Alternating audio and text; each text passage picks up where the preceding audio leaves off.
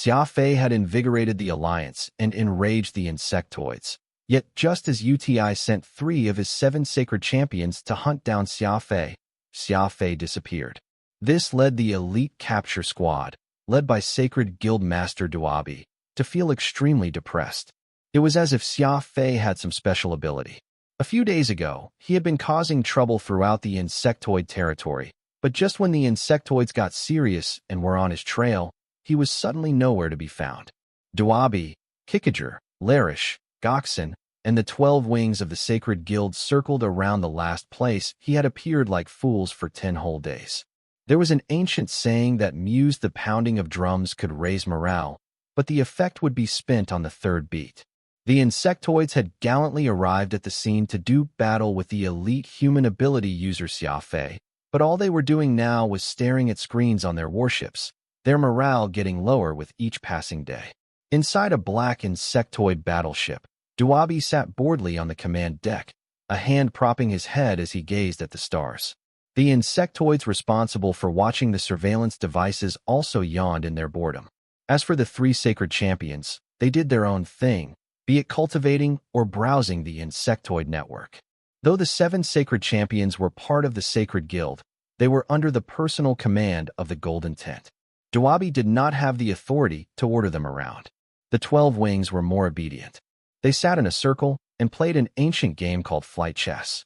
This game, which had originated from the Pan-Human Alliance, was for children.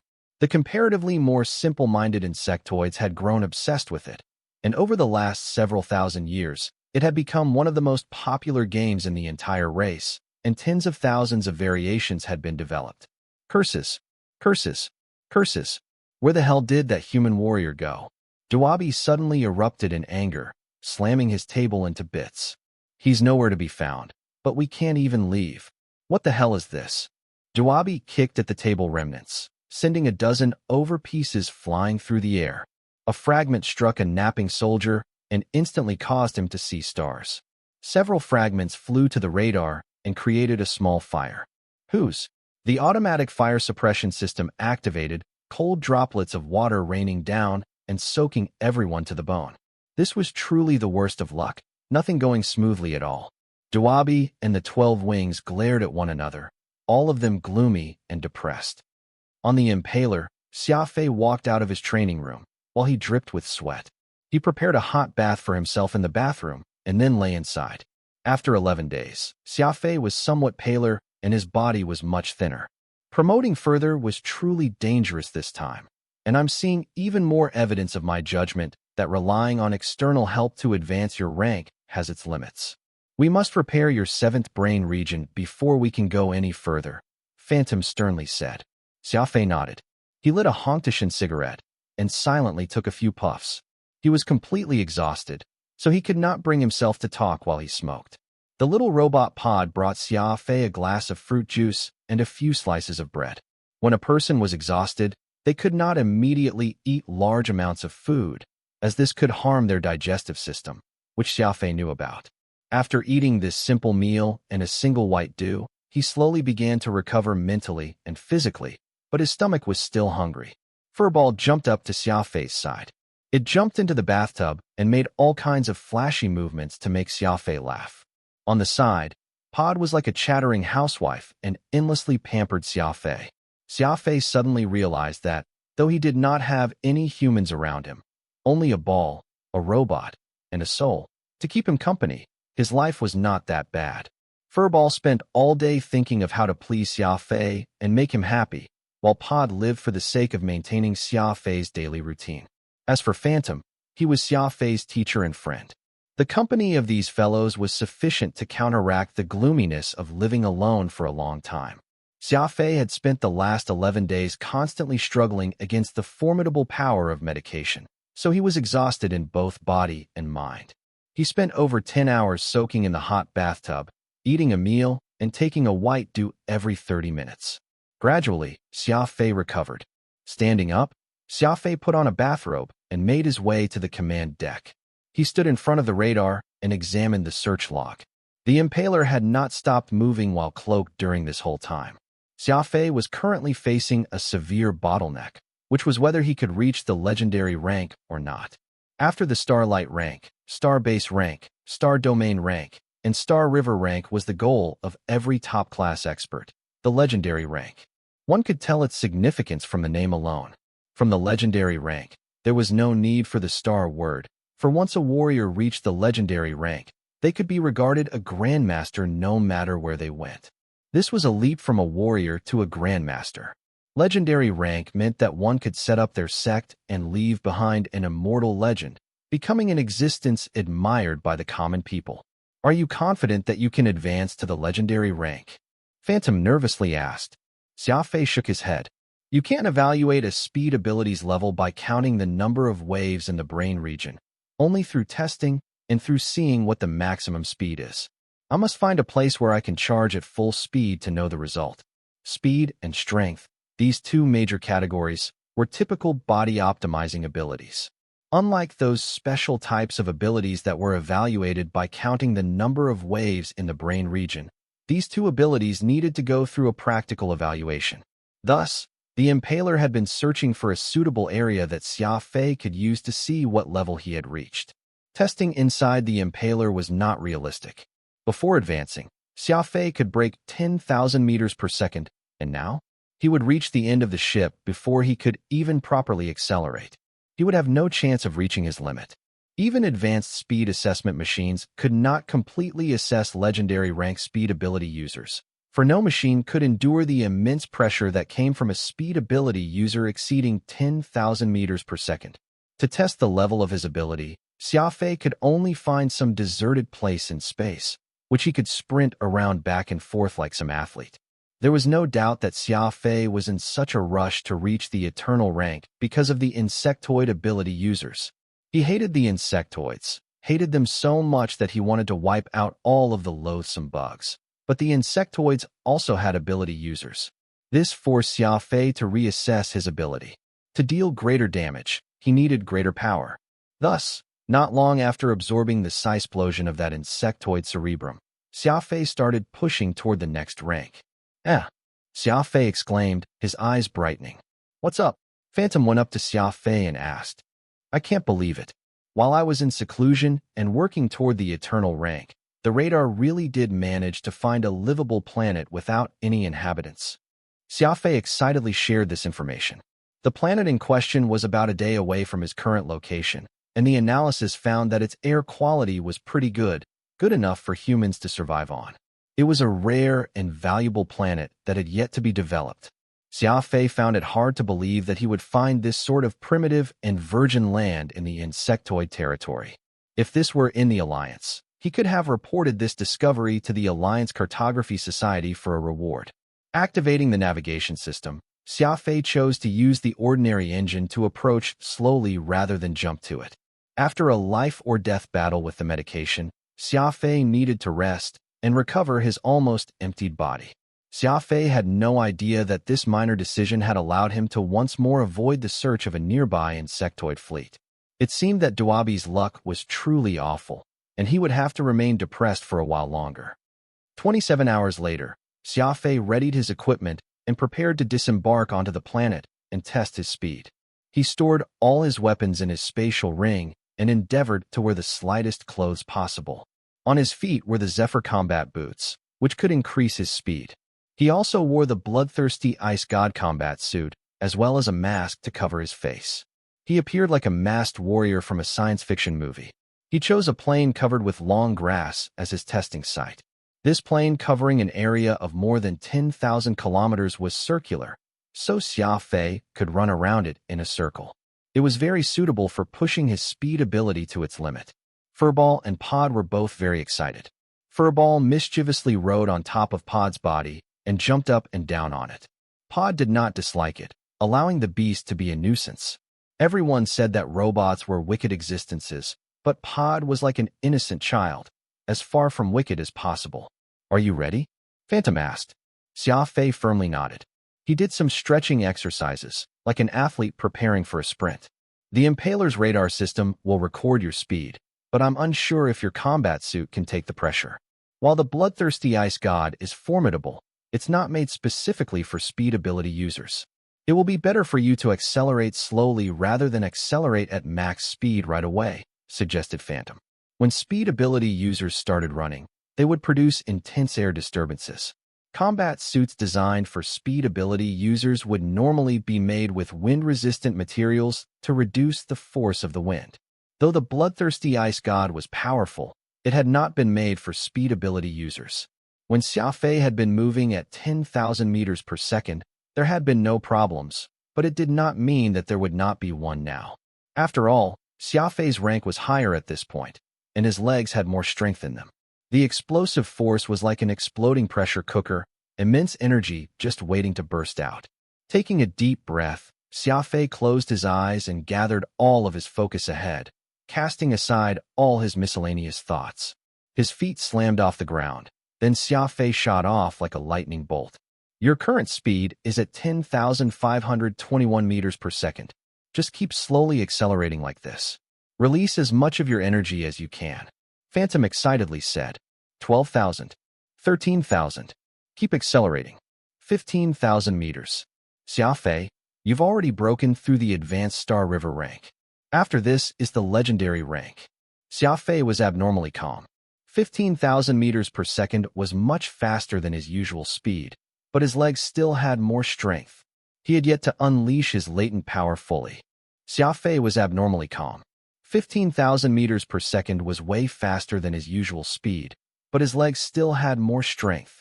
He had yet to unleash his latent power fully. 17,000. 17,000 meters per second. 18,000. 19,000. 20,000. You're already double your past speed. You're getting closer and closer to legendary rank. Keep accelerating. Phantom bellowed. As Xia Fei continued to accelerate steadily, Phantom felt as if he was the one running. The scenery on both sides rushed past. No, flew past. The joy of traveling at extreme speeds was impossible to describe. It felt as if the entire world was under one's control. The old saying about running a horse to death while trying to get to a mountain was about how something that seemed close by actually required a great deal of effort to reach. However, to Xia Fei, it was the exact opposite. A mountain several dozen kilometers away did not even take him 3 seconds to reach. It was merely the time it took to breathe in and out. Distance? For highly ranked speed ability users, distance was not a problem at all. One could go wherever they pleased. They could be catching penguins in the South Pole at one moment and be sunbathing at the North Pole several minutes later. A distance that would make people helpless was just a casual stroll to Xia Fei. Attacks that ordinary people found hard to dodge would appear in slow motion to him as well. He would even have time to take a nap while dodging. This was speed ability, the most common yet most difficult ability in the world. Nothing could compare to it. Xia Fei grew more and more excited, and he felt his body bursting with energy. He clenched his teeth and unleashed all his potential. To a top-class speed ability user, being stuck on board a small warship was very painful, and now he had finally found himself a deserted plane, where he could charge at full force, seeing how weak wind was that it could not even impede his advance, and feeling how the pull of gravity was so feeble. This was not just exercise. This was exhilaration, which came from fighting against nature. My fate is mine to decide, not the heavens. Gravity? Air resistance. They're all nonsense. This old man will break the eternal and unchanging laws of nature and send those laws scrambling for cover. As Xia Fei grew excited, his feet moved faster and faster. 22,000. 23,000. Phantom lived in that small space of the Moor's stone around Xia Fei's neck, so he had the opportunity to feel the shock and elation that came with Xia Fei's incredible speed. When one's speed reached a certain level, they would not just feel that the scenery was flying past and that distance was insignificant. More importantly, it would feel as if they had become unfettered and that nothing in the universe could stand in their way anymore. 25,000. Xia Fei, your speed is now at 25,000 meters per second. Just a little more, and you'll reach the legendary rank. 26,000. 27,000. Don't give up now. The legendary rank is just ahead. 29,000. 29,000 meters per second. At this point, Xia Fei's physical strength was somewhat reaching its limit, his legs getting heavier and heavier. Xia Fei hardened his heart. Once he exceeded 30,000 meters, he would be at the legendary rank. He could not give up now. He stopped going in circles, instead running in a straight line. After all, a circle prevented him from reaching maximum speed. Come on, break through.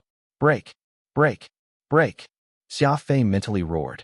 When a human ran out of physical strength, he could only rely on perseverance. And Xia Fei was a human with an incomparably tough resolve.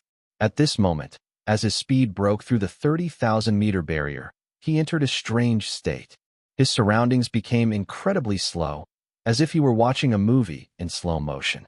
The blades of grass slowly swayed, while a grasshopper slowly stretched its legs. The world became eerily still, and there was no sound or color.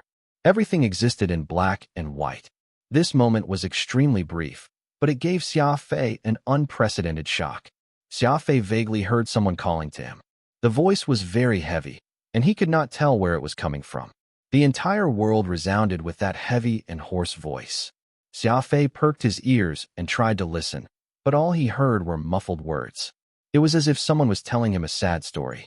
It was as if there had always been a wall around him, and he had never had a chance to see what was on the other side. However, today, with a spurt of energy, Xia Fei had finally broken through his wall and seen a completely alien sight.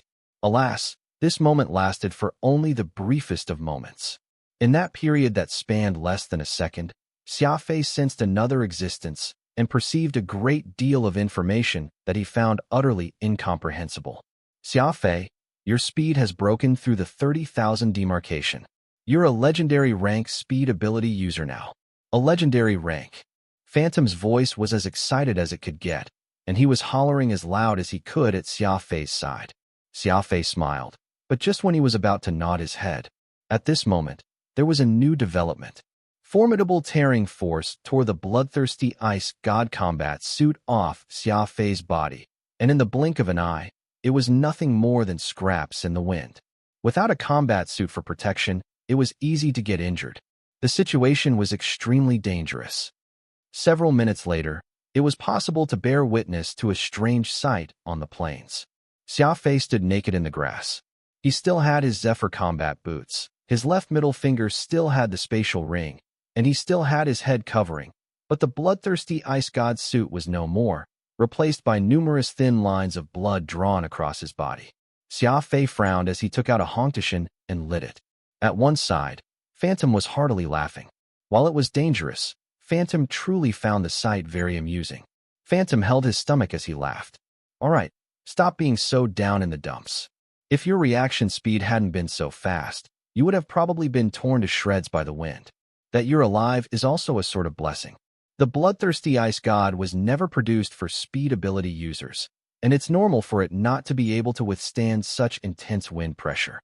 Xia Fei pouted. That cost me a ton of money. Besides, how am I going to survive in the insectoid territory without a combat suit? Phantom said. This mishap truly has caused a lot of trouble. Without a combat suit, there's no way of using your high speed. Right? I think you still have the adjudicator suit that Serum gave you. Let's just use that for now. Xia Fei nodded, saying in disappointment, that's all that we can do for now. The bloodthirsty ice god was at least able to endure speed at 30,000 meters per second, but that combat suit might not even be able to endure 10,000.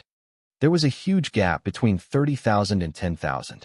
The combat suits worn by speed ability users emphasized wind resistance, followed by fire resistance and cold resistance. In normal circumstances, speed ability users would not wear combat suits that had not been specifically designed for them. The bloodthirsty ice god was an eternal rank item, far above Xia Fei's speed, so Xia Fei found no problem with using it before. However, now that Xia Fei was at the legendary rank, the bloodthirsty ice god failed to resist the wind pressure and was torn into shreds. For an eternal rank combat suit to be lost like that was truly painful. But what pained Xia Fei even more was not having a suitable combat suit, for it would severely impair his fighting power. Putting aside the fact that the insectoid territory was fraught with dangers, where in the world was he going to get a passable combat suit? Regardless, you've managed to break through to 30,000 meters per second of speed. You are now a legendary rank speed ability user. Xia Fei smiled. In any case, it's not like a combat suit is going to drop from the sky just because I want one. Breaking past 30,000 meters per second is something to be happy about. We can talk about the rest later. Phantom was in agreement. Isn't it? While I was flying with you in the Moor Stone, my heart almost leaped out of my chest. That feeling was awesome. The legendary rank is a threshold that's very difficult to cross. The lucky ones will have some significant insight upon passing the threshold. When I broke into the legendary rank, I felt the essence of the shadow ability and my power swelled. That's how I gained the title Phantom. Did you feel anything earlier? Feel anything? Xia Fei talked as he walked back. Does self-confidence count? As I got faster and faster, I felt that nothing in the world could stop me. Air and gravity ceased to exist. I've had this feeling before, but never as intense as this. Phantom nodded. Even the bloodthirsty ice god was torn apart, unable to take your speed. Your ability has reached an extremely high level, so it's only natural for your self-confidence to skyrocket. Did you feel anything else? It was only at this moment that Xia Fei recounted how the world had seemed to stop, time and space becoming undefined and color turning black and white. Phantom's eyes widened, and he said in amazement, "Did you just say that space froze and became distorted?" Xia Fei casually replied, "That's how it was, but it's extremely brief, perhaps 0.2 seconds." After that, the bloodthirsty ice god was torn into shreds due to the wind pressure. I even had to use crafty approach to decelerate forcefully and save myself. Phantom stroked his chin and began to think out loud. How could that happen? Has my master ever mentioned something like this? Xia Fei smoked his cigarette as he made his way back. His body was still aching. While he managed to avoid disaster from the destruction of his combat suit by using crafty approach, he had a few external wounds.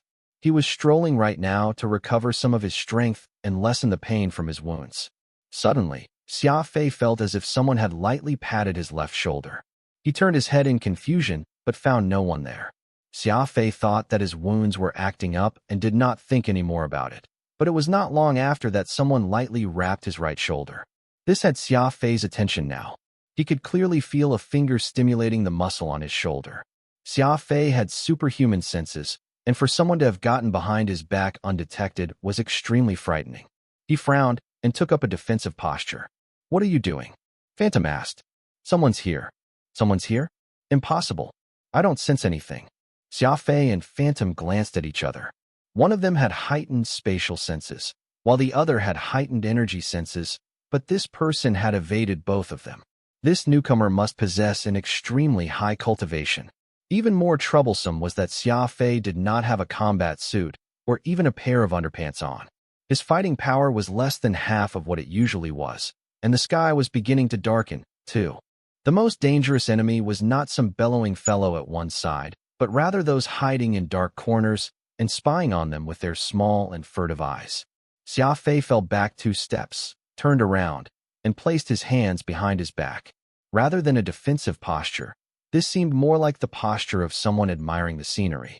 In a battle between experts, the outcome was not determined simply by creating some distance. A so-called defensive posture was useless in battles of this sort. This was a contest of reaction speed, and in whose attacks were more ferocious.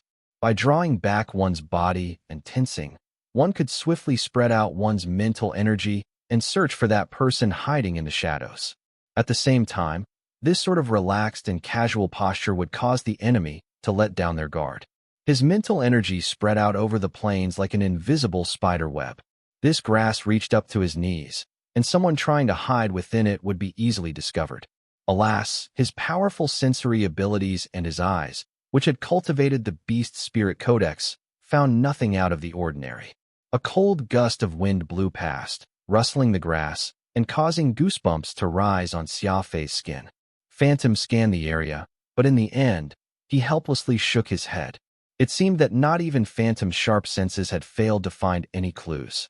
Xia Fei's expression slowly turned grave. He had relied on his powerful awareness to make his name, and they rarely failed him. Just now, Xia Fei had clearly felt a finger lightly prodding the muscles on his right shoulder. He could not be mistaken.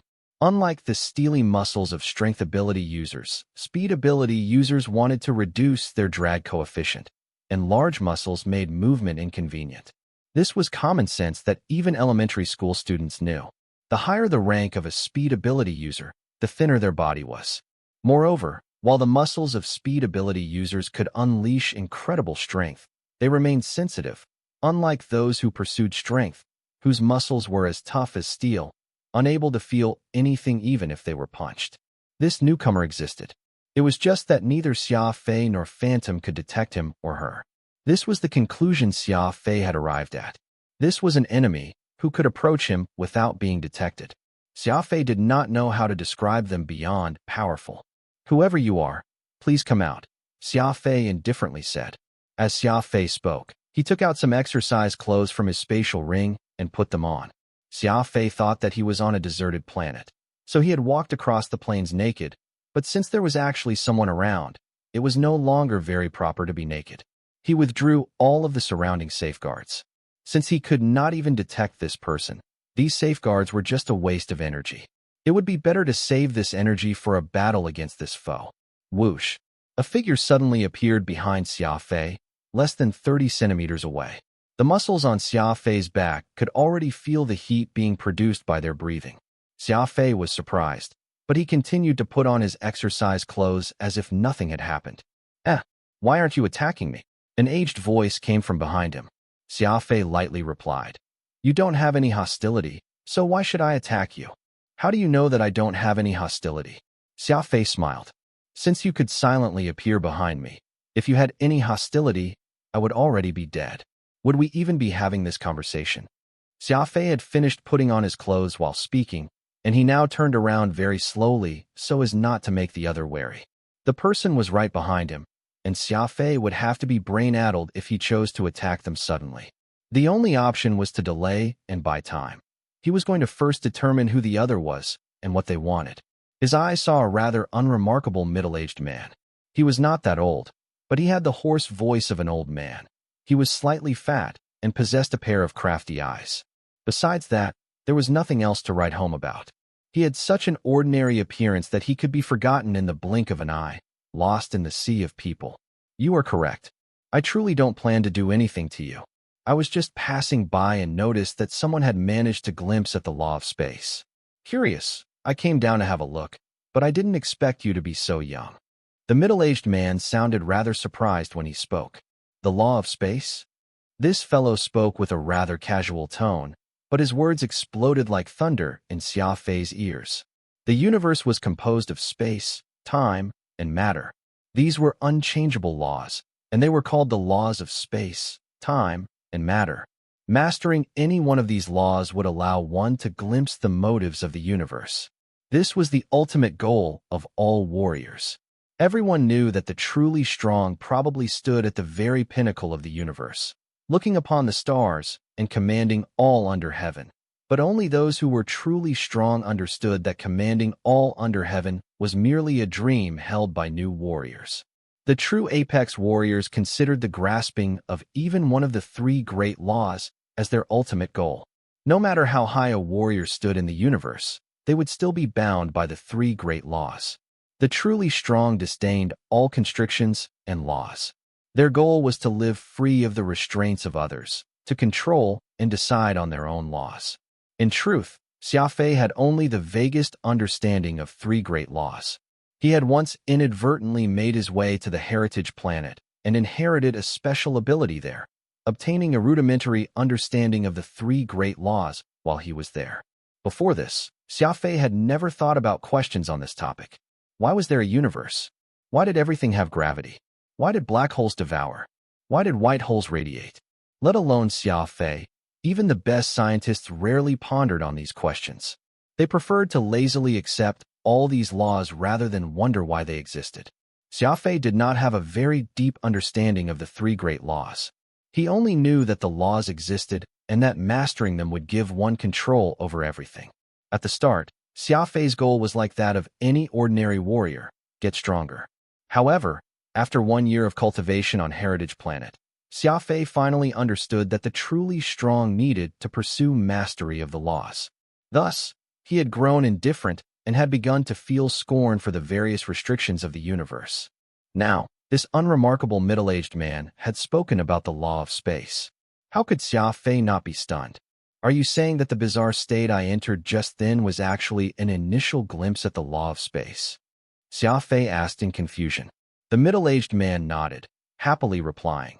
When breaking into the legendary rank, you unwittingly felt a bit of the true essence of the law of space. Though it's extremely brief and wouldn't have much of an effect on your mental state, it's still an extremely rare and valuable experience. After all, you've only just reached the legendary rank. A chance like that is truly difficult to obtain. After saying this, he glanced at the Zephyr combat boots on Xia Fei's feet. These top-class combat boots, specifically designed for speed ability users, could boost speed by 10%. Without them, Xia Fei might have been unable to break through the 30,000-meter threshold. In truth, this was irrelevant. Almost all warriors relied on equipment, not just Xia Fei.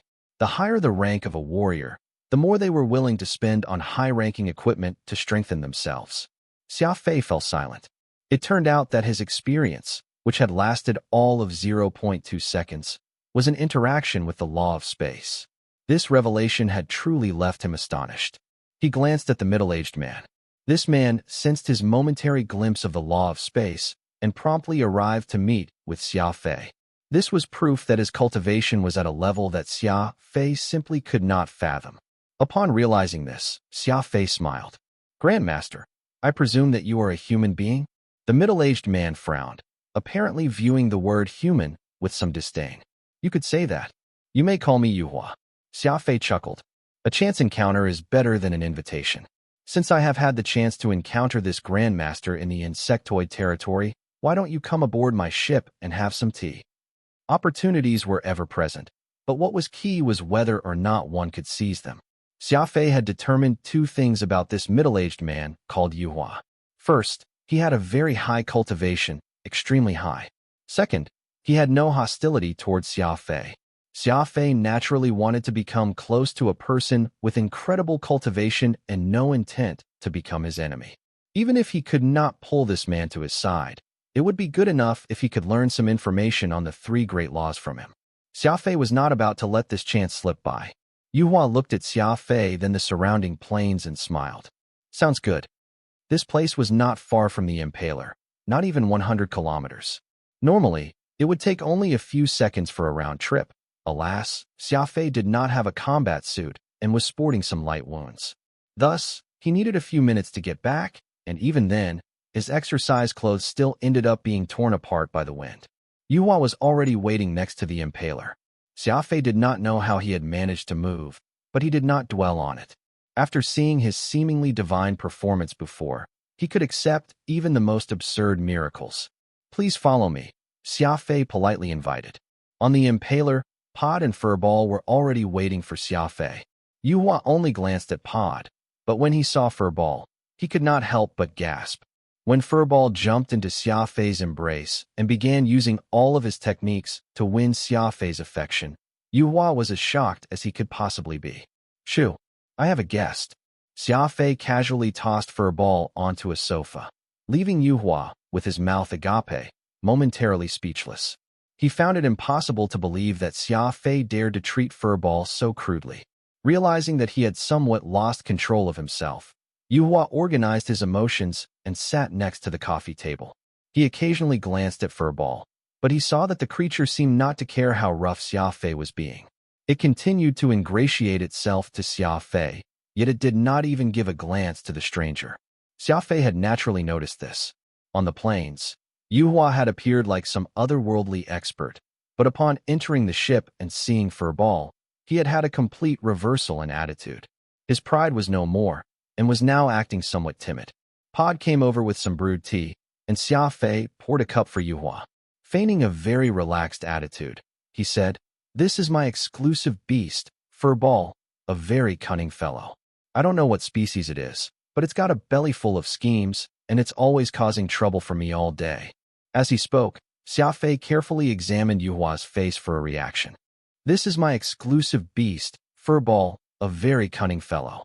I don't know what species it is, but it's got a belly full of schemes, and it causes trouble for me all day," Xia Fei casually said. Yuhua silently nodded, making no reaction. Xia Fei's plan was to determine from Yuhua's tone of voice whether the man knew anything about Furball or not. After all, This man had an extremely high cultivation and a mysterious identity. Ever since he entered the warship, he had been constantly observing Furball. Perhaps he even knew Furball's origins. There was no doubt that Furball was a crafty fellow, and what puzzled Xia Fei even more was its abilities. It could convert matter into energy, which was a heaven-defying skill. Thus, he hoped to understand what sort of exotic beast Furball was so that he could properly utilize and train it. Grandmaster Yu, you've seen many things. Do you know what sort of beast Furball is? Asked Xia Fei, reluctant to let the matter go. I don't know, but by the looks of it, Furball seems to be a very impressive exotic beast. Yuhua sipped his tea. Xia Fei could easily detect the half-hearted tone in the man's voice. Since Yuhua was unwilling to speak, Xia Fei had no choice but to drop the matter. His cultivation was inferior to Yuhua's. Had he been a normal person, Xia Fei might be able to tie up and interrogate them, but he could do no such thing to a mysterious character like Yuhua. Xia Fei was in no rush to ask about the three great laws. Instead, as usual, he said some flattering words and then offered a gift. Giving gifts was a time-tested move from Xia Fei. Wherever he went, he would give gifts. This had always been one of Xia Fei's principles. Since he ran into this extremely capable Yuhua, he naturally could not make an exception. As the saying went, a person would not complain about receiving too many gifts. Gifts would always be able to draw people closer together, and this type of action only had advantages, not disadvantages. Xia Fei's gifts were naturally tea leaves and snacks from Earth. He suddenly recalled how the Indaro Star region had fallen, and there was no telling when he would next be able to drink some of that sweet and pure Longjing tea. He felt somewhat uncomfortable, unable to suppress his sorrow. No matter what, Earth was still his home planet. No matter where a person went in their life, they would find it difficult to forget their home. This was a seed buried in their heart that would gradually begin to bud, and it would never be wiped away. Yuhua took all these small items Xia Fei offered, not even attempting to refuse. While his mouth softly uttered words of reluctance, his hands were not slow in taking the gifts at all. After chatting for a while, Xia Fei felt that the mood was right, so he had Pod serve food and take out a bottle of good wine to share with Yuhua. Grandmaster Yu's divine arts are truly profound. When you suddenly appeared beside me earlier, I had quite the fright and thought that I had disturbed some god, but it turned out to be your venerable self. Come, let me, Xia Fei, toast to you. Yuhua nodded, took the cup, and lightly sipped. For some reason or another, perhaps Furball, the rather talkative Yuhua had not said much after boarding the warship. All he did was occasionally glance at Furball, showing abnormal fondness and astonishment for the little fellow. Grandmaster Yuhua, for what reason did you come to the insectoid territory? Xia Fei asked. Yuhua casually replied, I'm a merchant. I came here to see an old friend. Xia Fei asked in confusion. In other words, this nameless planet has other residents? Yuhua smiled and sipped on his wine. The radar scan had clearly indicated that there was no intelligent life form on this planet. Had the system made a mistake? Still, considering Yuhua's terrifying cultivation, Xia Fei understood. It was normal for radar systems to fail to pick up monstrous existences like them. Grandmaster Yu, since you are a merchant, what is it that you sell? Xia Fei asked. I can get anything that you can think of. Yuhua shamelessly boasted. Xia Fei said, earlier, in a moment of carelessness, I destroyed my combat suit. I wonder if perhaps your esteemed self have anything suitable. Yuhua smiled. If my eyes didn't deceive me, that combat suit of yours could boost the ferocity of a warrior, ensuring that your aura wouldn't be suppressed by the enemy while locked in a mortal battle with your foe. While its grade was decent, it wasn't made specifically for speed ability users. In the past, when your rank wasn't high, this naturally wasn't a problem, but now that you're at the legendary rank, that combat suit was no longer good enough. Xia Fei replied, Sir is right. Wearing it did boost my aura. It seems that Sir is extremely capable, only needing one glance to see the true nature of the bloodthirsty ice god. Xia Fei seized this chance to flatter him again, which Yuhua was secretly enjoying. Smiling, he said, merchants, we're all just pursuing profits. As long as you can pay the price, I can naturally get you the item. At this moment, more than 100 rectangular boxes appeared on the table. Each one was about the size of a mahjong tile and had appeared as if by magic. Xia Fei had not seen Yuhua even do anything, and he had no idea where they had all come from. These are all combat suits made specifically for speed ability users. I'm in a good mood today, so I can sell one to you at a discount, Yuhua said, appearing very generous. Xia Fei was rather taken aback. Taking out more than 100 combat suits designed specifically for speed ability users was a huge move. From how Yuhua had accepted his gifts, he seemed like a very greedy person, not someone particularly generous. But this was completely at odds with how he was now allowing him to choose from so many combat suits and sell one to him at a discounted price. However, on second thought, Xia Fei realized that this person possessed such high cultivation that he was simply no match for him. If this man truly wanted something, he could just seize it from him without Xia Fei being able to do a thing about it. He could only think on his feet. He did not know whether encountering this fellow in the insectoid territory was a blessing or a curse. These mahjong tile-sized boxes, which were in various colors, were all made of metal and had different signs on them. Xia Fei had seen items like these in the Alliance. They were spatial tools specifically meant for holding valuable objects. After all, spatial tools were themselves extremely valuable. Any object they were being used to store must have considerable value. The insignia or words on the outer shells were the logos of the corporation or store these products were from. Xia Fei recognized none of the logos on the boxes Yuhua had taken out. It seemed that none of them was produced by the Alliance. This made Xia Fei even more curious about Yuhua. He picked up one of the boxes and sent his mind into it. In this way, he could know what was inside without opening the box. A legendary rank combat suit, Xia Fei mentally exclaimed.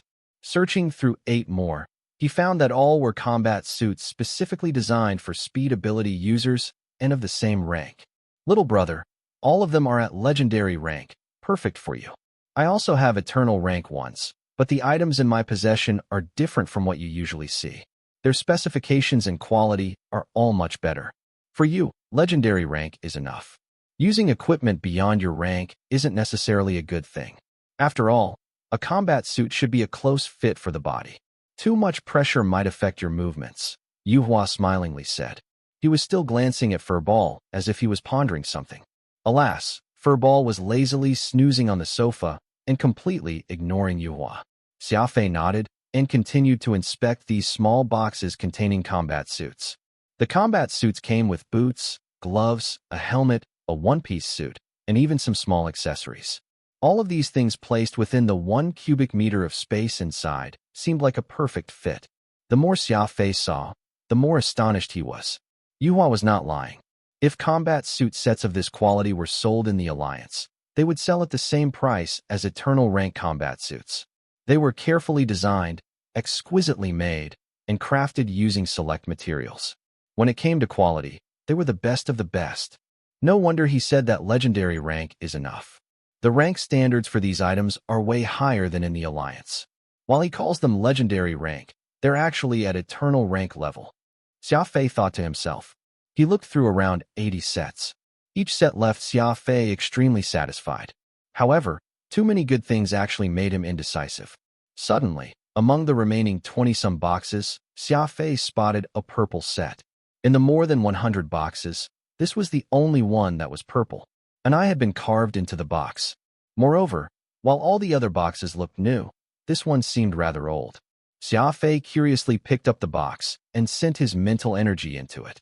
After inspecting the items within, Xia Fei's shock was the equivalent of a magnitude 10 earthquake, though he made sure to not show it on his face.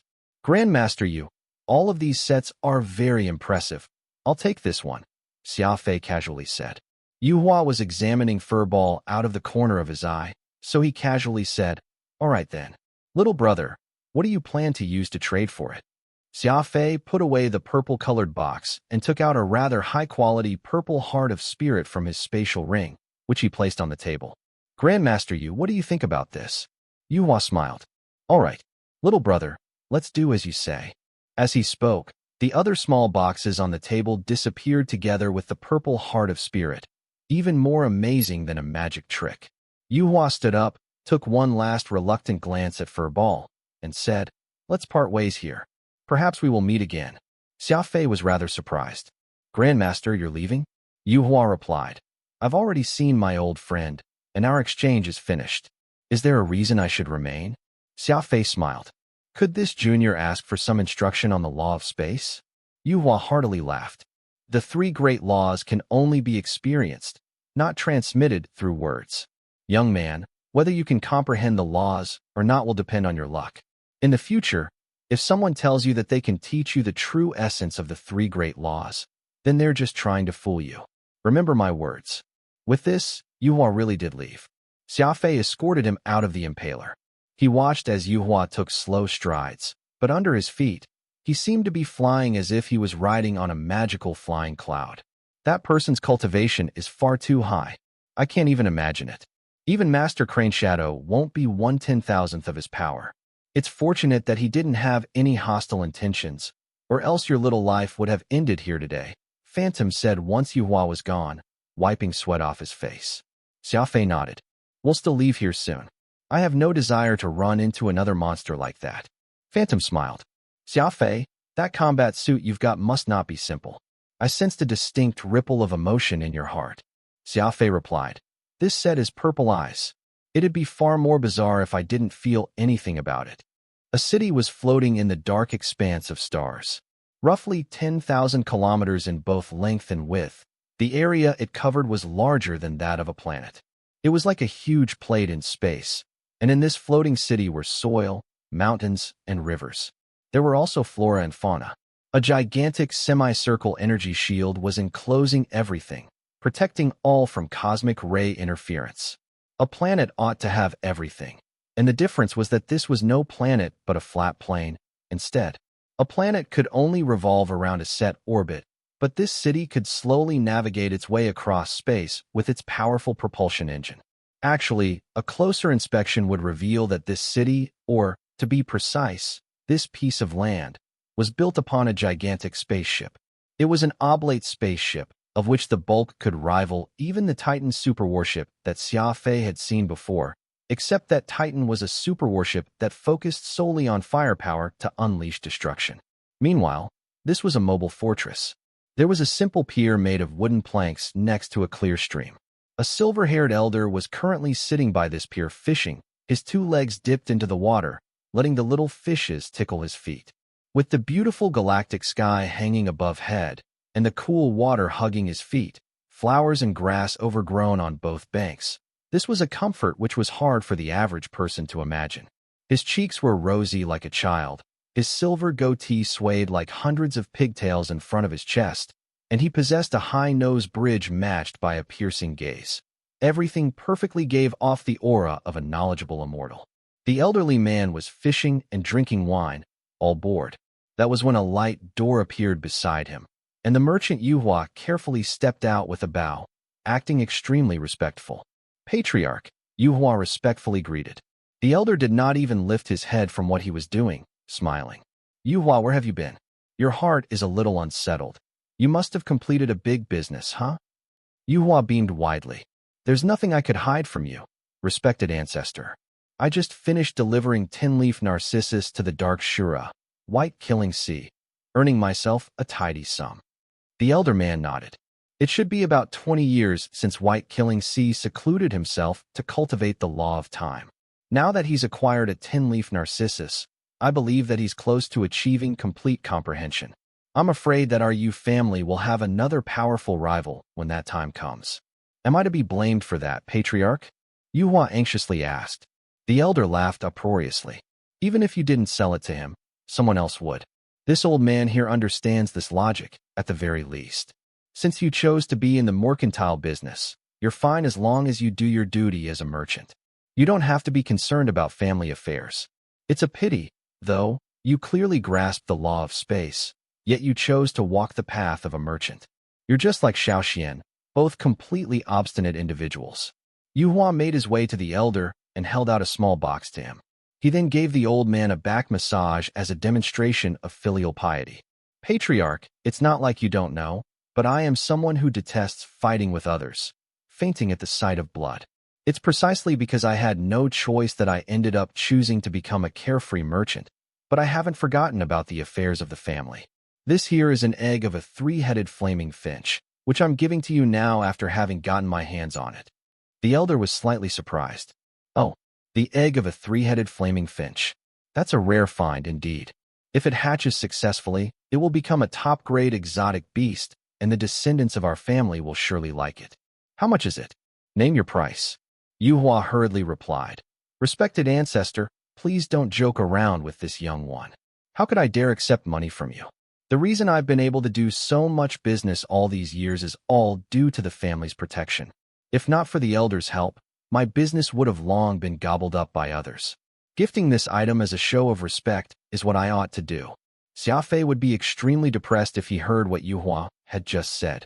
It seemed that gifting items to curry favor was not a unique ultimate move of his, since the flattery that Yuhua had just displayed was no less capable than his. The elder nodded with great satisfaction. Fine, I'll accept this gift. You've helped the family plenty, constantly thinking for its benefits all these years. As long as our family remains standing, I guarantee your safety for the rest of your life. Yuhua nodded. Respected ancestor, no matter how precious this egg is, it is still just an exotic beast. It will still need someone to take control of it, which is why I've prepared another big gift for you today. The elder was puzzled. Another gift, you say? Yuhua mysteriously answered. A person. A person. Someone whose seventh brain region is completely open, barely 20 years of age. The elder's eyes glowed as he excitedly said, already having his seventh brain region completely open at 20? That's some extremely good luck he has. How did he do it? He couldn't have been born with it, could he? The elderly man had stopped Yuhua from continuing in his massage, grabbing him to sit right beside him. His fishing rod had also been tossed aside while he appeared to be very excited. Of course not. If he was born with it, I doubt he would still be alive till today, Yuhua said. The elder said, then that means he's someone who cleared the heritage planet? No one has managed to clear the heritage planet in the last 20 years. Quickly tell me. How did he open his seventh brain region completely? Yuhua answered, there's indeed a record of him clearing the heritage planet in his mental domain, but he's only done so once, so he's still far from a full clearance. After I closely scrutinized it, I noticed that, though his seventh brain region is completely open, it got severely damaged in the process, already to the point that he's incapable of advancing his cultivation alone, requiring medicines to promote himself successfully. So I reckon that he had coincidentally tapped into his seventh brain region by force while cultivating, which is why it's fully open. The elder heaved a deep sigh when he heard this. What a pity. We've talked about him for some time, only for him to turn out to be a cripple. Depending on medication to advance has its limits. At best, our Yuhua family will only be able to help him get to the advanced eternal rank, impossible to break past into immortal. Anyone who can't even get to the immortal rank will be no better than a cripple in the end. What use do we have to accept him? Yuhua let out a mysterious chuckle. Respected ancestor, you haven't let me finish yet. Though this man is a cripple, his body is a bit strange. The elder knitted his eyebrows together. Strange. You want to know how I found him? How did you find him?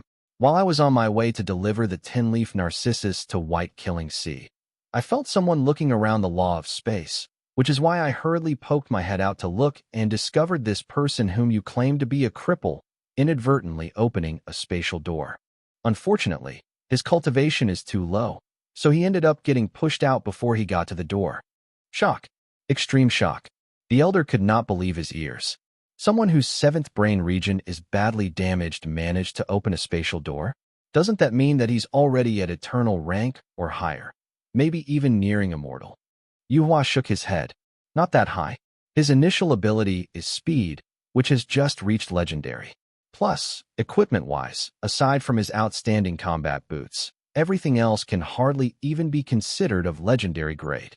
The elder was even more shocked hearing that. Barely reached legendary, and he can already open a spatial door? That matter is indeed strange. Quickly tell me more, don't beat around the bush. Yuhua nodded. I was also very sad after finishing my examination, which was why I tried interacting with him. That's when I discovered that, while there's no doubt that his seventh brain region is impaired severely, a very rare aura surrounds him, though I can't really put my finger on it. This lad is fairly easygoing and has quite an eye, too. He saw that I meant him no harm, so he invited me aboard his ship as a guest, even giving me some stuff, flattering me quite a bit, too. I really like his rather crafty side. The elder slowly shook his head. Get to the point already.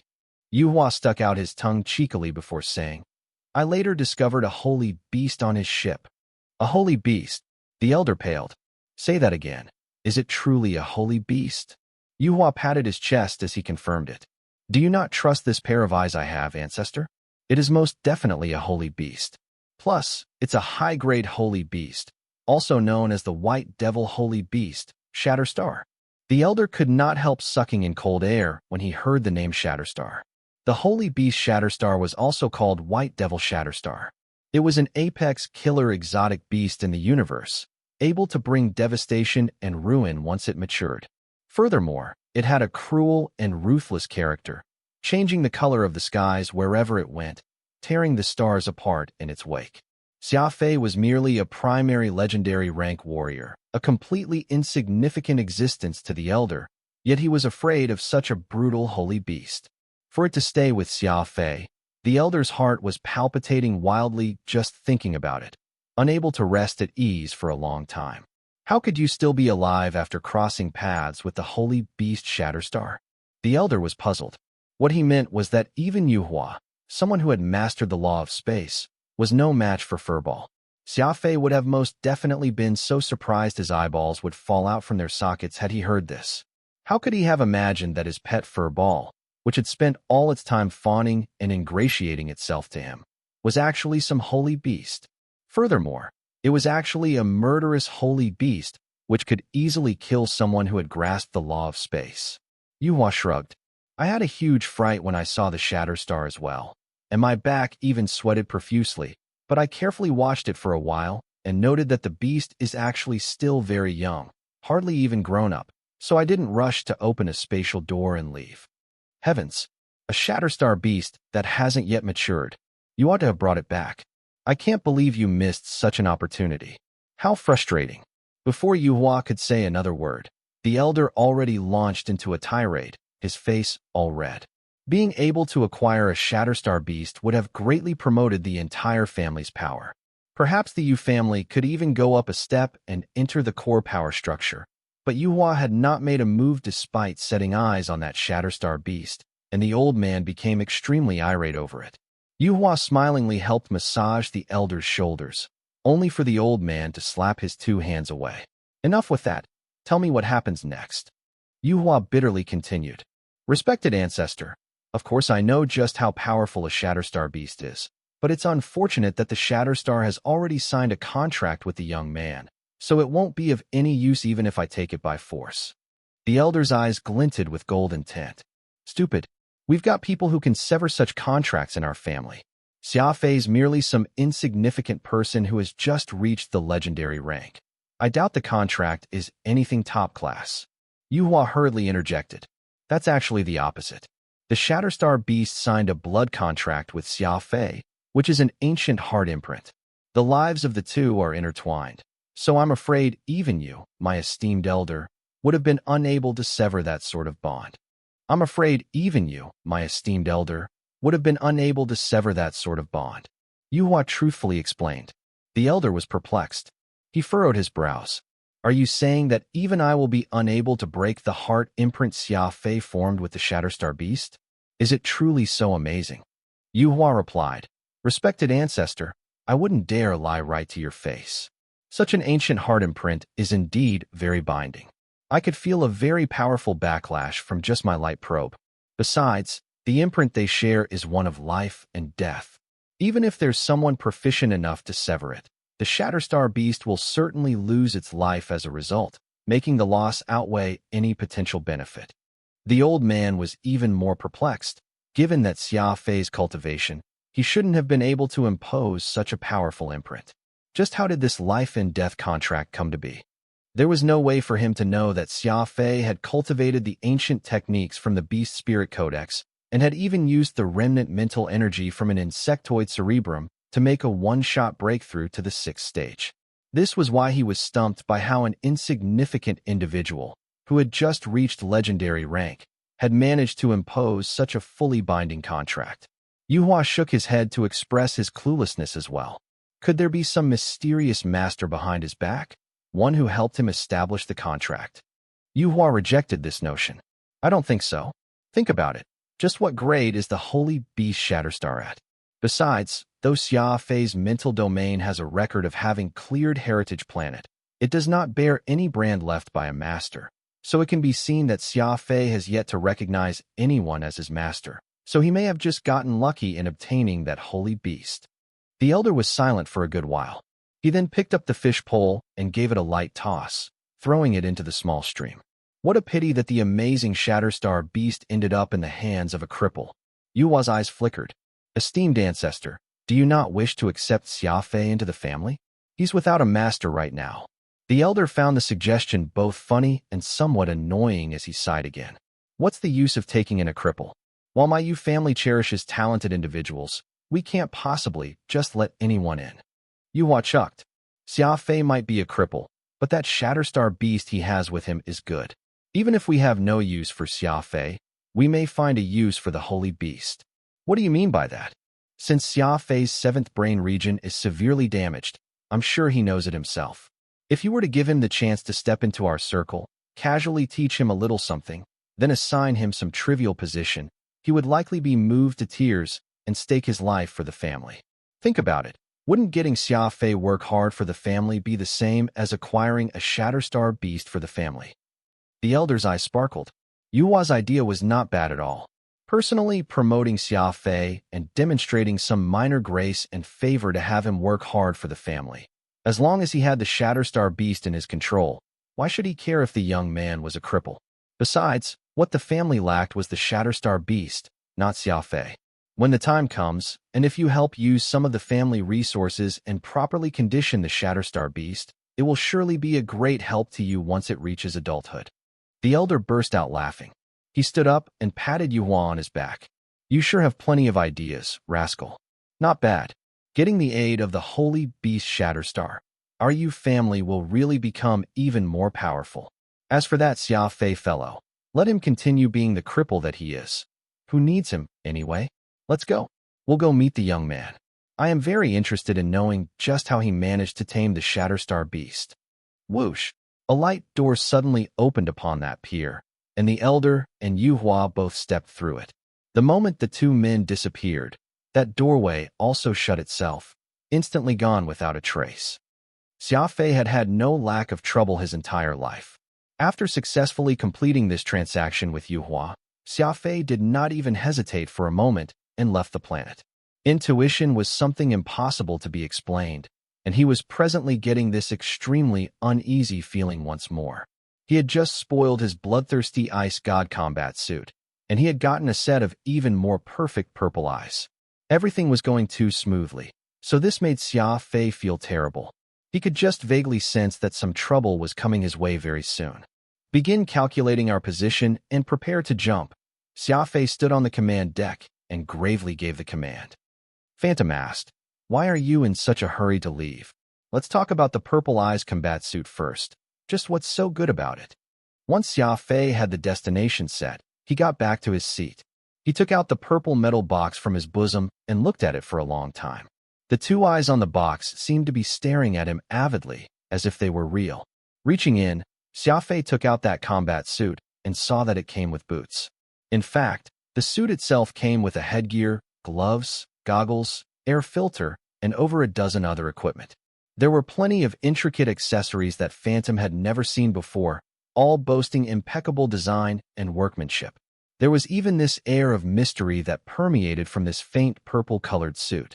This is an ancient civilization product. Its full name is Bevan Incorporated's Model X7 combat suit.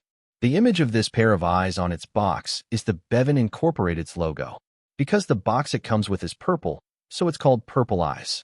Phantom curiously asked, a product from the ancient civilization? No wonder the box appears to be rather old, though the suit itself looks new as if it has never been used before. Just what special feature does this combat suit have that got you so excited? Xia Fei smiled. It's not exactly a very powerful feature, but it's a special feature that I will currently find very useful. What exactly is it? Explain it to me. Xia Fei replied. I remember reading an introductory description of this combat suit in the library. Such suits were made with a special synthetic material that can heighten the user's awareness. Awareness? You've already got a very strong awareness. Why do you need to improve it? Phantom asked. If I were in your shoes, I'd rather get a combat suit that could increase my speed or something for defense. That'd be far more worth it in my opinion. Reality had already proven that Xia Fei indeed had a very keen awareness. Xia Fei had this inexplicable sensitivity toward danger, and Phantom already knew this well after hanging around him all these years. Xia Fei shook his head. Times have changed. Now that we're in the insectoid territory, trouble can come knocking in unexpected ways any time, which is why it's beneficial for me to improve my awareness toward anticipating danger. On that uninhabited planet from before, if not for Yuhua being friendly to us, who knows how I would die? Phantom was stunned. Xia Fei was not wrong. Here in the insectoid territory, the levels of danger he was facing were greater than before. Being able to have heightened awareness and having the ability to anticipate trouble were critical. So that's what you're considering. Because of the change in your current environment, your focus shifts as well. Instead, I'm the one who has overlooked this fact. You're right. There's nothing of greater importance than being able to anticipate a crisis occurring in advance. You've made the right choice. Very smart. Xia Fei nodded and began putting on the Purple Eyes combat suit. Although it was of this strange purple color, it actually had a type of cloaking effect.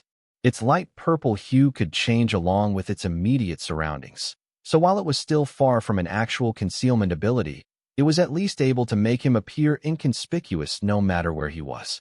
Even more amazing was this feeling of clarity that he got in his mind. It was as if he had eaten a refreshing mint, giving him this great awareness of everything in his surroundings. Not bad. Not bad at all. Xia Fei could not help but praise. My perception range has increased by at least 50% from before, and my sensitivity has also heightened by a lot. 3 consecutive jumps later, Xia Fei suddenly felt a strange energy fluctuation in the command deck, just as a burst of light appeared, opening into a light door. Brother Xia Fei, how are you finding that combat suit? Yu Hua and an elderly man walked out from the light door, smiling.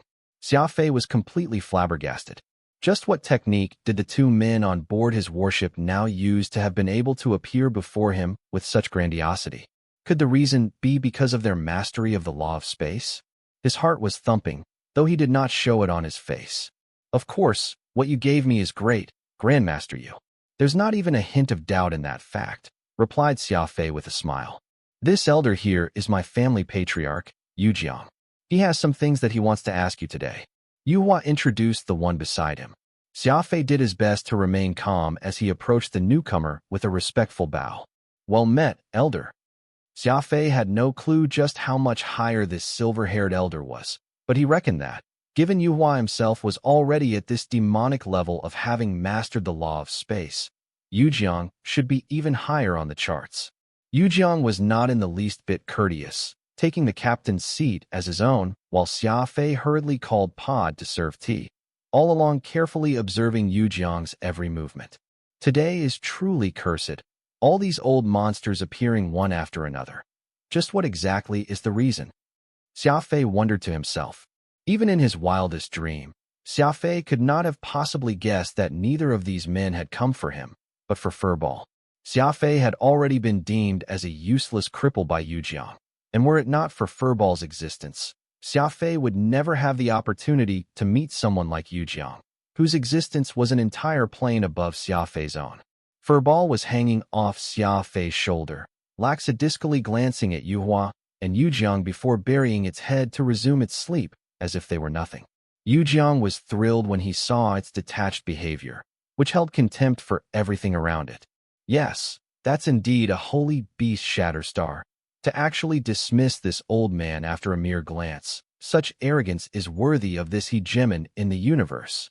Yu Jiang thought to himself excitedly. Intentionally coughing twice, Yu Jiang spoke. Xia Fei, I heard from Yu Hua that you had inadvertently sensed the existence of the law of space while you were promoting your rank. Is that true? Xia Fei replied with respect. This young one indeed momentarily felt a magical realm, but only once, and according to what Grandmaster Yu Hua said, it's a peek at the laws of space. What Xia Fei responded with did not miss a single fact. expressing that he had indeed felt something magical, but as for whether it was the law of space or not, that was merely Yuhua's analysis. Yu Jiang nodded his head slightly, asking Xia Fei what he felt when it happened, as well as other trivial matters. Xia Fei answered them all evenly, neither overbearing nor subservient, perfectly phrased in both words and tone. Yu Jiang was satisfied with Xia Fei's attitude and answers, thinking to himself, this young man speaks with caution and has a decent attitude. It's too bad that his seventh brain region is so badly damaged, making him a cripple. Otherwise, he would have been a promising talent to have had such insight at his current age. Yu Jiang, who had originally come for furball, was just casually probing Xia Fei. He did not care to ask any more questions after understanding Xia Fei's personality and character. After all, his requirements for Xia Fei were low. All he needed was for him to be a functional being, only needing him to be obedient. The more useless Xia Fei was, the more useful he would be. This way, Xia Fei would be more than willing to rely on him completely and listen to his every word. After meeting the person, Yu Jiang was prepared to discuss the matter of bringing him and Furball away from here. That was when the Impaler's radar system flashed its red alert. An abrupt disruption here in the piece of space. Duabi was depressed. He was a distinguished guild master of the Sacred Warrior Guild, yet he had been sent by UTI to pursue a human who had invaded their territory. Even if Xia Fei was of a formidable rank, was there even a need for him to act personally? Besides, UTI had not just requested for the death of Xia Fei, but also to snatch back the Blood Demon Claw, completely intact. That made things somewhat difficult. Forget about knowing if Xia Fei had already ruined the Blood Demon Claw. Just locating where this human was hiding was already a tall task for Duabi. The universe was vast, and searching for a plant in the expanse of space was several magnitudes harder than finding a needle in the middle of an ocean. Duabi had given the matter plenty of thought. The only solution for him to hold on to his dear life was to capture Xia Fei alive and then subject him to intense interrogation. He simply could not come up with any other idea aside from that. As long as he could capture Xia Fei alive, with the humans not being the sort to remain mute even until death, there was still a possibility of success. UTI sending out Duabi on this mission seemed like a praise for his capabilities, but it could also be seen as a test. If he was able to accomplish this mission, there would of course be nothing left to be said. Promotion and nobility would be entrusted, greater responsibility, prosperity, and wealth awaiting him. But if he were to fail, the result would be unimaginable. The people around UTI knew this well. This short might would not demonstrate the average maliciousness, or else he would not have become the master of the Golden Tent. With that thought in mind, Duabi let out a heavy sigh. His eyes roamed around the command deck of his warship. His closest confidant, 12 Wings, were still playing a never-ending game of flight chess. These warriors were considered the greatest of their species, with the worst of them possessing a cultivation of advanced grade 4, about the same level as an advanced Star River rank warrior of the Alliance. Unfortunately, though the 12 Wings had high cultivation, their brains were hardly as agile. They were able to play with the little flying chess so happily, not even resting consecutively for dozens of days, spending all that time clamoring excitedly, no different from a human child. Now that Menjin was dead, only 6 out of the 7 champions were left, and there would most likely be another open struggle and covert infighting for the spot in the Golden Tent. However, these underlings of his would not have the chance, for they were all half-wits. UTI was extremely smart, and he valued intelligence above everything else with his underlings. Just having martial arts prowess and no intelligence would hardly register in his eyes. These years, insectoids had been evolving toward greater intelligent species, but there was a very clear trend in this. Intelligent species would hardly be formidable in terms of martial arts, and those who were simply lacked enough intelligence. The disparity between the two was severe, and it was very difficult to find any species both smart and physically capable. UTI and his brother, the great General Tenaini, were both of the intelligent species but severely lacking in martial arts prowess. Meanwhile, the 12 Wings were strong but lacking in the intelligence department. Duabi sighed again. He could not be bothered with the 12 Wings now. With their intelligence, it was no use even if he had personally disciplined them. Forgetting what they were being punished for the moment, they turned their heads away. It was best to find another candidate among his men to insert into the golden tent. Dozens of soldiers in charge of the operation and monitoring of the warship were leaning back in their chairs lazily. Though they did not dare to sleep on their post blatantly with Duabi around, all of them looked completely insouciant. The warship had been stationary here in this piece of space, not at all making a move for more than 10 days, so the soldiers had all grown bored. Patience was not a trait associated with the insectoids. Words like explosive, impulsive, and bloodthirsty were all great descriptors with the insectoids. All of you, wake up. Just look at yourselves. One more listless than the other. If you yawn another time, yours truly will have you all chopped and fed to the thorn beast. Duabi turned around and saw one of the 7 champions of the golden tent, Larish, standing by the entrance of the command deck, loudly castigating everyone in the room. The 12 wings, as well as the soldiers, all straightened, their postures in fright. Duabi had never seen a single one of them so obedient while he was around. Yet it was the champion Larish's appearance that had frightened everyone like mice. Pursing his lips, Duabi deprecated himself in his mind. The name, Golden Tent, sure is powerful. Even my title as the guild master is an incomparable deterrent to being a champion of the golden tent. Larish unceremoniously grabbed a seat and sat right beside Duabi. Guildmaster, you ought to teach these underlings of yours properly. UTI assigned us with a great responsibility, and we must not drop our guard so easily. We ought to repay our emperor with the utmost passion. Duabi was feeling dissatisfied deep down. Larish was evidently teaching his men a lesson, so would that not be slapping him on the face as well?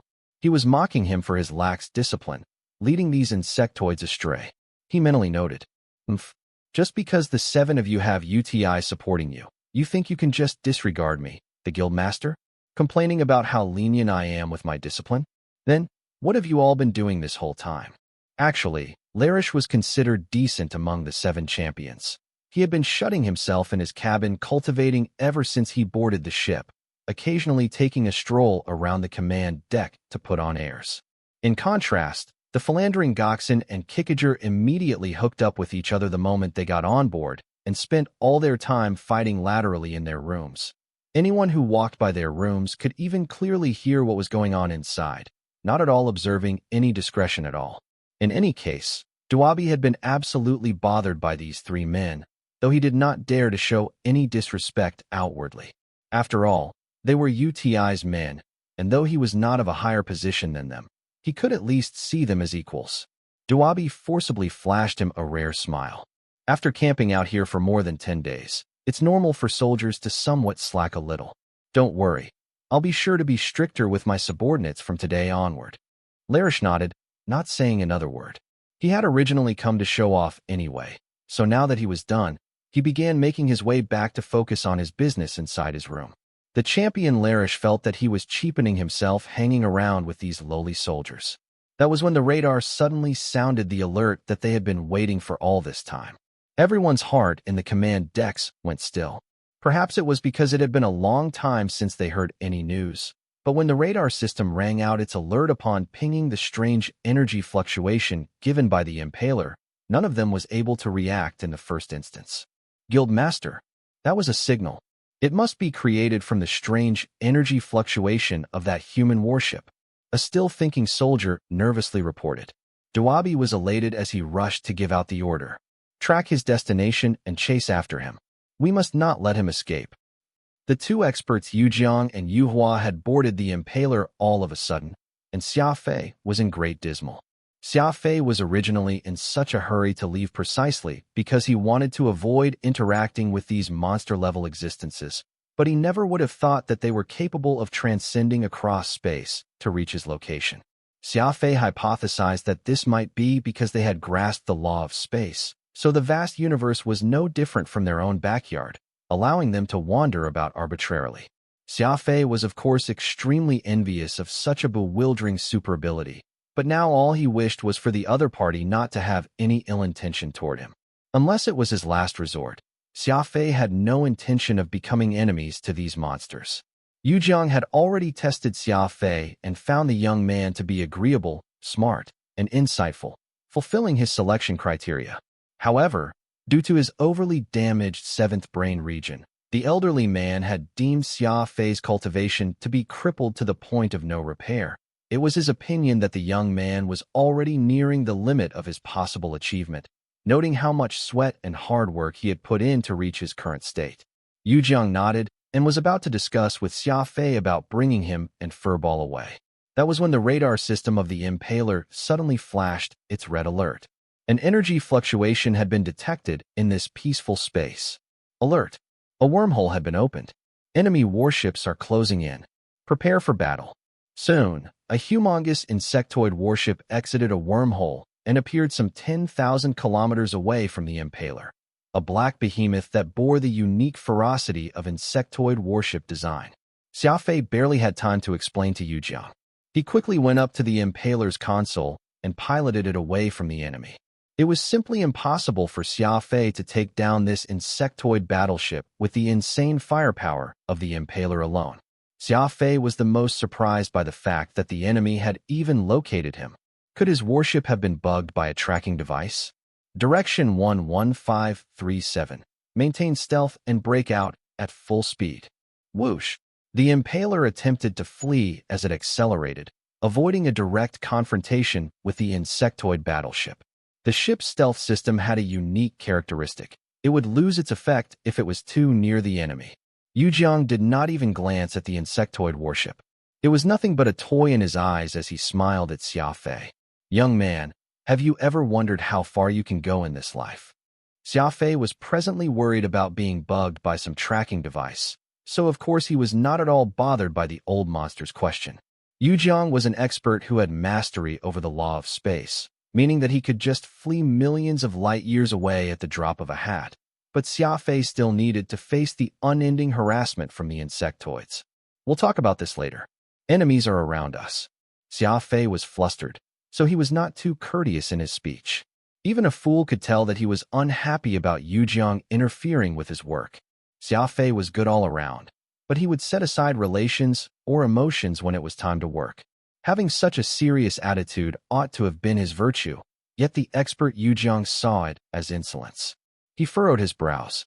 He originally wanted to burst into anger, but it was as if Furball could sense the change of intent in Yu Jiang's heart, for it opened its two eyes and looked right at the elder, a hint of alertness in its orbs. Yu Jiang sighed. For the sake of acquiring the rare Holy Beast Shatterstar, it was best if he kept his mouth shut. Scanning strange energy fluctuations in the enemy, speculated to be an explosive weapon, announced the computer's ice-cold feminine voice. Actually, there's no need for you to be so nervous. Yuhua wanted to dissuade Xia Fei. It was not reflecting well on Yuhua, seeing how Xia Fei was so focused on the ship console that he was seemingly ignoring the family patriarch, Yu Jiang. There was no way for him to know that Xia Fei was someone who would forget everything around him when duty called. He was wholeheartedly invested in what was happening that he had forgotten that there were two experts still seated in this command deck with him. Without a moment's thought, he immediately turned around and blurted out at Yuhua. Everyone shut up, Xia Fei yelled. Yuhua's expression paled, not saying a word, his nostrils flaring in anger. Suddenly, a blue light shone from within the darkness of space, and everyone could see this glow increasing in size, covering hundreds of kilometers in a blink of an eye. Alert! The enemy had used a large-scale electromagnetic bomb. The warship will be forced out of stealth in 3.4 seconds. May all crew brace yourselves for impact. Xia Fei was panicking. An electromagnetic blast would instantly damage the warship's stealth system. It seemed that the enemy came prepared. Seated in the captain's seat, Yu Jiang was even more vexed than Xia Fei. Who was Yu Jiang? The man was on a plane of existence even higher than Xia Fei. First was the fact that Xia Fei had ignored him. Then there was these shameless insectoids who actually dared to toss a bomb at him. He was seething in rage. All he did was wave his arm, and the entire space around them suddenly turned black, while the distant starlights had all but disappeared. Too bad Duabi was so unlucky. The expert Yu Jiang happened to have a belly full of fire that he had no way of venting, and Duabi happened to pop out, and even throw a powerful electromagnetic bomb in his face. Duabi's original intention had simply been to force the impaler out of stealth and, thus, capture Xia Fei alive. How was he supposed to know that Xia Fei was not alone, but that there were also two super beings who had grasped the law of space on board the ship? The bomb was a powerful weapon, no doubt, and this bomb, which was trying to incapacitate the impaler, had been viewed as an attack by the powerhouse Yujiang. Instead, that was why he did not even spare a moment of thought and retaliated at this interloper. All he did was wave his arm, and the entire space around them suddenly turned black, while the distant starlights had all but disappeared. Xia Fei was stunned. This was the legendary a hand to hold up the sky, to actually dare strike against me. Truly, they must be tired of living. Yujiang thought to himself bitterly. Whoosh! In about a second, everything in space went back to normal. The soft blue glow from the nebula and the twinkling of distant stars had all returned to normal, though that insectoid battleship was nowhere to be found. Some tens of thousand light years away from Xia Fei's impaler, unicorn green bats had gathered by a small asteroid chatting. Bats were among the creatures in this entire universe with the greatest adaptability. They could survive in the nearly airless cosmos, relying on the trace elements floating in space to replenish their strength. There were about 30 unicorn green bats in this pack, and they were rather fortunate. Several years ago, they happened to have chanced upon a passing insectoid cargo ship, which became their food, and though the insectoid meat was not exactly delicious, it was at least better than dry rocks. Ever since that time, this pack of monsters that lived in space could never forget the taste of flesh and blood, and they had always been hoping for a day when some insectoids could be sent to their mouths again. They had a large wingspan of over 500 meters. Though they were more than a single grade lower than that black star phantom bat Xia Fei had seen before, they were still considered to be quite vicious exotic beasts in this universe. All of a sudden, this area of space turned pitch black, blocking out the surroundings in an instant. The unicorn green bats had all huddled together, using their bodies to cover one another.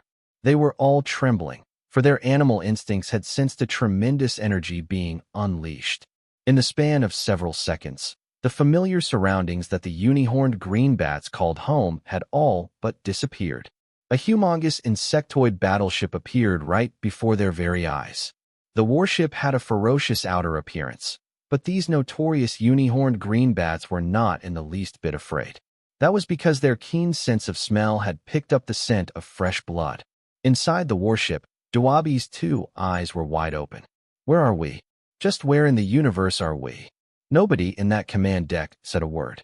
Everyone was holding their breath, staring at those vicious exotic beasts outside. Just what the heck is going on? Dawabi had hysterically grabbed a soldier off his seat and angrily grilled him. There was no way that this soldier would know how the warship had gotten there, allowing Dawabi to toss him to the side without uttering another word. Guildmaster, the radar is indicating that we've entered the Mammoth region, shrieked a soldier, on the verge of tears. Dawabi was stunned. The Mammoth region was near the borders of the insectoid territory, where exotic beasts gathered in droves. Plenty of ferocious exotic beasts lived there, while the space environment around here was more complex. Many from the insectoid race would hunt rare beasts out here, only to end up empty-handed. It was listed as one of the most dangerous star regions in the insectoid territory. Dawabi was tearing at his hair, trying to calm himself down. They had just been pursuing the human warrior moments ago, yet they were now in the dangerous Mammoth region in the blink of an eye. He simply could not make any sense of this. We don't have much time. Those unicorn green bats are about to start their attack. Gokson, Kikager, 12 Wing. All of you follow me. Prepare to charge out and get ready for a space battle. Larish ordered. We might be able to utilize our snap jump to leave this place, called Dubai, feeling alarmed. However, just as he said that, that pack of unicorn green bats came charging over rather menacingly. The scent of fresh blood had made these creatures frenzied and reckless. There's no time for that anymore, Larish said in a low voice. A space battle required the use of combat suits, which were different from what warriors usually used. Aside from defense, a space combat suit would need to have a powerful air supply fitted. 15 top insectoid warriors boarded a shuttle and flew out in space after changing uniforms, each defending a corner as they engaged in a desperate battle with the pack of unicorned green bats. Right now, it was critical for them to protect the warship from getting damaged, or else they might be unable to leave this dangerous space. The unicorned green bats were creatures that came in packs, and this pitched battle drew even more exotic beasts into joining. This fight lasted 2 days and nights. There were 15 top insectoid warriors when they first set off, but only Larish managed to return, and his right arm had even been crushed by a vicious unihorned green bat. He barely managed to cling on to his life. Fainting the moment, he stepped back into the warship. Duabi knew very well how bad luck came in droves. He collapsed in his chair, completely pale. He was already drenched in his sweat. Even any trace of Xia Fei had disappeared. Out of the 3 scared champions, 2 died and 1 was heavily injured. His elite 12 wings had also been decimated. Dubai had been struck by great misfortune, and what made it worse was that he still had no idea how he could escape from the beast-infested mammoth region. Spitting, the superstitious Duabi was beginning to feel that Xia Fei was the reaper the gods had sent to punish him. He was a jinx that would bring calamity to whomever he met. The Impaler. Xia Fei had no idea what beset Duabi. He was still reeling in shock over how Yu Jiang had turned the entire battleship into nothingness with a wave of his arm. That might very well be the ultimate skill after mastering the law of space. While that wave of his arm looked casual, there's actually an immense burst of energy that surged out from his hand, Phantom quietly told Xia Fei. Yu Jiang burst out laughing, stroking his beard with one hand, as if he had been very satisfied with that one move of his. Xia Fei slightly bent his back as he smiled. Elder sure is skilled beyond belief. This young one is dumbfounded after seeing that display of strength. Truly, I, Xia Fei, haven't lived my life in vain to have witnessed such a sight. Flattery was welcome no matter where it was used, and Yu Jiang of course nodded delightfully. Even the incident of disrespect Xia Fei had demonstrated moments before was tossed at the back of his mind. Meanwhile, Yu Hua was silently delighted. He realized that Xia Fei was a fellow practitioner, whose skill at flattery was no less than his own. With tea and snacks all served, Xia Fei lowered himself and acted completely respectful, offering tea or pouring liquor, beseeching Yu Jiang for advice with much humility. When dealing with such elders, who were both well in their years and of such high stature, Xia Fei had his set of experiences. These old monsters would often meet too many types of people, and purely flattering them might not achieve any great result. It was far better to seek their advice earnestly. Only by asking them for advice and teachings would it exemplify how outstanding and profound their cultivation was.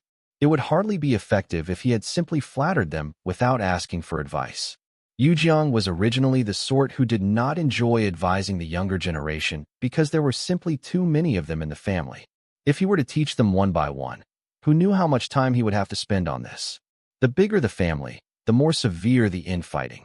Instructing one and not another would result in him being accused of favoritism, and that was not ideal. Now that Xia Fei was so humbly requesting advice, it aroused the old man's sense of heroism, so he casually replied to a few of Xia Fei's questions. Changing the topic, Yu Jiang looked at Xia Fei and asked, "That move I just did isn't really anything great. Would you like to learn the law of space?" Actually, Yu Jiang had taken a little shine on Xia Fei. After all, the young man's agile mind was even better than Yu Hua's on top of having a silver tongue. In truth, Yu Jiang was somewhat upset over Yu Hua's choice to become a businessman back then. The only unfortunate fact was that Xia Fei's 7th brain region was badly damaged, making him no better than a cripple, so Yu Jiang was only tempting him to work hard for his family now. Xia Fei nodded. Elder, Xia Fei is of course willing to learn the law of space if given the chance, but it's a pity that I've never had the chance before. Yu Jiang laughed loudly. There's one right here. I realize that you're smart and quite talented. Since this old man is in a good mood right now, I'll give you this chance today. If you agree to join my Yu family, I'll teach you the 3 great laws. He only said that he was ready to teach Xia Fei, not that he was guaranteeing that the latter would really learn and grasp the knowledge. Actually, Yu Jiang knew in his heart that Xia Fei was already nearing the limit of his cultivation, and there was no way he could learn the 3 great laws. Beside him, Yu Jua was providing additional embellishment. Xia Fei, quickly pay your respect to the family patriarch. This is a rare opportunity that shan't be missed. Many beg with their whole lives, yet are never given the chance to learn the 3 great laws. Jiang smiled as he stroked his long beard, his eyes glancing at Furball time and again. In his mind, there was no way that Xia Fei would be able to withstand the temptation to join his family, so the holy beast Shatterstar would be as good as his. Xia Fei merely smiled as he bowed respectfully. Elder, Xia Fei does indeed have the wish to learn the 3 great laws, but I'm really unable to go anywhere right now. Jiang froze, his expression changing. He never would have thought that Xia Fei would actually reject him. Say that again? Esteemed elder, Xia Fei can't follow you right now, reiterated Xia Fei firmly, neither subservient nor overbearing. Next to them, Yuhua pouted. Considering the kind of character the family patriarch Jiang had, insulting his dignity was an absolute taboo. The fact that Xia Fei dared not to show face to the elder, great tragedy was about to visit upon him this time. Just what reason do you have for actually giving up on the chance to learn the 3 great laws? Jiang angrily demanded. Xia Fei answered, this young one still has matters to attend to, so I'm unable to leave for now. Jiang slammed his hand on the table, and Xia Fei's entire body flew outward uncontrollably. You actually refuse to learn something as amazing as the law of space? I do wish to learn it, but I truly still have other matters to attend to at the moment. Jiang waved his hand once more, and the scenery around them suddenly changed into a vast and mysterious sea of stars. It was as if Xia Fei were flying out in the cosmos, and he could even feel a wave of cold creeping across his skin and seeping into his bones. Mastering the law of space means grasping this boundless universe. Do you still reject the offer? Elder, Xia Fei's response is still the same. I do wish to learn, but I truly have important matters and people who are waiting for me. If you wish, Xia Fei can come look for you in a few years' time. Jiang was enraged. I am a master of law, yet you actually wanted me to wait for you.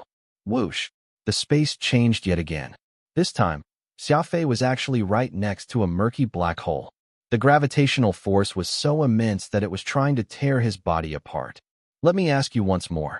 Even if you ask me 1,000 times, 10,000 times, my answer will still be the same. Xia Fei smiled. His personality was like a spring. The greater the pressure on it, the more tightly coiled it would become. Jiang forcing Xia Fei only made his obstinate nature come to bear the brunt for some reason. Gritting his teeth, Xia Fei ignored this angry glare Jiang was throwing at him. Furball had always been seen as a crafty individual by Xia Fei due to his penchant for secretly eating things, while Xia Fei was not paying any attention. As long as it was something that contained energy, the mischievous creature would be willing to fit even a piece of metal into its mouth and chew that.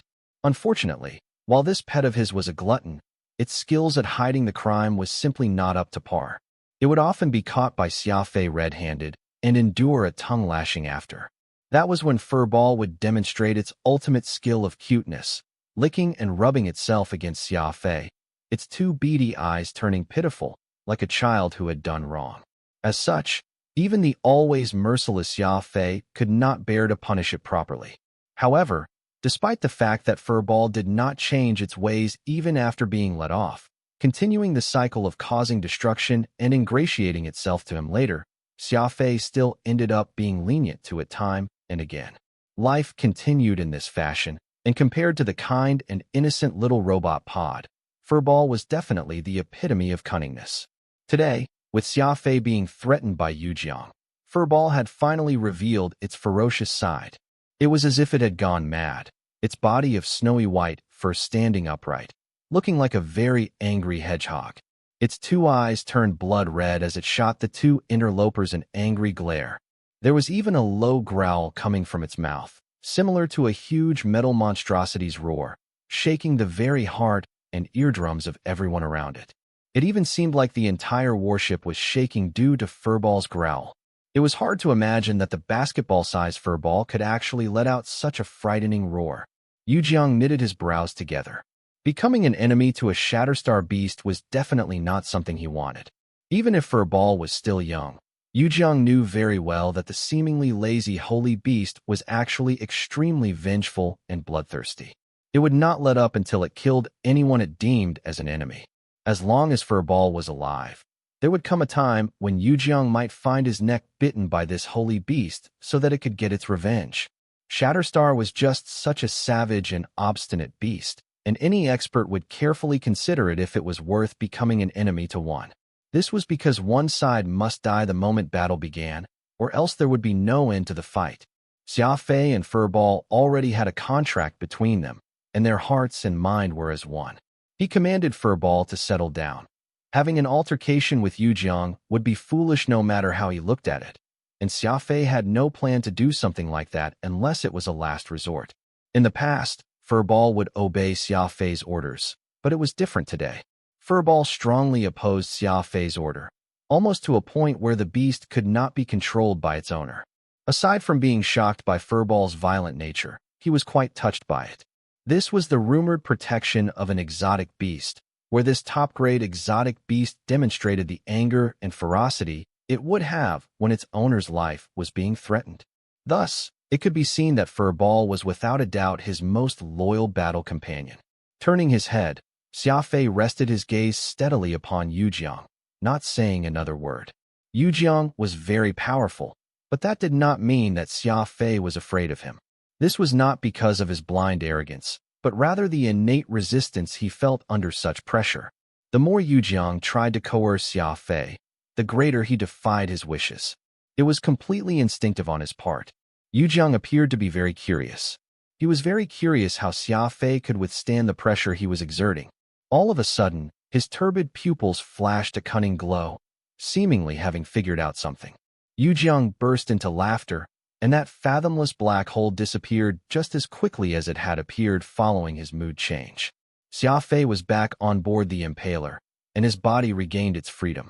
The robot pod and the exotic beast Furball very quickly threw themselves into Xia Fei's arms, and that was when Xia Fei noticed that Furball was evidently very angry. He used his two electronic eyes to stare at Yu Jiang. It was too bad that Pod did not have any combat capabilities to speak of, so all it could do was shield Xia Fei with its body, ready to give its life for the master whenever. Yuhua finally let out a sigh. He could very clearly see the fury Furball had toward Yu Jiang earlier, and to any expert out there, making the Shatterstar beast go mad was a very severe threat, and he had broken out in a bout of cold sweat over it. Yu Jiang's laughter caused the tense atmosphere around them to dissipate, though Xia Fei and Furball were still on high alert. Xia Fei, I shall give you 3 years to settle your business. You'll follow me to leave the alliance after learning the 3 great laws. Do you accept my offer now? Yu Jiang asked with a smile. Xia Fei was taken aback. He was of course more than happy to learn the 3 great laws.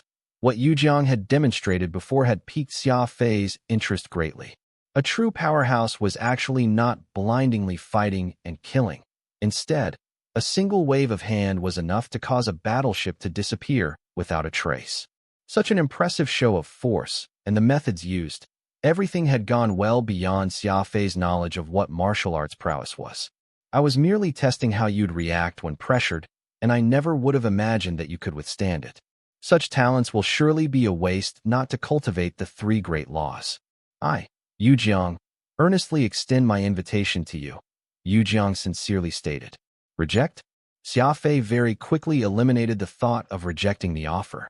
Only a fool would reject the opportunity to cultivate the 3 great laws, and who knew if Yu Jiang would do anything untoward the moment he rejected him outright. Xia Fei simply could not guess what would follow. Nodding, Xia Fei softly agreed. Yes, that's a promise between the elder and myself. Don't you wish to ask where I'll be taking you to? Xia Fei shook his head. There's no need. To me, anywhere which I will have the chance to learn the 3 great laws is surely somewhere good. With a wave of his finger, Yu Jiang left a transparent ball of light, which was no bigger than a ping-pong ball, where threads of slowly undulating energy could be seen moving within the ball. In 3 years' time, I will send someone to fetch you. This ball of light has a little gift that I'm leaving you with. You can take a look at it after I leave, Yu Jiang said with a genial smile. The large piece of land was still flying across the universe. On that same pier by the little stream, Yu Jiang and Yuhua returned to this spot by stepping through their spatial door. Yuhua was somewhat unhappy, for Xia Fei was someone whom he had recommended, yet the young man had very ignorantly not shown the family patriarch face. However, the elder Yu Jiang did not seem to be in the least bit displeased, and was in fact smiling ever so slightly. Family patriarch, Yuhua has made a mistake this time. I originally thought that Xia Fei would be a slippery character who ought to know how to be adaptable, but who knew that he would actually be such a stubborn mule. Yuhua respectfully saluted with a hand cupping a fist. Unexpectedly, Yujiang gave Yuhua a wave of dismissal, picking up his fish rod and tossing a line into the stream. You are not to blame. The Skywing bloodline flows through his body, so it's a very normal reaction for him to have. I did not believe this at first, so I tried using my strength to coerce him, only for him to fight back in kind. Yuhua widened his eyes as he exclaimed, "You're telling me that Xia Fei is a descendant of a Skywing warrior? How could that be? There's no reason a Skywing warrior's descendant would be found in the tiny Panhuman alliance. After all, if the Skywing bloodline is found within our circle, that being will be considered a top-tier inheritance." Yujiang smiled. Skywingers, passing down the speed special ability. When cultivated to the very limit, it'll be akin to growing a pair of wings, able to traverse across the stars, ascend to the 18 planes of heavens, nirvana, as well as descend into the beginning of chaos or the 26 planes of hell. The Skywing bloodline has also been called, through the ages, as the origin of the speed ability users. Before you mentioned that you had noticed a unique aura around Xia Fei, and that's precisely the Skywing bloodline flowing through his veins. Yuhua was shocked, and he wondered aloud. The Skywing bloodline is extremely unique, so why did I not sense it? Yujiang mysteriously answered, Xia Fei's bloodline has already been mutated. When I exerted pressure on him earlier, the young man suddenly demonstrated this intense antagonistic mentality. It was only then that I sensed a bit of the Skywing blood shadow. It would have been strange if you had been able to sense it, too, given your cultivation. Yuhua mused. The Skywing bloodline is rare and highly sought after. Not to mention, he has a mutated bloodline. Let me congratulate this elder in advance for taking in a strong disciple. But just how did a Skywing warrior end up fleeing to the Panhuman alliance, even leaving behind his descendant there? Would you like me to help investigate this matter for you? Yujiang shook his head. No need. Inheritors of the Skywing bloodline are all lunatics who don't act according to logic or common sense, that they're capable of doing anything. What if Xia Fei's existence is those old lunatics' secret? What would we do then? Best not look into their private matters too casually. This way, our Yu family can stand at the most advantageous position. In our circle, knowing more may not actually be a good thing. Yuhua gained an epiphany from the conversation. Thank you, family patriarch, for your advice. Yuhua nearly offended someone by doing something impermissible, though I still find it hard to believe. Since Xia Fei actually has the Skywing blood flowing in him, why did the esteemed elder still give him a 3-year stipulation to meet? What if those lunatics from the Skywing clan were to come and claim him? Would it not be good for us? They're famous for being completely unreasonable, after all, covering up their flaws. Yujiang laughed happily. Oh, Yuhua, just where has your usual intelligence gone? Not even able to figure out this problem. Not every genetic mutation is a good thing. Because Xia Fei's mutated, the Skywing bloodline in him is almost lost. As such, unless he explodes in anger, no one will be able to detect his special bloodline. Taking him in is a bit risky, but you saw that Shatterstar beast with him today, too. How did it react? Yuhua's heart still had a lingering fear as he replied. The desire for slaughter in that fledgling Shatterstar beast makes my heart turn cold. Honestly, I was so scared that my back was drenched in cold sweat. If that holy beast exploded and staked its life on the line, then it would truly be terrible. Yujiang's eyes twinkled brightly as he rejoiced. That's right. For a fledgling to already have such an intense fighting spirit, there's no telling what potential it may behold once it matures. That's why this little risk we've just taken now will be worth it in the future. Besides, it's not as if we have no idea what bloodline Xia Fei possesses. Even if the Skywing clan does find out, we'll at most hand him over. It'll be an opportunity for us to grant them a favor so effortlessly. Perhaps we can even become friends with such a famed clan. Xia Fei's 7th brain region has already been severely ruined, and he's destined to be a cripple for the rest of his life. If he's able to understand how much effort the family patriarch has done for him, I'm sure he'll be extremely grateful. Yuhua flattered his elder. As they were talking, the fishing line suddenly sank, seemingly having caught a fish in its line. Yujiang quickly lifted the fishing rod in his hand, and a fresh and lively golden fish was tossed to the grass beside the stream. Haha, looks like I'm going to have some fresh fish soup tonight. Stay and accompany me. Seeing how excited Yujiang was, which part of him looked like the long-standing super powerhouse that he was. He looked no different from the average old man at all. Yuhua nodded. All of a sudden, he recalled that Yujiang had left a ball of energy to Xia Fei, so he opened his mouth to ask, "Family patriarch, what exactly was that thing you gifted Xia Fei before we departed?"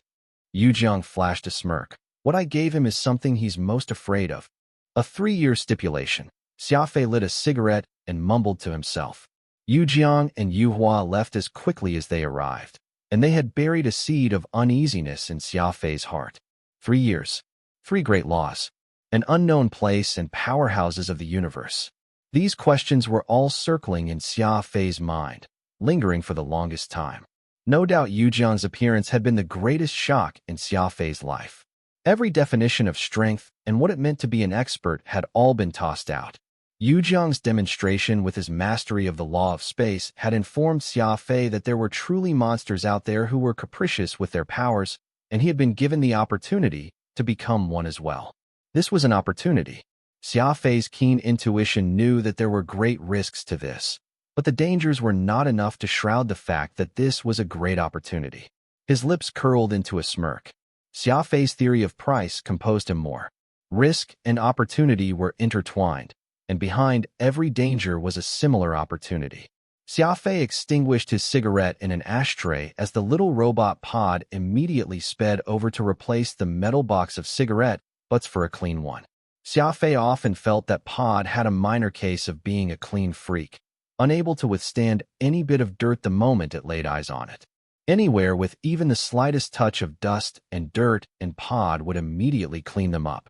Furball was lying lazily on the couch, buried under a pile of magazines like a dozing cat.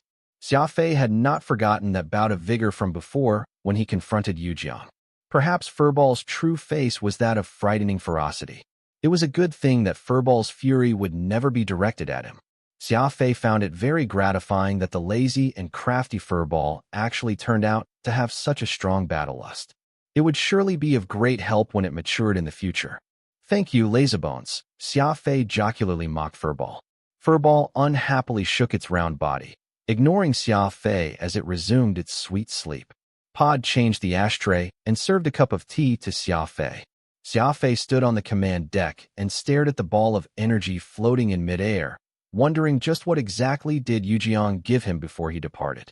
"Xia Fei, I've suddenly thought of a problem," Phantom said after taking some time to think. Xia Fei chuckled. "What problem?"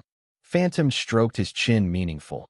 "You've heard of how exotic beasts protecting their master. But do you know that there's also this saying about how an exotic beast will attune to their master?" Xia Fei nodded. The Beast Spirit Codex did have this specific record of that. There are plenty of exotic beasts of which personality changes greatly in line with their masters. This is especially true for the more intelligent exotic beasts raised from young. It's much easier for them to form a personality like their master, and there are even some exotic beasts that will absorb their master's physical aura to have a much easier time imprinting their master's personality. Xia Fei suddenly realized what Phantom was insinuating halfway through this, laughing. "You couldn't be trying to say that Furball's personality is like mine, could you? Have you already sensed that?" Phantom exclaimed in surprise. Xia Fei nearly spat his tea, pointing at Furball lazing on the couch. "I would be thanking the heavens if that lazy ball had half my brilliance. It's gluttonous, lazy, and extremely cunning. He's not even half of my shadow. Aren't you cunning too?" Phantom deviously countered. "Ask yourself. You've been coming up with plenty of wily tricks and ideas ever since I first met you. So the way I see it, Furball must have learned its sly ways from you." Xia Fei was slightly taken aback, but what Phantom had said did make some sense. Being unscrupulous with his means to achieve victory was Xia Fei's creed. He was indeed rather crafty and cunning, though he still found it hard to accept Phantom's notion of his pet Furball being on the same level as him. Animals will often see the first living thing as their mother. Furball was born right before your eyes, so it's perfectly in line with exotic beast behavior to pick up your habits. Besides, It had lived in your bosom for several months before it broke out of its egg. I'm certain that it's secretly absorbing plenty of your aura then. You're also the one who fed this beast after it was born, and it's not just the purple hearts of spirit. Furball enjoys eating your energy clones. Having signed a blood contract with you, you two are bound to exchange information frequently with each other. So it makes perfect sense that you can see a bit of your shadow in Furball, as its personality becomes more and more like yours with each passing day. Xia Fei simply could not refute this. According to what was described in the Beast Spirit Codex, what Phantom had just said was indeed the necessary criteria for an exotic beast to attune itself to its master. You saw with your two eyes how ferocious Furball was when Yujiang tried coercing you before. It's practically a spitting image of you when you're risking your life to fight enemies. That incident was what led me to consider all these things. Xia Fei shrugged and did not continue arguing with Phantom. Furball learning from his mannerism was not necessarily a bad thing. It was akin to a little sapling, and there was no telling what it might turn out to be like before it sprouted. Attuning itself to him would at least ensure that it did not grow awry. That ball of energy that Yujiang had left behind circled the room a few times. Xia Fei tried touching it, but the moment his fingers came into contact with that ball of light, a numbing sensation promptly traveled through, as if there was a burst of electricity that had traveled to Xia Fei's mind. Sha! A holographic screen suddenly appeared in the center of the command deck, and it featured several massive insectoid fleets. It was a dense swarm of warships like locusts, and there were even hundreds of powerful capital ships mixed within. The destination of this fleet was actually the capital of the Pan-Human Alliance in the Venal Galaxy, the prosperous heart of humanity. Xia Fei was shocked. The greatest importance of Venal Galaxy was not the capital, but it being Avril's home. These might very well be the images from when the insectoids had secretly launched their surprise attacks several months ago. Just how did Yujiang get hold of them? Upon mentioning Venal, it would of course relate to Xia Fei's most beloved woman, Avril. That was why he watched it carefully with furrowed brows, hoping to get proof that she was still alive through this video. Xia Fei had told himself countless times that a kind and cute lady like Avril ought to be lucky, but he had not obtained any proof no matter how hard he searched. His heart had been mired by the tragedy that had befallen Venal Galaxy, as well as the lack of news from Avril. Boom, boom, boom. The warships let out thunderous roars as each of them struck down the human spaceships the civilians were using to flee. The human defense force tried putting up a fight, but was unfortunately useless in the face of the powerful insectoid fleets. The feeble struggle was as ineffectual as the raised arms of a mantis going up against a car. The human warships were quickly dispatched in just a few rounds. All of a sudden, Xia Fei noticed a civilian spaceship that had the insignia akin to a spider's web on its side, which was precisely the Starlink Corporation's logo. It was as if the ball of light knew that Xia Fei was paying attention to this ship, for the holographic screen quickly zoomed in near it. Xia Fei saw a pale-faced young lady standing by the porthole, looking out at the tragedy unfolding before her eyes in horror and shock. Her lips were slightly trembling, seemingly experiencing a severe shock. Her pretty and exquisite face was extremely familiar, so much so that Xia Fei could even recognize it even if it was reduced to ash. Avril! Xia Fei was distressed. He was grasping wildly at his hair, for far away, the insectoid fleet's cannons were aimed right at that innocent young lady. No, don't! Xia Fei yelled. The voice did not sound as if it had come from his throat, but from his heart. Instead, a huge insectoid dreadnought fired, and the cannon fire instantly engulfed that civilian spaceship that Avril was on board. Somewhere far away from Xia Fei, Yuhua recalled that Yujiang had left a ball of energy to Xia Fei, so he opened his mouth and asked, "Family Patriarch, what exactly was that thing you gifted Xia Fei before we departed?" Yujiang flashed a smirk. "What I gave him is something he's most afraid of." "Something he's most afraid of?" "Hee. What I gave him was a mind rendering. Anyone who touches it will trigger a series of reactions. A human's heart will always have things that they worry or fear, and Xia Fei is no different.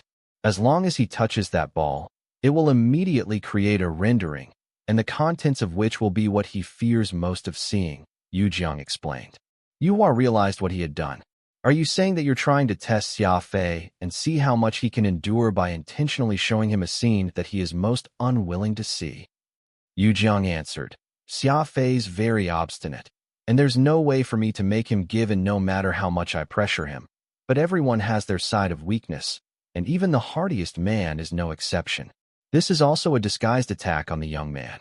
He only has himself to blame for not showing face to this old man today. Yuhua burst out laughing.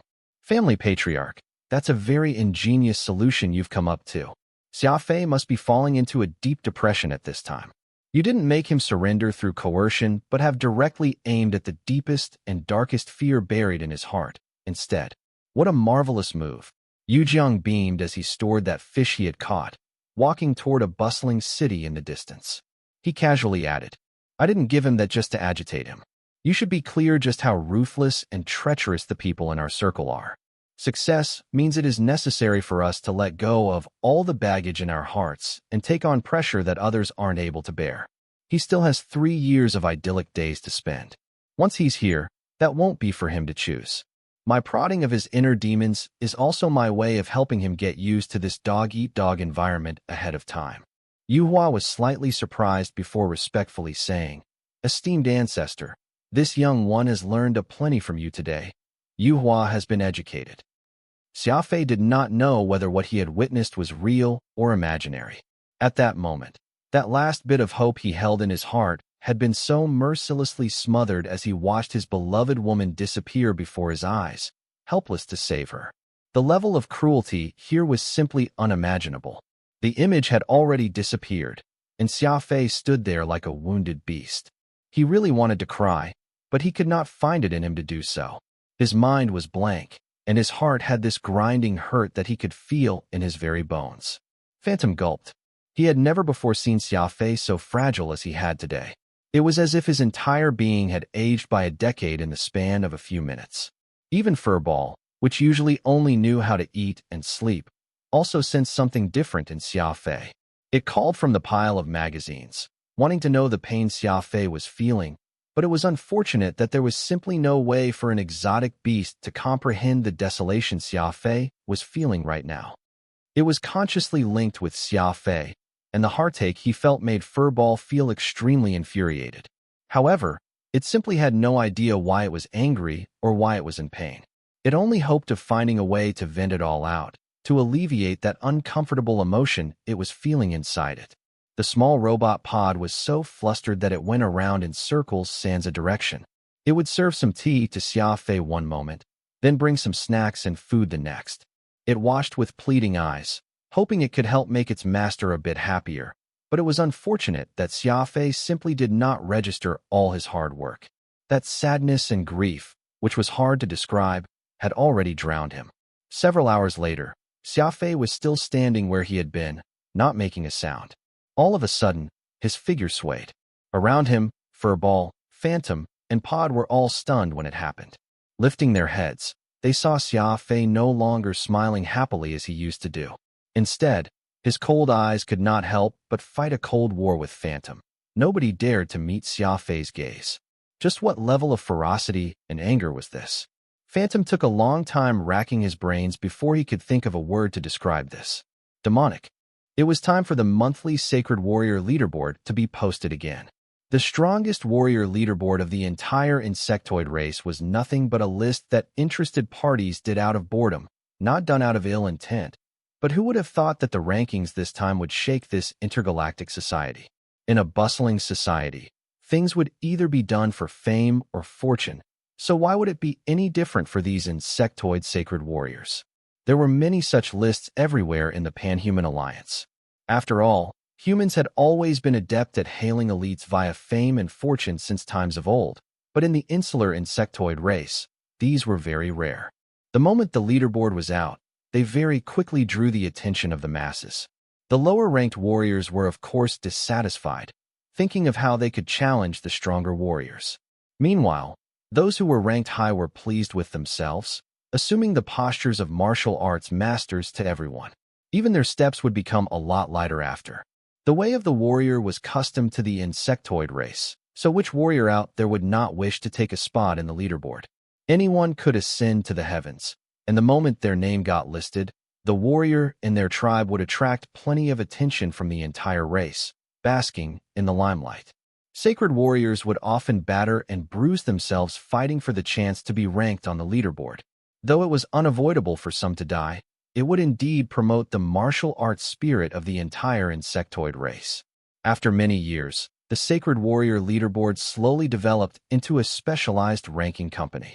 Copyright fees must be paid if the list were to be reposted anywhere, and a handful of these insectoid hobbyists, who had created the leaderboard, ended up profiting greatly from this.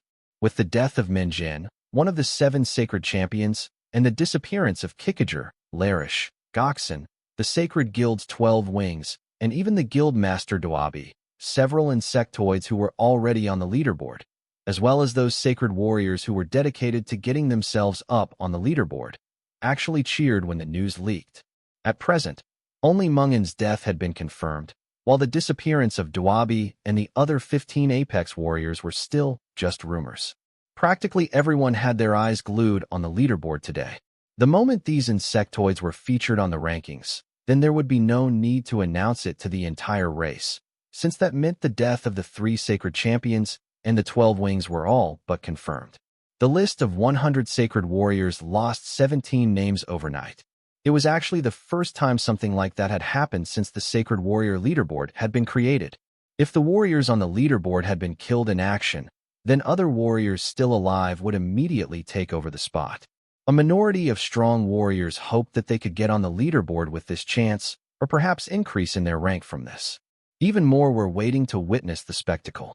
After all, to lose a platoon of Apex experts in one go was a great event that rarely happened in 1,000 years.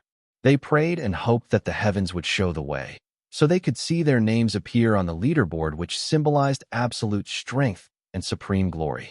Actually, they should be thanking Xia Fei more, since his appearance was what had caused Mingin's death, as well as the tragic fate that befell Doabi and the others.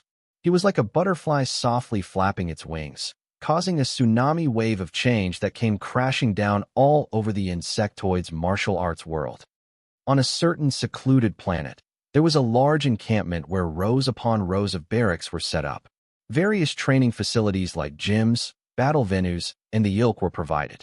This was the location for a famed Mantis army affiliated with the Border Defense Forces. Their numbers went well over 100,000, and due to the lack of any strong aliens around in this part of space, this army would usually spend their days on reconnaissance or patrol duties. As an army composed entirely of warriors of the Mantis species, though they were not as plentiful in numbers as the ant species, they were still substantial within the insectoids, and that should not be ignored. Mantis warriors were the best at close-quarters combat, and the average grade and combat capabilities of the warriors are top-notch. They could be considered to be a main force in the army when engaged in battle. Now that the insectoids and the Pan-Human Alliance were at an all-out war, a majority of these defense forces had been transferred to join the main fleets, taking part in the attacks against humanity. The soldiers who were left guarding barely hit 10,000, which was not even 10% of the total numbers in their heyday. That was why the entire encampment felt empty. A green-skinned Mantis general was sitting in front of a computer, concentrating hard, anxiously awaiting the Sacred Warrior leaderboard update. His finger would tap the screen to refresh every second, and this had been happening for over the past hour. Unfortunately, for some reason, the refresh rate of the leaderboard today was clearly much slower than before.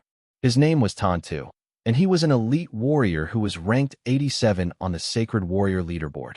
He had a cultivation equivalent to an advanced legendary rank by human standard and was an elusive blade ability user who also happened to be a commander of the Mantis army. Could Doabi and the others have really died? Is that why these DMN leaderboards still isn't being updated?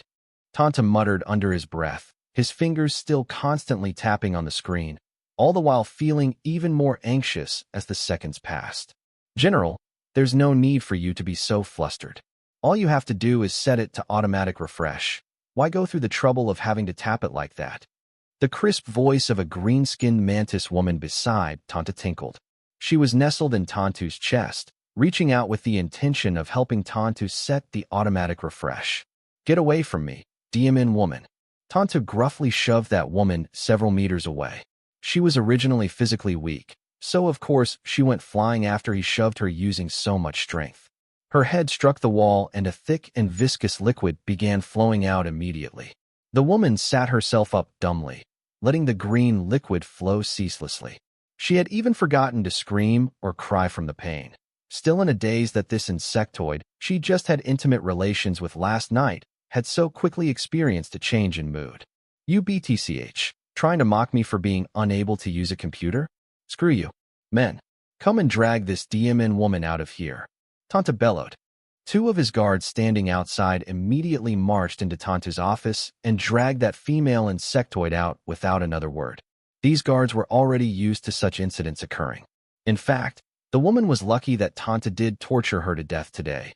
These guards practically had to haul out dozens or more dead bodies from Tantu's room every month, and it was actually quite surprising that someone got put out of there alive today. With a cold harumph, Tanta continued using his stupid method to refresh his screen. He licked his lips. He was not revolted by the smell of blood staining the wall. Rather, it actually got him even more excited. He enjoyed the sanguine taste in the air, for he found the scent of fresh blood to be as intoxicating as a bottle of good wine. Boom. All of a sudden, a loud sound could be heard coming from outside. Tanta raised his head and looked out the window.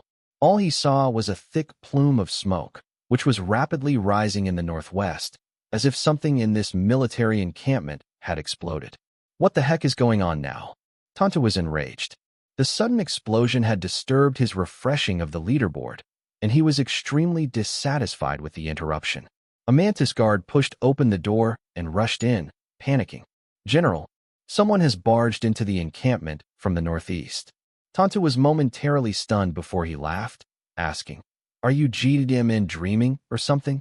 This is a Border Defense Forces camp. Who would dare barge in?" The guard was somewhat aggrieved as he replied, "But General, there really is someone who broke into the encampment, and he's currently killing hundreds of our comrades. Just who would dare? Is it our rival, the head crickets?" He seems to be a human." Tanta was shocked. The Sacred Warrior Circle was not particularly large or small, and there had long been rumors that Menjin, one of the 7 sacred champions, was killed by a human warrior. However, Tanta did not take such an incident to heart, as he refused to believe that the humans would audaciously break into the insectoid territory and even launch such an attack in such an overbearing manner. Kaboom! An even more jarring explosion sounded in the southeast direction of the encampment. That was where their heavy warships were situated. Billowing dark smoke was covering the landing apron, where hundreds of warships of various types were parked around. The raging flames of the conflagration had dyed half the sky red. How did their attacker cover tens of kilometers in just a span of a few seconds? Tanta was somewhat astonished. Rumble. A series of explosions began to sound all around the encampment. One moment it was from the west, the next the east. It was erratic and lacked any form of patterns, as if not just a single man was assaulting the base, but several people from every direction. Instead, quick! Report to the defense headquarters and ask for assistance. Tell them that we're presently under assault from a large enemy army." Tanta boomed. The guard scrambled anxiously to send the call for assistance. Tanta turned around and took a pair of green war swords down from the weapons rack mounted on his wall. This was his famed weapon, Unparalleled Viridian. This pair of legendary-grade war swords was as pristine and clear as precious jade. The back of the blades had a row of sharp razors, weighty in his hands and looking particularly savage. Many knew that Tanta was able to rank 87th on the Sacred Warrior leaderboard, mostly due to the prowess of this pair of legendary-grade weapons. Without them, Tanta would surely be incapable of making it to the top 100. Actually, the war swords were not as mystical as rumored. They merely had one unique characteristic, and that was their sharpness. The keenness of the blades was unmatched. No matter how sturdy the steel was, Unparalleled Viridian could easily break through. No matter how great the defensive capabilities a combat suit had, it was still unable to stop the attack of Unparalleled Viridian. Picking up the 2 war swords, Tanta made his way downstairs, cursing his way through. At the moment, the military encampment was already laid to waste by the twin assault from Xia Fei and Furball. Furball was standing on Xia Fei's shoulder, taking in everything around it with a cold regard. As it was consciously joint with Xia Fei, his master's rage was naturally affecting its action as well. Xia Fei had not said a single word from the beginning of this attack, and Furball was the same, too. They merely barged into their campground and began reaping all the pathetic little lives around them. Like clearing out the wild grass out in the wilderness, neither felt any compassion nor pity for these insectoids. Whoosh! Xia Fei's figure flashed as he appeared in front of a huge structure where hundreds of soldiers were standing guard. This was where the firearms of the encampment were located, and the 300 soldiers garrisoned here were already prepared. It was a heavy responsibility to guard the firearms depot, and even if the entire encampment was already in a state of chaos, none of them was able to run out and lend a hand. All they could do was watch as the devastation unfolded right before their eyes. Boom, boom, boom, boom. Celestial moon was like the most violent meteor shower, crashing down to the ground from up in the sky repeatedly. Meanwhile, October flying snow in Xia Fei's hand was like a little white snake, very swiftly piercing through this troop of mantis warriors. The former was of immeasurable power, while the latter was sharp and fierce. Furball was constantly spitting out silver energy balls from its mouth, turning anything that touched these projectiles into nothing. Not even their corpse remained. A single human and a ball were throwing this entire military encampment into a bloodbath, taking away thousands of elite mantis warriors' lives in the blink of an eye. It must be said that these mantis soldiers were known as the elites among elites, and their combat strength was definitely among the top 3 in the entire insectoid race as a species. However, in front of a high-level speed ability user like Xia Fei, the difference in their level was akin to a large divide. They could not even see Xia Fei's features before they would die on the spot. Kaboom! A huge blaze of flame shot up to the sky. Xia Fei had set that firearms depot on fire. Against the bleary red glow of fire, the look Furball and Xia Fei were giving appeared particularly malevolent. Xia Fei did not even spare a glance at the still raging inferno behind him. He strode away in the direction of the command center. "I'm done with my warm-up. Time for us to look for the person in charge of this place," Xia Fei coldly remarked. Tantu's face was livid. The moment he walked down the stairs, the more than 10,000 mantis soldiers under his command had essentially been massacred by Xia Fei. Even the military facilities in the encampment could not escape Xia Fei's wrath. Thick and swelling smoke billowed everywhere along with the wails and cries of the warriors who were still alive. It should be noted that, from the first sound of something going off to the time Tanta grabbed his equipment and made his way downstairs, barely a few minutes had passed. In such a short time span, this well-equipped military base had practically been completely destroyed. Such a speed and ruthlessness was simply unimaginable. Composing himself, Tanta proceeded to bind the pair of green war swords in his arms. The unparalleled Viridian lacked sword grips and merely depended on the mechanical implement to integrate into the user's arms. The mantis species already had arms that were as sharp as knives, and their fingers were like 4 daggers. They would normally wear gloves to avoid their sharp arms and fingers from hurting their fellow compatriots, which was a testament to the lethality their 2 hands possessed. This pair of already powerful arms, now adding the top-rated green war swords, definitely added a substantial amount to Tantu's combat strength as an insectoid martial arts expert. From far away, Xia Fei was walking over at a calm and steady pace. His head was held high, his pair of eyes lacking any hint of emotions, looking like a machine made for killing. Xia Fei ignored the endless chain of explosions and bright flames around him, his 2 eyes beholding just the green-skinned insectoid ahead of him, as well as the pair of colorful weapons he had in his hands. Furball was perched on Xia Fei's shoulder, the fur all over its body standing on end. A mantis soldier suddenly appeared from the ruins to the side, his hands propping a shoulder-mounted, anti-armor laser gun. He had it aimed at Xia Fei, ready to fire. Whoosh! Furball very easily spat a silver energy ball from its mouth. This projectile came floating out, all ethereal-like, but at such speed that, before the soldier could pull the trigger, the energy ball about the size of a ping-pong ball connected and turned the mantis into dust. Energy atoms imperceptible to the naked eye dissipated. Furball sniffed at it for a moment before turning its head away in disdain. Though this elite beast was normally gluttonous, it was also very picky with the quality of the food it ingested.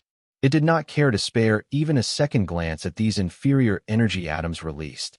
Tantu, Xia Fei stopped about a 10-meter distance away from the insectoid and casually asked. Xia Fei was extremely indifferent, as if he was not asking an expert, but was petting a dog to see if it had eaten, instead.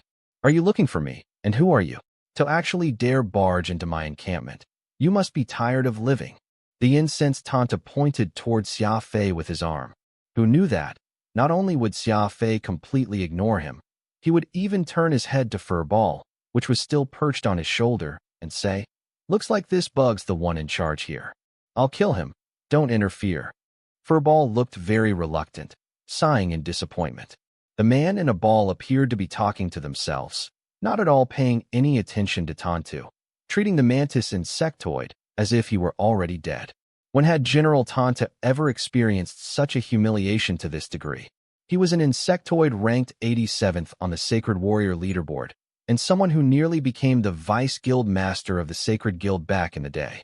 It was too bad that his personality was deemed too irascible, not garnering UTI's favor. So he ended up being sent to this border region to take command of this insignificant border army. Tanta was bellowing in his rage. He took a step back and adopted a stance as if he was about to charge forward, a murderous fighting will bursting out from every part of his body. This person looks to be at least fairly capable. Better not get too careless. Phantom was beside Xia Fei, urgently issuing a warning to his ear. Xia Fei nodded wordlessly, grasping October flying snow with a flipping of his palm. The rime-frosted dagger let out waves of coldness. What should have been a fairly humid temperature slowly turned chilly as flakes of snow began gently falling midair. Tanta crossed his two arms, interlacing the two green war swords as they let out a crisp, metallic ring. Just as the sound cleared, Tanta's figure abruptly moved. He went for a vicious killing move the moment he acted. The sharp tip of his two swords were placed in front of his body, like a large pair of scissors, pouncing right at Xia Fei. It must be said that Tanta possessed quite a decent speed as an elusive blade ability user. The mantis's thin and long arms were not just sharp, but they also had an explosive strength that surpassed other species. His two arms were like two coiled springs that went bounding outward at great speeds. This was the elusive blade ability. By utilizing a powerful explosive force, his arms' quick movement conjured up afterimages, looking as if each was an illusion, but in fact, every blade was real. As long as any of these blades connected, the opponent would very easily find themselves unpredictably damaged. The mantis species' main style of attack relied on the impact from their two arms, which measured upward in the hundreds of tons. It was said that even a mantis youth could utilize their exceptional capacity to spring out their arms and shatter boulders weighing tens of thousands of caddies with a single punch. As Tanta was an outstanding individual among his species, he was of course even able to smash steel balls into pieces with just one punch. With both an impressive strength and speed, the damage he could dish out was simply unimaginable. Adding the fact that he had the pair of top-grade weapons, unparalleled Viridian, attached to his two arms, and an elusive blade ability that he had cultivated to legendary rank. All these factors meant that Tantu's attacks possessed a destructive power and a swift momentum to boot. The afterimages of his blades were coming at great alacrity, creating ear-splitting sounds as they came straight for Xia Fei. Like a pack of ferocious wild beasts, baring their fangs and maw as they sought to tear right into the biological creature before them. What made it even more lethal was the fact that the afterimages were so closely packed they were as dense as torrential rain, appearing as if they sealed off any possible path before Xia Fei. Tanta did not relax after executing this move, though. He had his arms crossed once more to form the scissor posture, ready to launch a second round of attacks.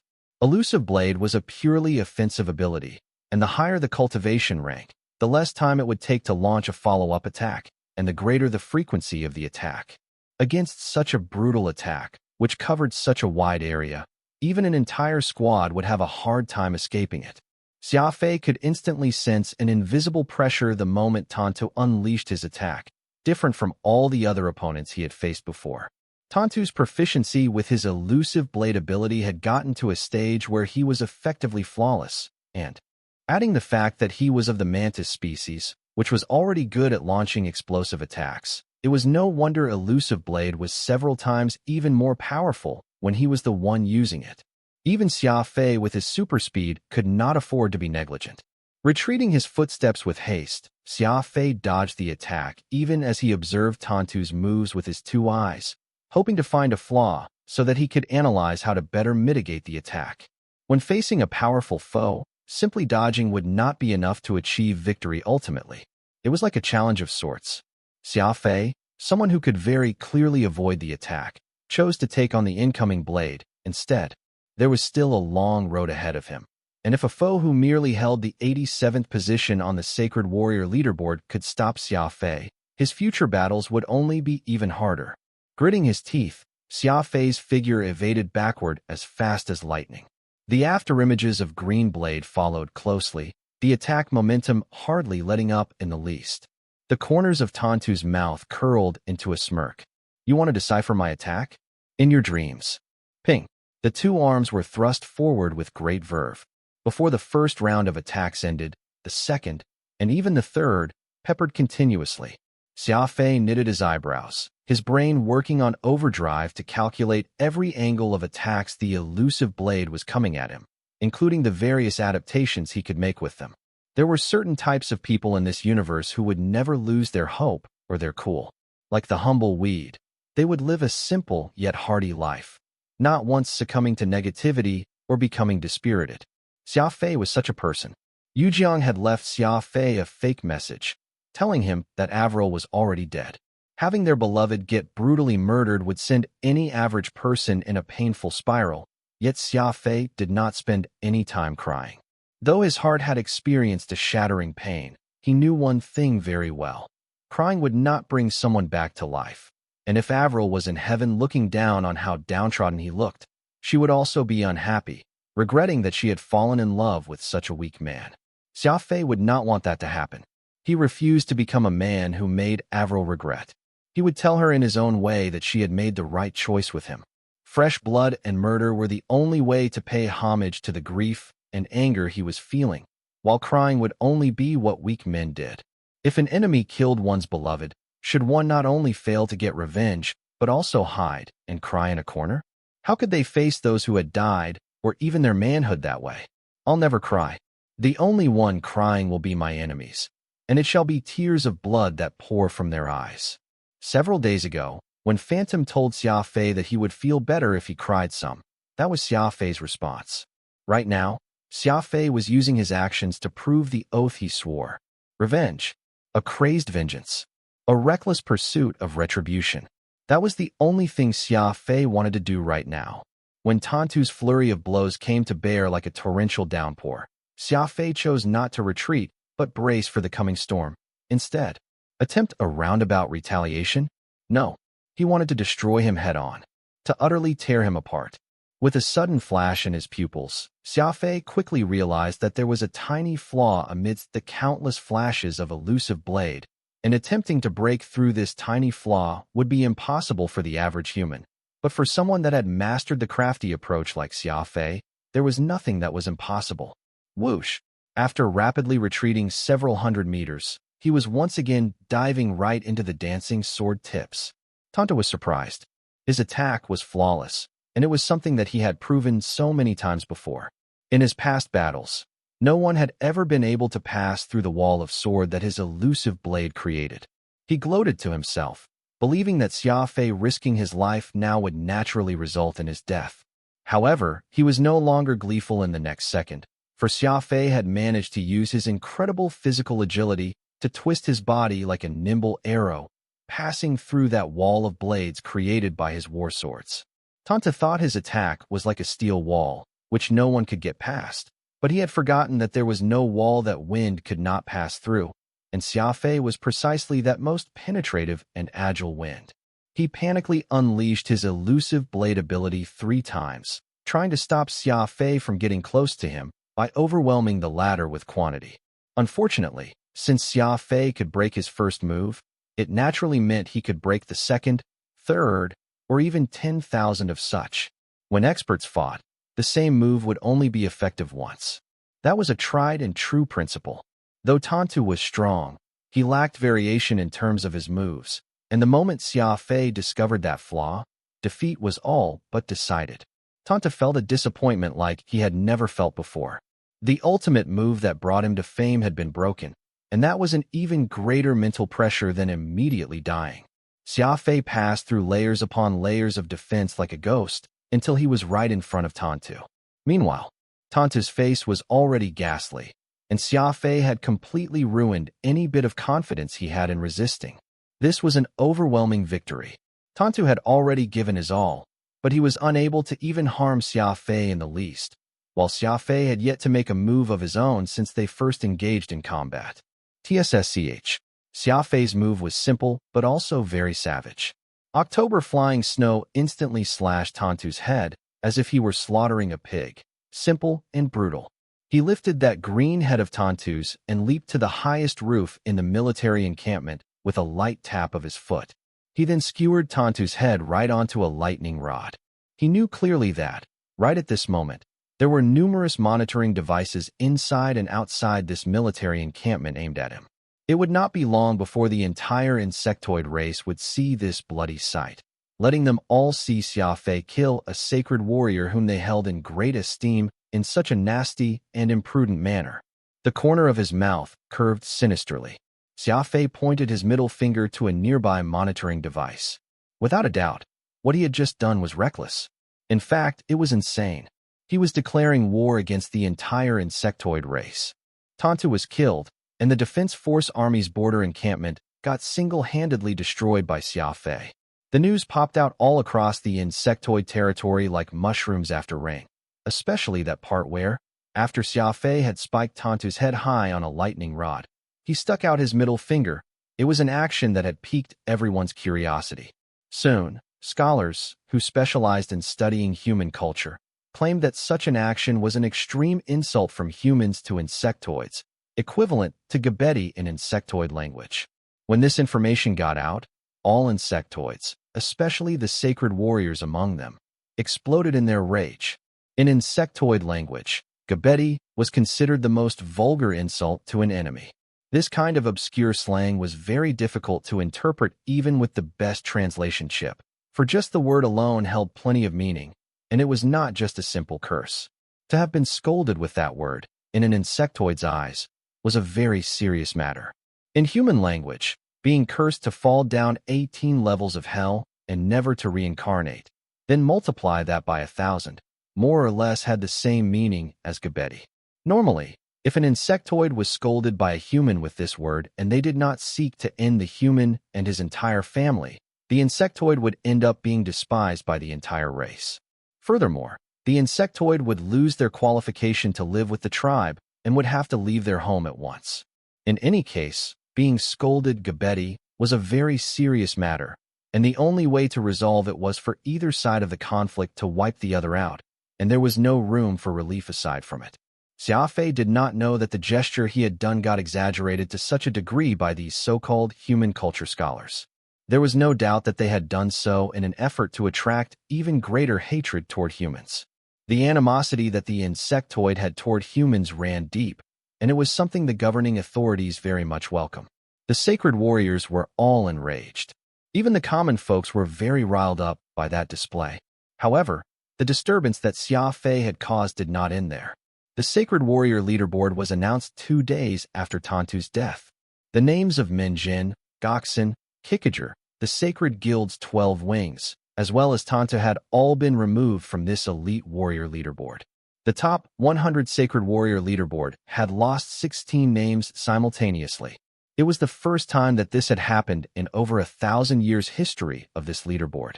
When news got out, it immediately caused an uproar throughout the insectoid race. Furthermore, the reason for their loss of position was all death. 16 top experts had all been murdered in such a short time. In the insectoid society that respected strength, it was simply unimaginable.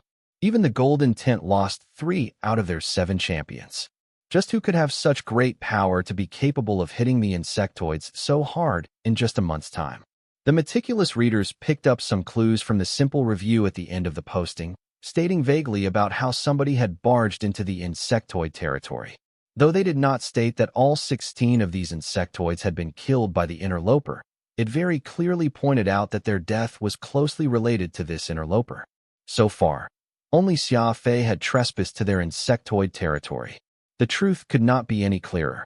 Overnight, Xia Fei had become the murderer of 16 top-grade sacred warriors. There was no need to mobilize everyone. Defending against Xia Fei instantly became the primary task of all insectoids. To have killed 16 top-grade warriors in one go, Xia Fei was definitely not weak. Everyone knew that. Most had contacted their old combat comrades to form an extermination squad, heading for the location that Xia Fei had last been spotted, hoping to get the opportunity to retaliate on behalf of the race. There were also countless sacred warriors who were making a beeline for Xia Fei. The challenge that the intruder had issued caused many to declare something about letting him experience what it meant to be in a real fight. One such insectoid went by the name of Arendaz. He specifically went all the way to a nearby barren planet where Xia Fei had killed Tantu and set up a platform in the middle of a desert, raising a tall flagpole with his tribe's standard banner fluttering on it. According to Arendaz, he did not need to form a squad with anyone as he planned to kill Xia Fei alone with his bare hands before flying his head high up on the flagpole in tribute to his tribe. Every day, Arendaz would post comments challenging Xia Fei over the insectoid internet. In his eyes, a single human being was not at all threatening, that it had merely been sheer luck he had managed to kill Kikager, Menjin, and all the other elite warriors.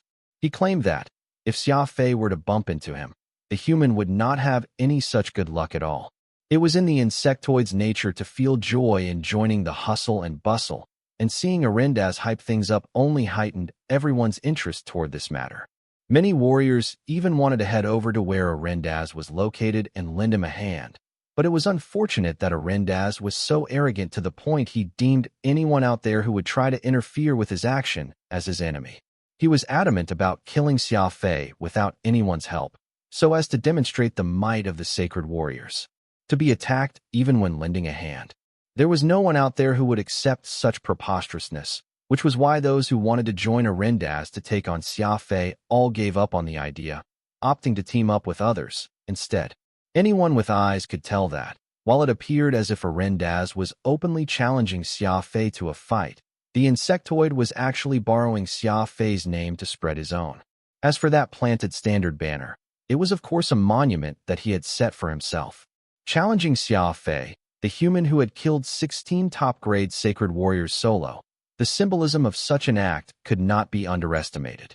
For a moment, Arendaz experienced great fame, and heroic exploits of his were being extolled everywhere. The civilians were all greatly impassioned seeing Arendaz take such crazy actions. He would also take the time to do hourly updates on the internet regarding his battle situation. On the first day, Xia Fei did not appear. Arendaz cursed Xia Fei for being a coward, only daring to enact shameful deeds but not having the guts to face a true warrior one-on-one. The insectoids all left their own comments, praising Arendaz for his bravery while spurning the timid Xia Fei. On the second day, Xia Fei still did not appear. Arendaz delightedly announced that he was already on Xia Fei's mind, even raising that flagpole higher. For every day that the coward Xia Fei did not show up, the flagpole would increase by another meter. Actually, Arendaz was also considered one of the smarter insectoids among their species. He had calculated that openly declaring his intention to fight would likely draw plenty of attention from the military, so with so many warships gathered around him, he was hoping to capture Xia Fei by using this chance. In such a situation, not even a fool would pick up the challenge, and as such he was essentially doing a risk-free transaction, safe and worryless. He could even greatly promote his own reputation. Sure enough, everything unfolded as he expected. The moment his challenge went out, a manuscript from the Golden Tent came, while several fleets hurried nearby to where Arendaz had situated himself, concealing themselves as they awaited for Xia Fei to appear and apprehend him in one fell swoop. Arendaz became even bolder after he knew about the fleet's movement, demonstrating the full extent of his capability to lambaste and ridicule Xia Fei, making himself out to be a real hero. The insectoids loved the raised platform and the challenge. More and more people began to cheer on Arendaz, believing that his actions had greatly earned back space for the insectoid race. The desert only had Arendaz alone and that flagpole. However, everywhere around was also the elite from his tribe. When it came to fearing death, Arendaz was actually as afraid as anyone else, though he was even more aware about the logic behind how risk was behind every fortune. To really fight to the death with Xia Fei, Arendaz had never once entertained the thought. The smarter someone was, the more they would value their life.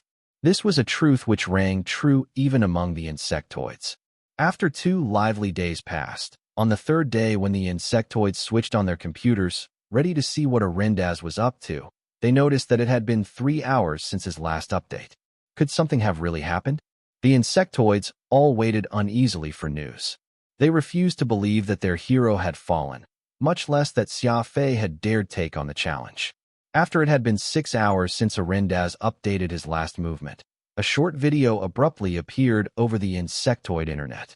In it, Xia Fei had used October flying snow to cut off Arendaz's head before planting his head right on Arendaz's own flagpole. This monument, which he had been using to raise his fame, became his own tombstone. This was not something the civilians had imagined. Arendaz himself had not expected it, either. Xia Fei had moved with such ease and such cleanliness throughout. From the moment he struck to kill Arendaz and how he stabbed his head onto the flagpole, to when he flashed his middle finger right before departing, everything was done in one go, hardly dragging anything out. Everyone was stunned. It turned out that this insectoid hero who had challenged Xia Fei was so defenseless. In fact, when Xia Fei's October flying snow went to cut Arendaz's throat, they could very clearly see in the video that a warm patch sprouted from his pants. Xia Fei did not show a change in his emotional or psychological state throughout the entire process. His pupils were as calm as still water, his expression cold like glacial ice. It appeared as if he had very casually turned up and slain this person who had challenged him with much fanfare. Meanwhile, right before he left, it was as if he had accomplished something that he ought to have done. The cruel truth left the insectoids short for breath. Nobody would have believed that the hero they had been supporting would die just like that. In just 2 days, before anyone even managed to help him shout, that belligerent challenge had been lowered full mast, while the insectoid hero whose head got chopped off left the mortal coil with a pair of pants drenched in piss. That expensive golden silkwood table in front of UTI was met with a terrible fate once more. Every time UTI was angered, that table would become his punching bag, though it seemed that, in recent times, the table had been weathering more and more punishment. What a disgrace. What were the troops even doing, to have watched blankly as that human warrior killed Arendaz and then let him leave without responding at all? Do you think all you're throwing is Arendaz's face? No, it's dishonor for all insectoids. UTI bellowed in his shrill rage. Men, call for the High Priest Ryan. Tell the old man that I have something to discuss with him. Hold it. UTI very quickly shook his head just as he finished making that statement. He sighed. Forget it. Best if I go over myself. UTI had erupted in rage in the golden tent, causing all his officials to be completely at a loss on what to do.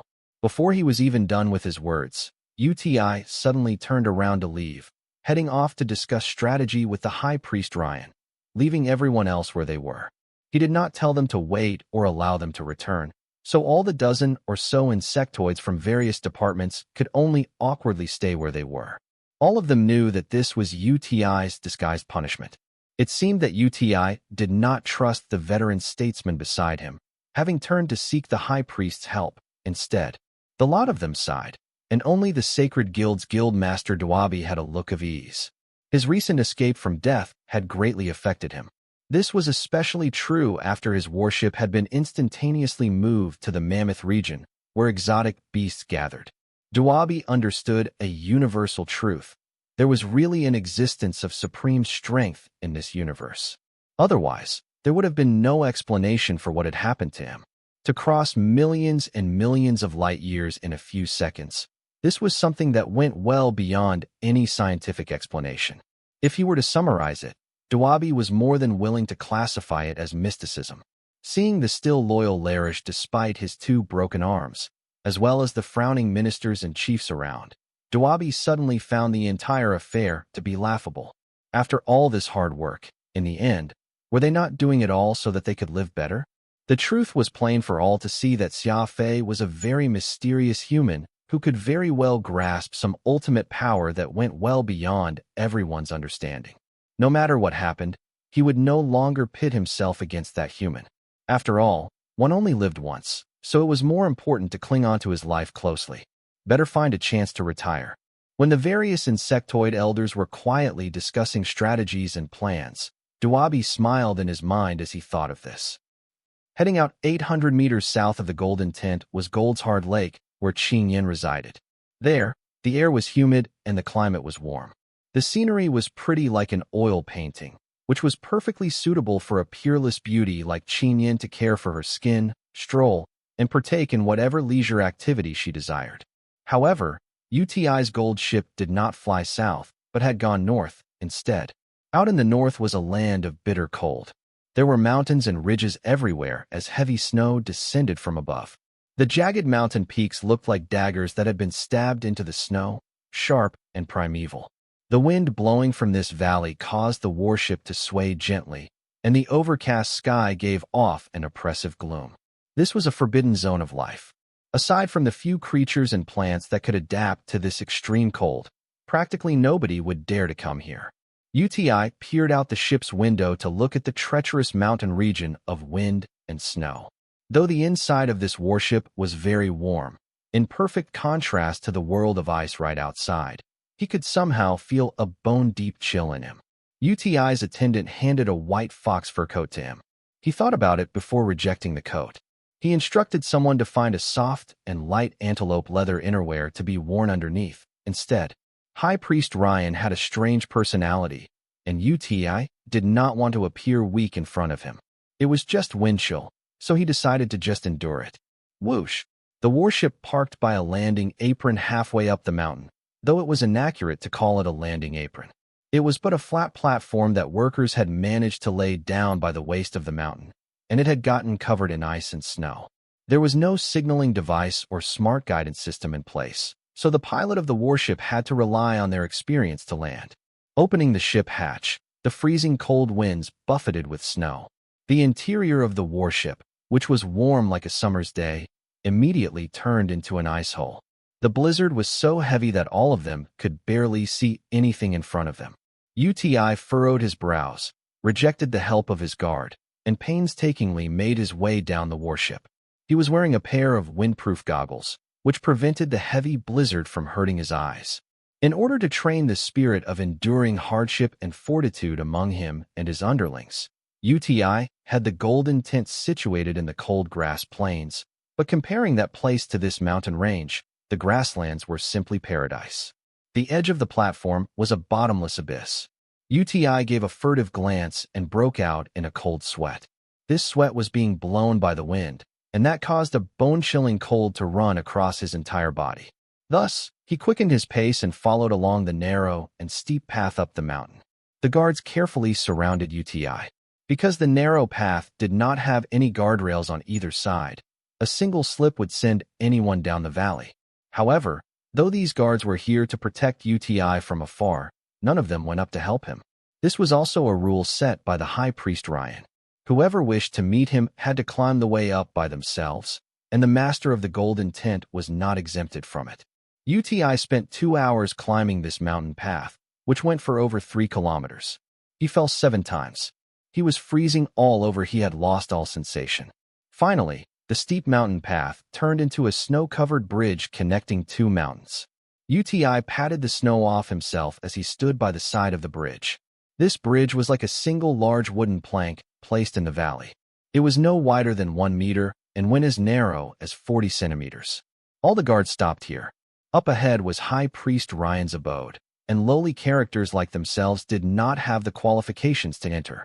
Feeney, one of the 7 champions, stepped forward and bowed. "Emperor, do you wish for me to accompany you?" The cold winds blew harshly, which made it difficult to stand upright. Never mind that UTI was expected to cross this wooden bridge of over 600 meters long. Each factor caused Feeney to worry over UTI making it through. UTI shook his head. High Priest Ryan lives just across this bridge. He's the first sacred champion, the apex expert among all insectoids. Do you really want me to be unable to raise my head in front of the High Priest? Feeney was slightly taken aback, Then he backed away immediately. High Priest Ryan's personality was extremely withdrawn. If he were to accompany UTI, there was no telling if High Priest Ryan would be displeased with UTI, and that would be terrible. UTI had expended quite a lot of effort coming here to request the High Priest's return, and there was no room for the slightest error at this point. His freezing fingers lightly touched his combat suit, and the originally 1 centimeter long shoe spikes extended to 3 centimeters. Such a length made walking more difficult, but it did improve its grip onto the ground. In order to make it across this long and narrow bridge, UTI had no better choice. All of you wait here. If you're cold, head down the mountain and take shelter from the wind. I may not be back for quite some time. UTI waved his hand dismissively as he said this. The guards were all tearing up in their gratitude.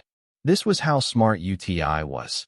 He knew how to deal with people, when to punish them, and when to show concern. This simple statement of his bought plenty of goodwill.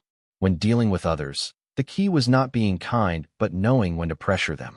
Only when someone had been placed under pressure for too long would they be happy with even the tiniest compassion. If someone were to shower them with kindness constantly, it would instead cause them to be numb toward it. Of course, it was important not to go overboard with the pressure, too, as too much would cause them to become frustrated and lose motivation.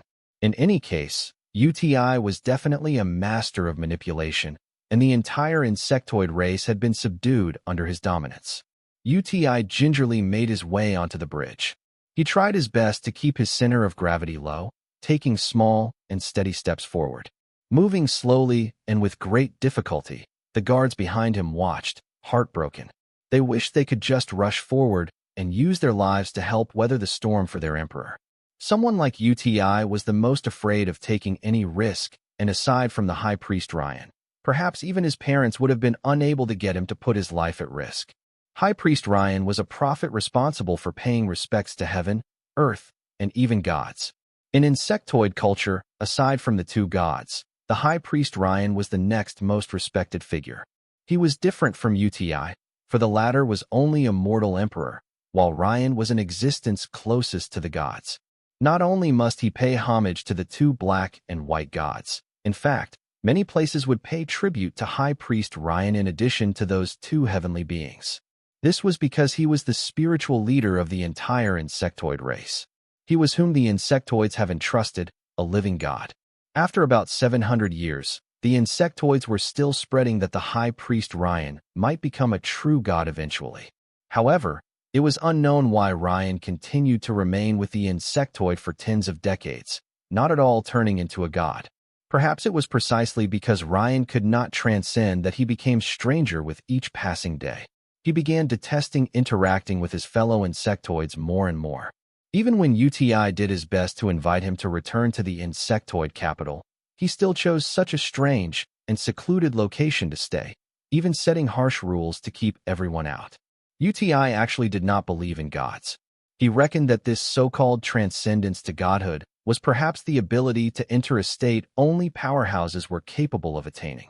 It was very apparent that High Priest Ryan considered himself to possess the strength to step into that circle, but it was just that he had not been invited. Presently, that's a good thing, since once the High Priest departed, the insectoid race would once again lose their only super expert. It was with this thought that UTI finally made it past that dangerous single-plank bridge. In such cold weather, UTI was actually sweating buckets. He anxiously pulled out a warm handkerchief from his bosom and wiped the beads of sweat on his forehead. In such freezing weather, sweating was an easy way of getting a chill. He casually tossed the handkerchief down the valley. Since it had turned into an icy lump after it got wet from his sweat, it was most definitely unsuitable for wiping sweat after, and it hardly would be of use now. The bottomless gorge made UTI dizzy. He hurriedly turned around and went ahead, no longer willing to take a second look at that danger he had just made past. This mountain was higher than the one before, much like a single candle standing atop a birthday cake, which went past the clouds. A bright light could be seen shining on the peak, and it would light this white piece of land from time to time. UTI knew very well that after the High Priest Ryan settled in this mountain range, there had not been anything that would shoot forth such a pretty flame on any of the mountains, but everything had changed after that elder came.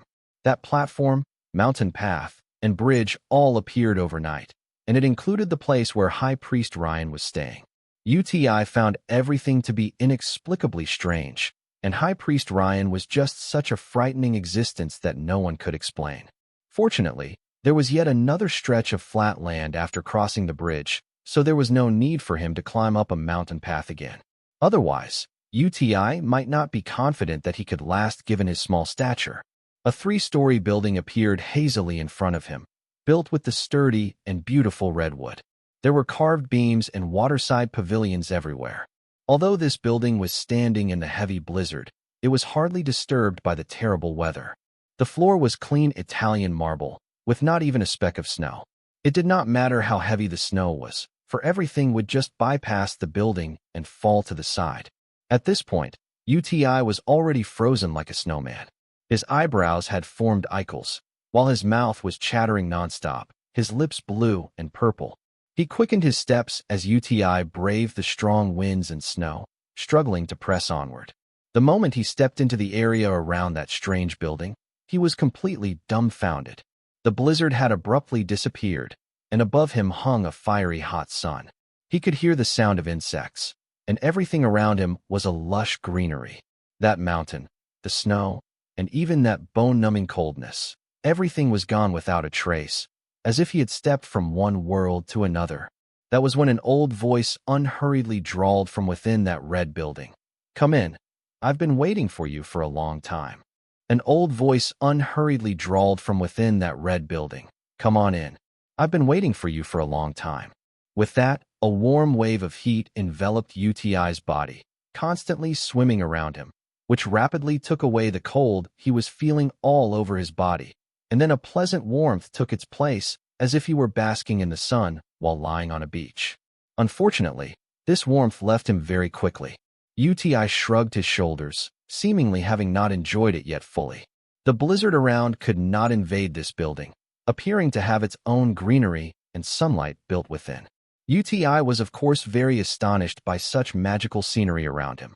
He smoothed his clothes and composed himself before walking toward the red building not too far away from him. He climbed up the 13 granite steps, and the cinnabar red door automatically opened. The spacious hall inside was quiet save for the creaking sound made by the large wooden door which echoed in the broad space. There was a single-aged individual right in the middle, with a pair of a young boy and girl by his side. The young boy was on the left, and the young girl on the right. UTI smiled, bowing to the elder a distance away. "UTI is here to see the esteemed high priest." Ryan slowly nodded. "Come on in. It's rare for you to brave the harsh blizzard here. You're the master of the golden tent, so logically speaking, I should be the one bowing to you instead."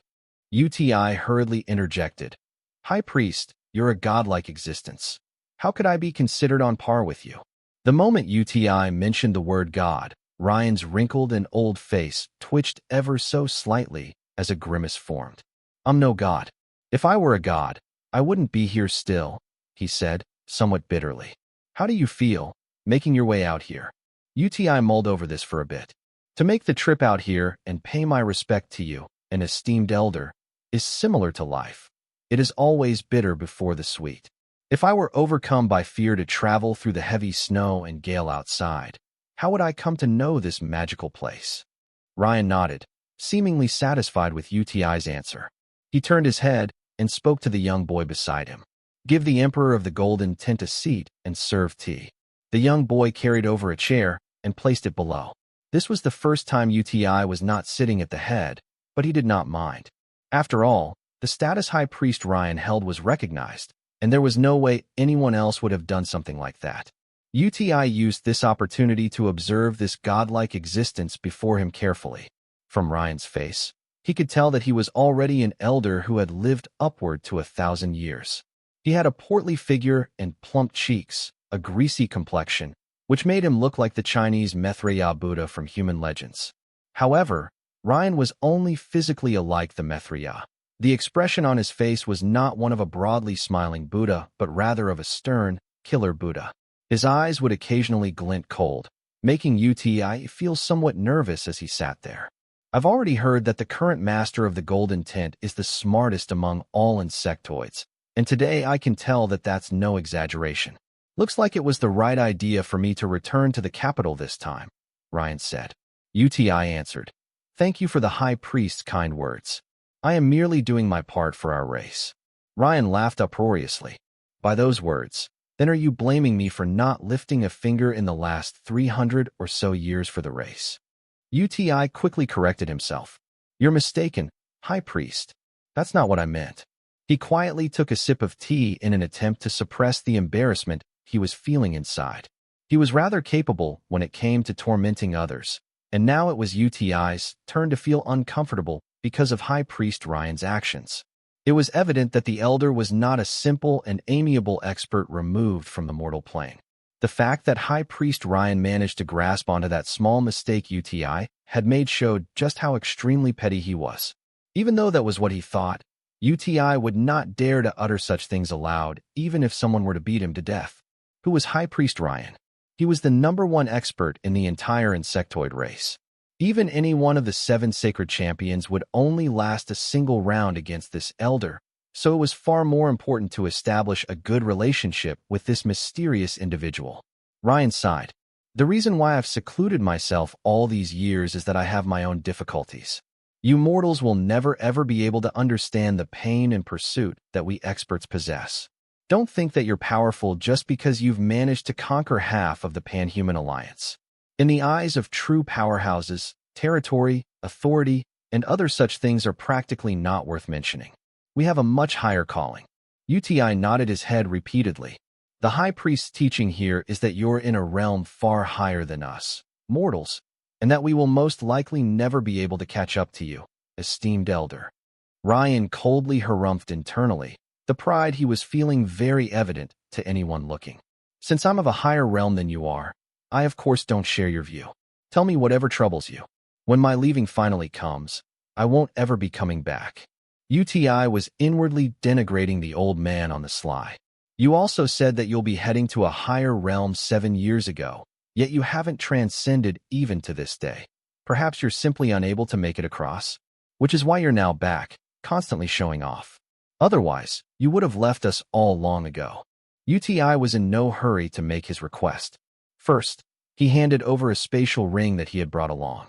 A person of Ryan's rank would not be interested in gold or such things, so everything inside the ring was food and items that had been recorded as things High Priest Ryan liked, with even some purple hearts of spirit included. He had no idea why High Priest Ryan would get the race to prepare a set amount of hearts of spirit every year, and it had been the same for over the last 1,000 years. It was as if he needed such ores for something, though no one other than the old man himself had any idea what they were being used for. Ryan did not even spare a glance at the ring and its content as he handed it over to the little girl to his right, saying, "You've been very successful in your war with the Pan-Human Alliance. If nothing goes awry, you'll be able to conquer completely all of the humans in 2 years. Though their main forces have yet to take a beating, they're lacking in morale. Those warriors who are still causing trouble will only be a temporary nuisance, nothing to be worried about. I believe that you didn't come to me for the war, did you?" UTI nodded. He was shocked that Ryan had analyzed and had had such a thorough understanding of the war situation. He did not expect that the High Priest would have such a detailed deduction of the war at the front lines despite not setting a foot outside his abode all this time. "Indeed, I'm not here because of the war situation. At the moment, though the battles breaking out in the front lines are intense, I'm not too worried about how they will turn out, but the same can't be said about the insectoid's inner regions. Recently, there's a human warrior who's been killing our sacred warriors, and in fact he's killed 16 of them in this 1 month alone, causing the insectoids everywhere to complain. Though a mere human warrior is nothing to be afraid of, the impact he created has been far-reaching. I figured that it will be best if he's taken out sooner rather than later, so as to better assuage the citizens' worry. Otherwise, it would be bad if ill-intentioned beings were to attempt publicizing it for their own benefits." Ryan was evidently very curious. He simply could not understand why UTI would personally come over and find him over an insignificant human warrior. Could that person really possess such great power? "Tell me everything about this. Just what exactly is going on with that human warrior?" Thus, UTI related what Xia Fei had done since he infiltrated the insectoid territory, all the way until he struck and murdered Arendaz, the insectoid who had set up a platform and challenged him. Ryan kept nodding his head as he listened, occasionally revealing a measure of surprise, and when UTI was finished, he spoke. It sounds like that human is a high-ranking speed ability user, with quite a decent cultivation, and what's even more commendable is how he immediately changed tactics the moment he discovered that you found a way to track him down, such that you're no longer able to get on his trail, which can be considered rather clever. UTI answered, "That's right. When I first realized that his ship is capable of stealth, it would still leave a fairly unique energy signature, so we were able to locate him as long as we searched for that particular trace, but he later became impossible to track, or perhaps he changed the system on the fly. In any case, beside this human's decent cultivation, he ought to be quite well versed in machinery and such.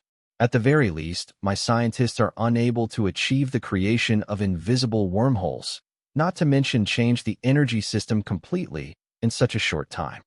High Priest Ryan mused. There are plenty of talented individuals in this universe, and your inability to do something does not mean others will be unable to do it. Just now, you mentioned how he killed a Rendaz despite 3 separate fleets monitoring that insectoid, and how he managed to depart after. That's really important.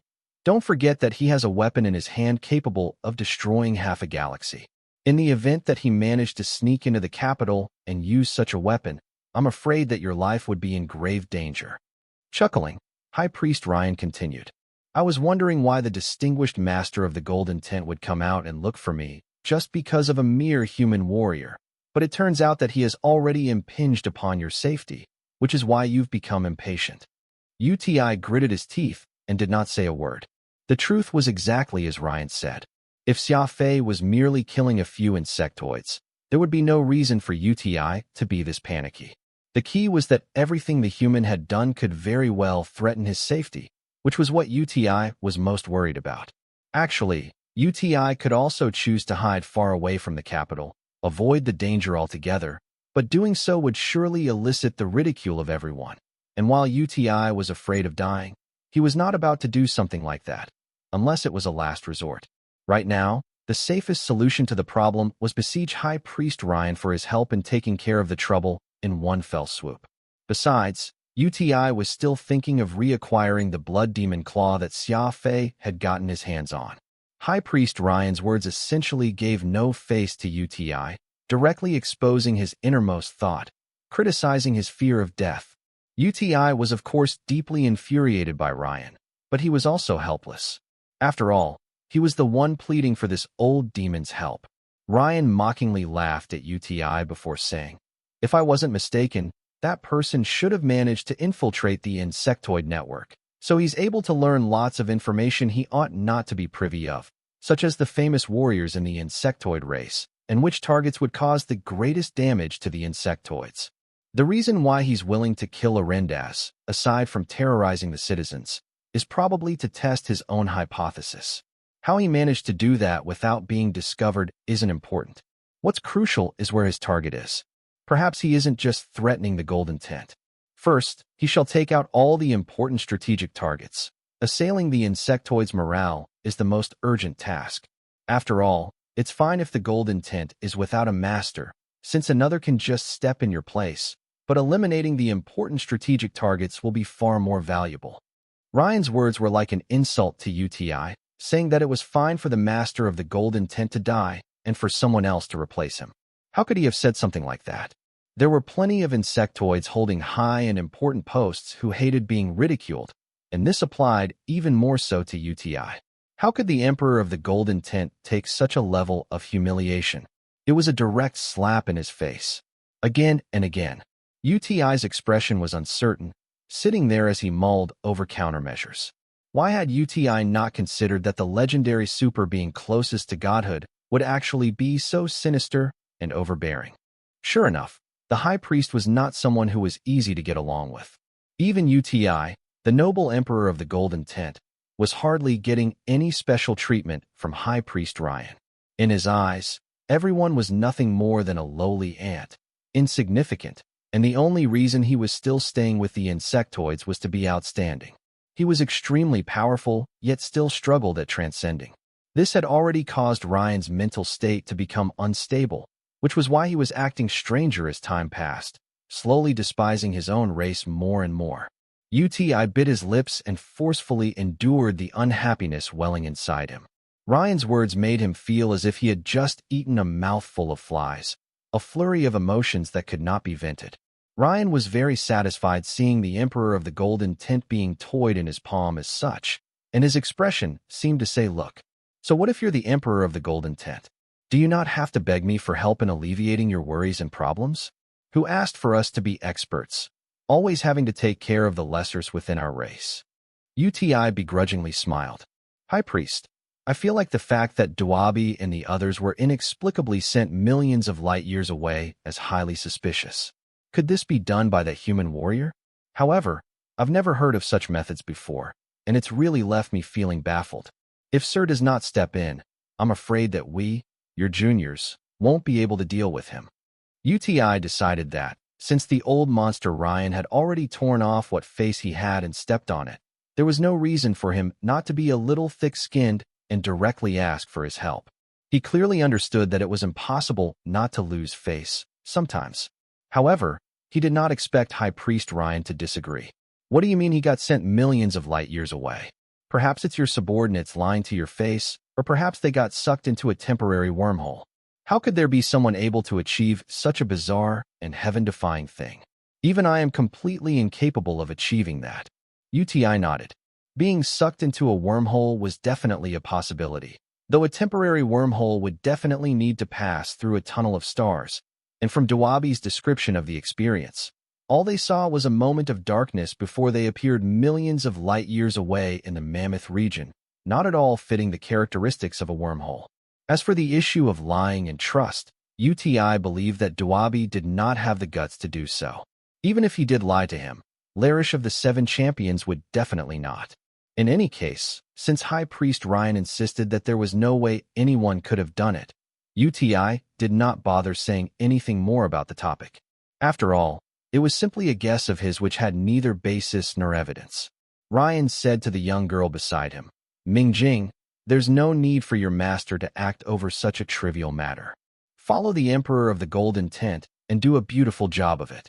Don't tarnish your master's reputation." The young girl nodded meekly as she stepped forward and took her position beside UTI. UTI was more surprised by this young girl the more he looked at her. Mingjing was indeed very pretty, with porcelain-clear skin and long, slender fingers. She looked every bit like the artistic type. However, it was evident that Mingjing was not an insectoid, but rather a human. It was fine that High Priest Ryan was unwilling to do this himself, but how could he send a human brat to accompany UTI? People of a different race would have different hearts. Yet how was it that the High Priest had a human by his side? UTI furrowed his brows for a good time before he bit the bullet and asked, "Esteemed High Priest, isn't such an arrangement inappropriate?" Ryan rolled his eyes as he asked in a questioning voice, "What's inappropriate about this? Though Mingjing isn't of our race, she is absolutely loyal to me. She is also leagues stronger than those garbage around you in terms of her martial arts prowess. It's perfectly safe to have her act in my stead, or do you not trust me?" "I would not dare." UTI hurriedly bowed to Ryan. "Since the High Priest said that it is fine, UTI shall obey. If there's nothing else, I'll take my with Mingjing now." Ryan had no objections. "Go on then. No need to find me if there's nothing else. I plan to seclude myself in the coming days." The tone he used sounded as if he was treating UTI as his own disciple. The Emperor helplessly smiled, leading Mingjing out of the abode after giving the High Priest a final salute. Mingjing had a stony personality, following behind UTI as if she were a tree log. However, there was nothing UTI could do about this. Only managing to bring back a human girl after going through all that work. How much more ridiculous could this get? Nonetheless, it did not seem that Ryan would be leaving the capital anytime soon, and that was a good thing for UTI. The High Priest could at least come in handy during crucial moments as long as he was still around. No matter how arrogant the former was, there was no way he could just leave the Emperor in the lurch, could he? While it was true that Ryan despised UTI, he was also not about to fold his arms and call it quits during critical junctures. After all, he was the most respected individual among all the insectoids, second only to the black and white gods. He could not afford to lose face like that. Still, the young girl beside UTI troubled him greatly. She looked so delicate and fragile, hardly like an expert. Besides, she was human, and now that the insectoid army was fighting against the Pan-Human Alliance, UTI simply found it very unreliable to send a human to deal with another human. Best if this girl dies as soon as possible. Perhaps Ryan will have to take action personally when that time comes. UTI secretly thought to himself. His eyes resentfully glanced at Ming Jing as the corners of UTI's mouth curled diabolically. The moment UTI left, the young boy beside High Priest Ryan bowed and said, "Master, earlier, what UTI had described was clearly something done by a super expert who had grasped the law of space. Why did you deliberately misdirect his attention elsewhere?" This young boy appeared to be a lot more muscular than Ming Jing, the thick black fur in front of his chest bare for all to see, and the scales all over his face and arms had yet to devolve completely. Aside from his somewhat childlike eyes, every other part of his body bore the resemblance to a teenage insectoid, and even his voice sounded a little deep when speaking. Ryan chuckled. "Mingzhu, it is best if as few individuals as possible know about the law of space. Don't forget that the moment the average being understands that there's such a mysterious martial arts skill in this universe, they will most definitely do whatever it takes to learn it. It's enough for us to be the only ones in our race who are aware of it. You wouldn't want to give rise to many more opponents either, would you? For us to receive such a treatment from the insectoids, be it in terms of our want of females or fortune, those fools immediately providing all we desire, isn't it such a wondrous feeling? Do you actually wish to share this glory with anyone else? In this godless world, we are the gods, an insurmountable existence whom no one can compare. Since no one knows the truth, what reasons do we have to ruin this?" Mingzhu seemed to have gained a level of understanding upon hearing this. Experts would always have the habit of hiding secrets, and the weaker they were, the more likely they would be afraid of their ultimate techniques being stolen by others. Because he did not know much, there was plenty he could lose. A real expert would not need to do something like this, for they would be completely confident of their capabilities. Even if they were to stand at the same starting line, true experts would not be willing to lose to anyone else, not to mention teaching something that they had a complete grasp of to someone else. If UTI were present, the insectoid emperor would most definitely let out a heavy sigh, as his judgment had been right on the money. The high priest was indeed a petty individual, afraid that others would learn about the existence of the law of space, afraid of losing his godhood among his race. That was why he had to be careful in everything he did and why he was so immensely harsh to everyone else. Mingzhu knitted his eyebrows and contemplated on this for quite some time before asking. Since that human expert can very well be a super expert who has a grasp of the law of space, won't sending Sister Mingjing out be like striking a rock with an egg? She does not have sufficient cultivation to deal with a real law inheritor. I'm afraid that she's going to be grave danger taking on this task. Slap. A chestnut heavily struck Mingzhu's head, causing the young boy to clutch his head, looking at his master in fear. Idiot. Are you implying that your master should personally make the trip out instead of sending Mingjing out in my stead? What if that human really turns out to be an expert who has a grasp of the law of space? Do you want me to become his enemy? When two experts having a grasp of the law of space collide, no matter who wins or loses, the fight that occurs will create a great upheaval. Master has already been waiting to enter that circle for almost 731 years. Now that I'm literally on the cusp of being promoted, is it really worth losing my life to an expert of the law of space at this point? You're really such a dumbwit. What could possibly be more important than being promoted? As long as the enemy is also an expert who has a grasp of the law of space, even if his cultivation is much lower than mine, I won't take the risk of being his enemy. I've been waiting for this chance for 731 years. I need to play it safe, and extra safe. Even if it's but a 1% risk, I will most definitely not take the chance. No one would have imagined that the so-called High Priest Ryan was not only such a small-minded insectoid, but also an absolutely yellow-bellied coward. Still, if anyone were to consider how he had waited for over 700 years to join the super expert circle, it made sense why he was unwilling to risk himself like so. If anyone else were in his shoes, they would most likely do the same. Of course, this would not apply to an insane maniac like Xia Fei. Heaving a deep sigh, Ryan pretended to be kind. Actually, if that human warrior truly has a grasp of the law of space, eradicating the insectoids will merely be a simple and effortless task to him. All he has to do is use spatial distortion, and he can very well crush all planets one by one. There wouldn't be a need for him to go through all that hassle, hunting down sacred warriors. That's why I think the chances of him being a super expert aren't very high. Still, it's not worth it for your master to take such a risk personally, so I sent Mingjing to probe the enemy. If she manages to deal with the enemy, then there's nothing much to be said, since all it takes is me sending my disciple to eliminate an enemy who's left even the Emperor of the Golden Tent restless. It just greatly demonstrates the power that I, High Priest Ryan, wield. Mingzhu was still confused over one thing. What if Mingjing fails to defeat the human warrior and, instead, lose to him? Ryan answered, I planted a fire seedling in Mingjing. Your master will know if it gets extinguished, no matter how far she is. If the enemy isn't a law of space inheritor, only depending on his superior martial arts skill to achieve victory, then I will naturally appear and take charge, exterminating the human in one move. By then, I will push all the responsibility onto Mingjing and blame the brat for not being studious enough. I doubt anyone among the insectoid will dare say anything otherwise. And if the enemy really is an expert who has a grasp of the law of space, then you and I, disciple and master, will find some excuse to leave this place immediately. We must definitely not become enemies with him. Since I am recognized as a higher being, it will be normal for me to disappear and become elusive. In order to enter the circle of the super experts, there are some things that I will have to give up on. Otherwise, all the work I've done before will be for naught. There's not much use to keep that little mute Mingjing around anymore. I originally took her in to alleviate my boredom, since a young human girl is far more delicious than a young female insectoid. But who knew that the brat wasn't in the least bit enlightened and actually refused to cooperate with me? Since that's the case, I'll just have to treat her like a sacrificial lamb. Besides, I've already made the best use of her having her around so long. Mingzhu suddenly felt a wave of cold wash over him. Today was Mingjing whom Ryan had decided to send to her death. Would it be his turn to suffer the same fate tomorrow?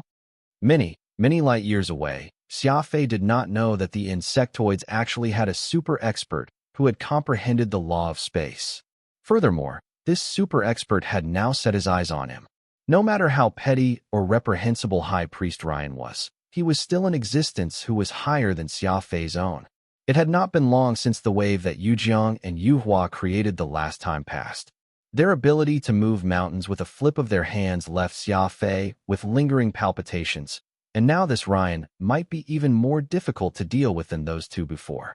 It was as the ancient saying went, better offend a gentleman than a villain. A gentleman was magnanimous and upright, while a villain was sinister and despicable with his actions. There was nothing a villain would not do. High Priest Ryan was very evidently not a gentleman. In a private room, Xia Fei was currently pitting himself against 1286 meteors.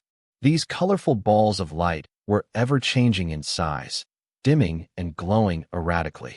Sometimes, they would stop in front of Xia Fei as if they were goading him, and when Xia Fei was about to try and catch them, they would get in a whirlwind of movements, rapidly distancing themselves from Xia Fei, moving so irregularly and evasively.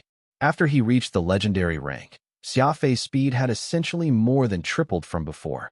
This also caused his meteor ball training to level up abruptly, and in just 20 over days since, Xia Fei had managed to level up his training from level 2 to 5. The crowded meteors dancing busily in midair was the best evidence of this.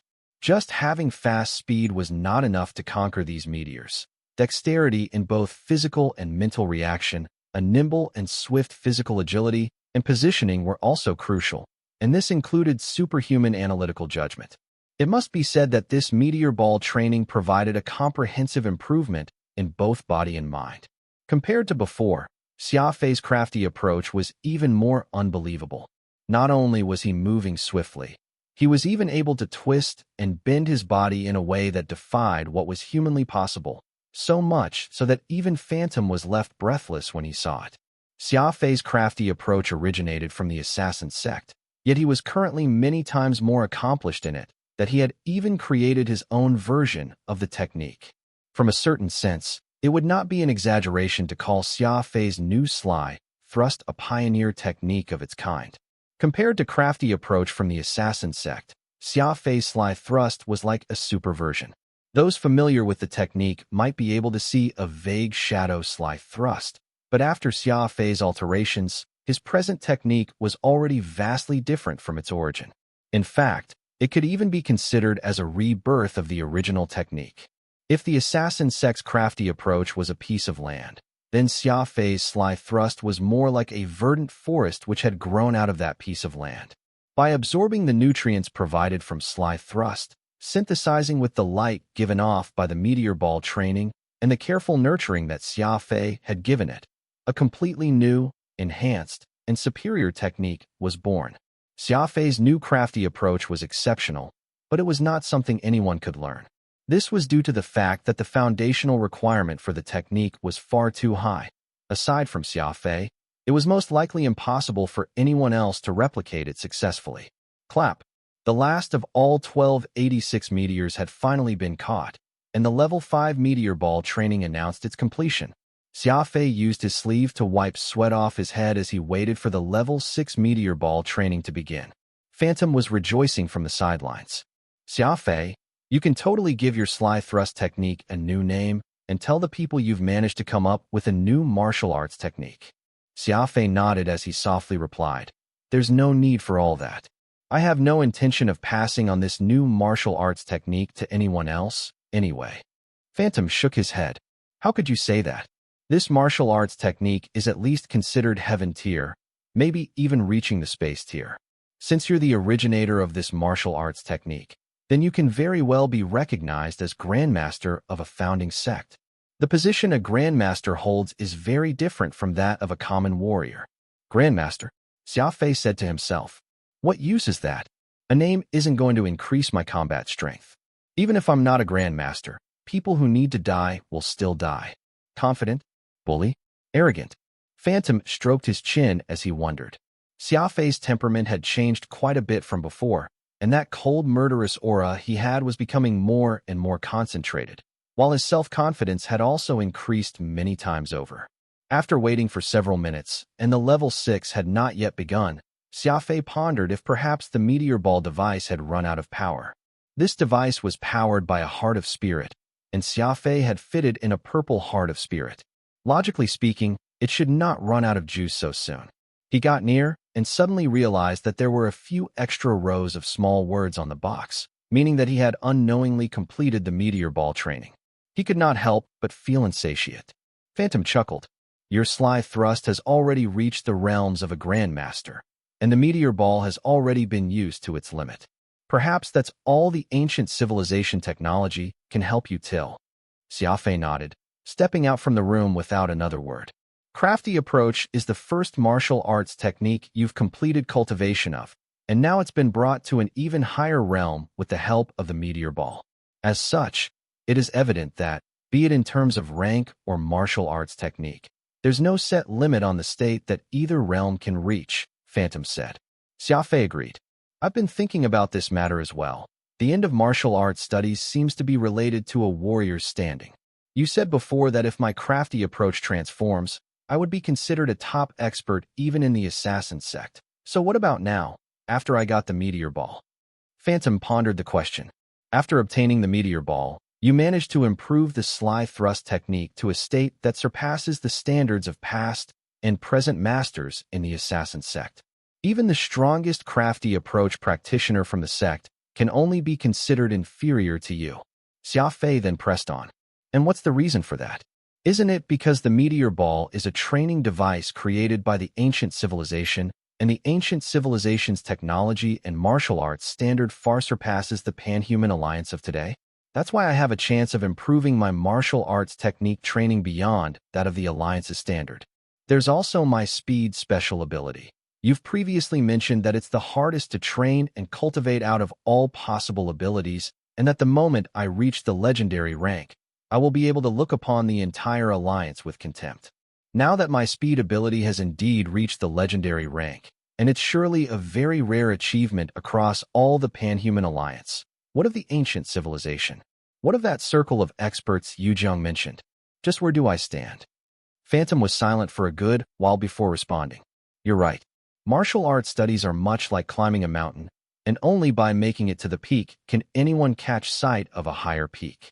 As for which peak will be the highest, only someone who has climbed the tallest mountain will know the answer to that. Anyone beneath will forever be blinded by the steep cliffs. No matter the case, your speed ability has already reached the legendary rank, while your crafty approach and beast spirit codex are at their max right now. These abilities and techniques you have will surely place you among the absolute top tier in the entire alliance. Even your psychokinesis isn't far off. As for where the highest peak is, you'll know about that one day, so it's best not to be arrogant. Xia Fei shook his head. I wasn't trying to be arrogant by saying all that. Rather, I am full of anticipation for the future. Anticipation, that circle of experts that Yu Jiang mentioned, and the mysterious 3 great laws. I'm very much looking forward to learning more about all that. So why did you reject their request? Wouldn't it be good if you went ahead and began learning about the 3 great laws then? You don't understand. I still have plenty of baggage in my heart, and while learning the 3 great laws is great, I know better than anyone else that for a warrior to rank up rapidly, it's important for them to do so without any baggage whatsoever. If I accepted their offer and joined them back then, I would hardly be at ease. Quantum Holdings, Uncle Porter, Old Man Sheen Mang, and my old home planet Earth, they are all baggage holding me back. Even if I truly got the opportunity to learn the 3 great laws, I would never be able to devote my whole heart and soul to its cultivation. When one's heart is in a mess, everything they do will require twice the effort to achieve half the work. This is something you ought to understand. Phantom promptly laughed. Sure enough, you're considering this far more holistically than I am. A half-hearted cultivation will easily go awry, and when that time comes, there will be nowhere or no one for you to cry to. It may seem like you rejected an opportunity, but in reality, you're just paving the way for greater progress in the future. Martial arts studies emphasize greatly on gradual improvement. Even if one is talented and outstanding, nothing good can come out of blindly advancing forward. Learning about the profound 3 great laws while one's home is being ravaged by the flames of war, I doubt it will be an easy experience for anyone. I support you. Use these 3 years to accomplish everything you wish to do so that you can make progress unburdened. The 2 of them chatted as they entered the command deck. Ever since the last time, neither Xia Fei nor Phantom had mentioned Avril again.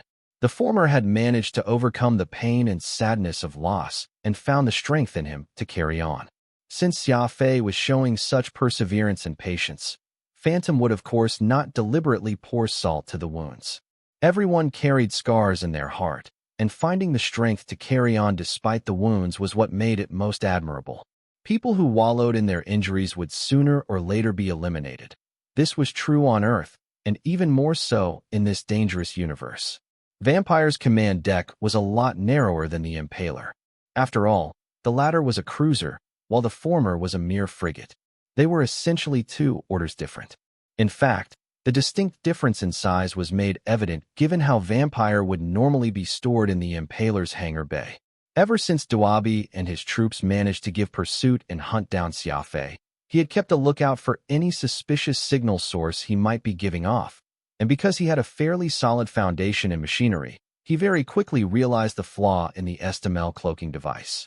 Warships depended on wormholes to traverse across the universe, and the bigger a warship, the greater the energy required to create the temporary wormhole used, which in turn made it that much easier to be detected. While the STML cloaking device was capable of opening a stealth wormhole, the Impaler would let out an enormous energy fluctuation due to the immense energy source needed. This made its energy signature very different from what the common warships would produce, and once detected, the enemy could very easily track it accordingly. Xia Fei discovered this flaw and was upset over the fact that he did not have any suitable parts or materials on hand, so he could not try and rectify this flaw.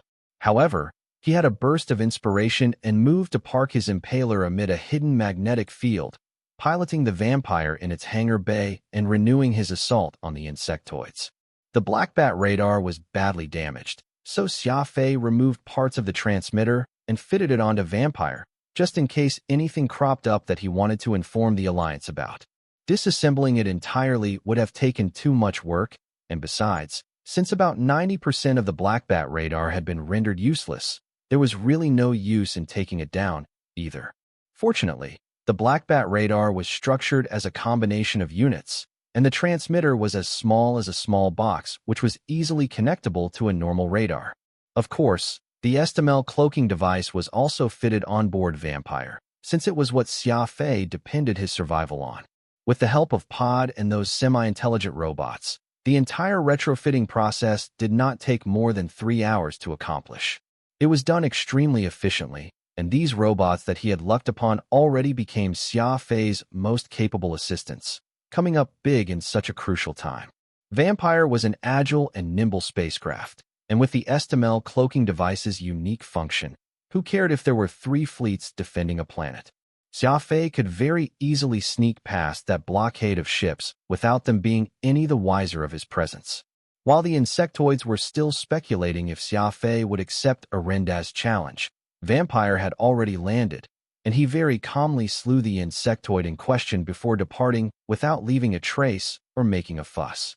UTI would never have dreamed that, though Xia Fei had barged into the insectoid territory all alone, he had actually brought along 2 warships. Master, your fried paste noodles and cola. The little robot Pod respectfully brought a food tray over, with 2 large bowls of noodles and a glass of cola. The golden-colored noodles gave off a fragrance which could be smelled from a distance. Green leafy vegetables were placed orderly above, a lovely sight that would whet anyone's appetite at first glance. Pod, your skills are steadily improving. You'll soon catch up to even the most experienced cooks found in Shanghai. Xia Fei patted Pod's head as he gave it high praise. Shanghai? Is that somewhere fun? Pod crooked his head and asked. Xia Fei was put in a somewhat awkward spot. Earth was in the Indero star region, which had already been colonized by the insectoids. Xia Fei had been made aware of this after reading a battle report over the insectoid internet. He had no clue if the Forbidden City, Statue of Liberty, Eiffel Tower, and other such structures that symbolized Earth culture had been destroyed or knew nothing of what had happened to old Whitey selling beef buns or the bearded Ning selling mutton skewers, including those neighbors whom he was familiar with and his friends from his own company, Quantum Holdings. Xia Fei was worried about them all in his heart. In the past, he would always complain about the sandstorms in Shanghai during spring or the traffic going at a snail's pace along the busy streets. Only now did he realize that such things were difficult to accumulate, but so very easily destroyed. The unaware Pod was still waiting expectantly for Xia Fei's answer, and he could only force himself to flash a slight smile as he casually replied, "It's not bad." Furball, who was sleeping sprawled on the couch, suddenly bounced on his feet, letting quite a roar in the warship command deck with bleary eyes, as if he were extremely angry. After he was done with its bout of tantrum, Furball hopped back on the couch and buried his head beneath the pile of magazines as the godly beast resumed his sleep, seemingly having just experienced sleepwalking. "What's with Furball?" Phantom asked, laughing.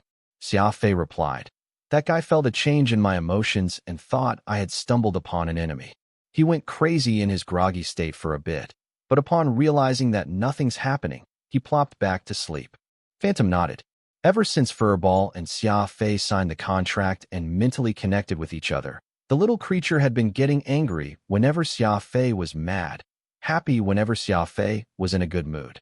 Unfortunately, Xia Fei had not been feeling too happy recently, so Furball's temper was slowly becoming more and more easily irritable.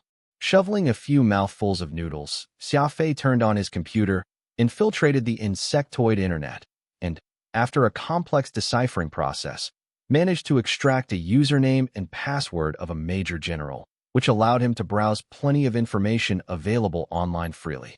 He even got access to military networks, though browsing through would leave behind his login trace.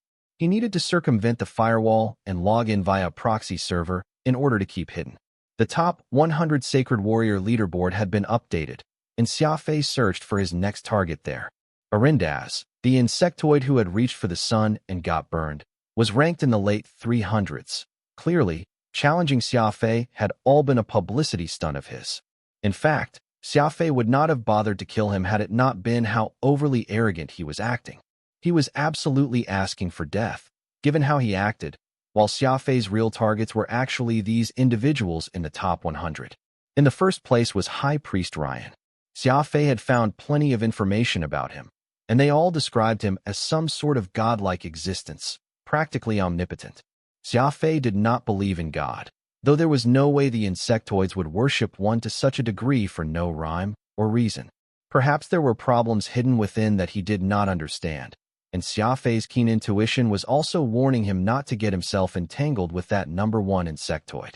As such, Xia Fei turned his sights on the others, who had a certain level of fame, yet he was also capable of beating. Furthermore, these targets could not be too far from him. The insectoid territory covered a wider expanse than the Pan-Human Alliance, requiring a ship to fly for 3 months nonstop to get from one end to the other. There was simply no way he would spend months on a long voyage just to kill an expert. From the very beginning, Xia Fei's goal was very clear. Devastating the insectoid capital and killing UTI was the only chance to avoid humanity's extinction. All these experts Xia Fei had killed along the way were nothing but side dishes. He still had 2 stars of ruin in his possession, and using them to destroy the figurative central nervous system of the insectoids was Xia Fei's main goal. Though the Special Task Force fleets had been decimated, leaving just Xia Fei alone, he had not yet given up on the plan. "Who's our next target?" Phantom asked. Xia Fei's finger lightly tapped the screen and picked out the information of a particular sacred warrior as well as a star map of his location. Phantom glanced at what was displayed as his brows furrowed.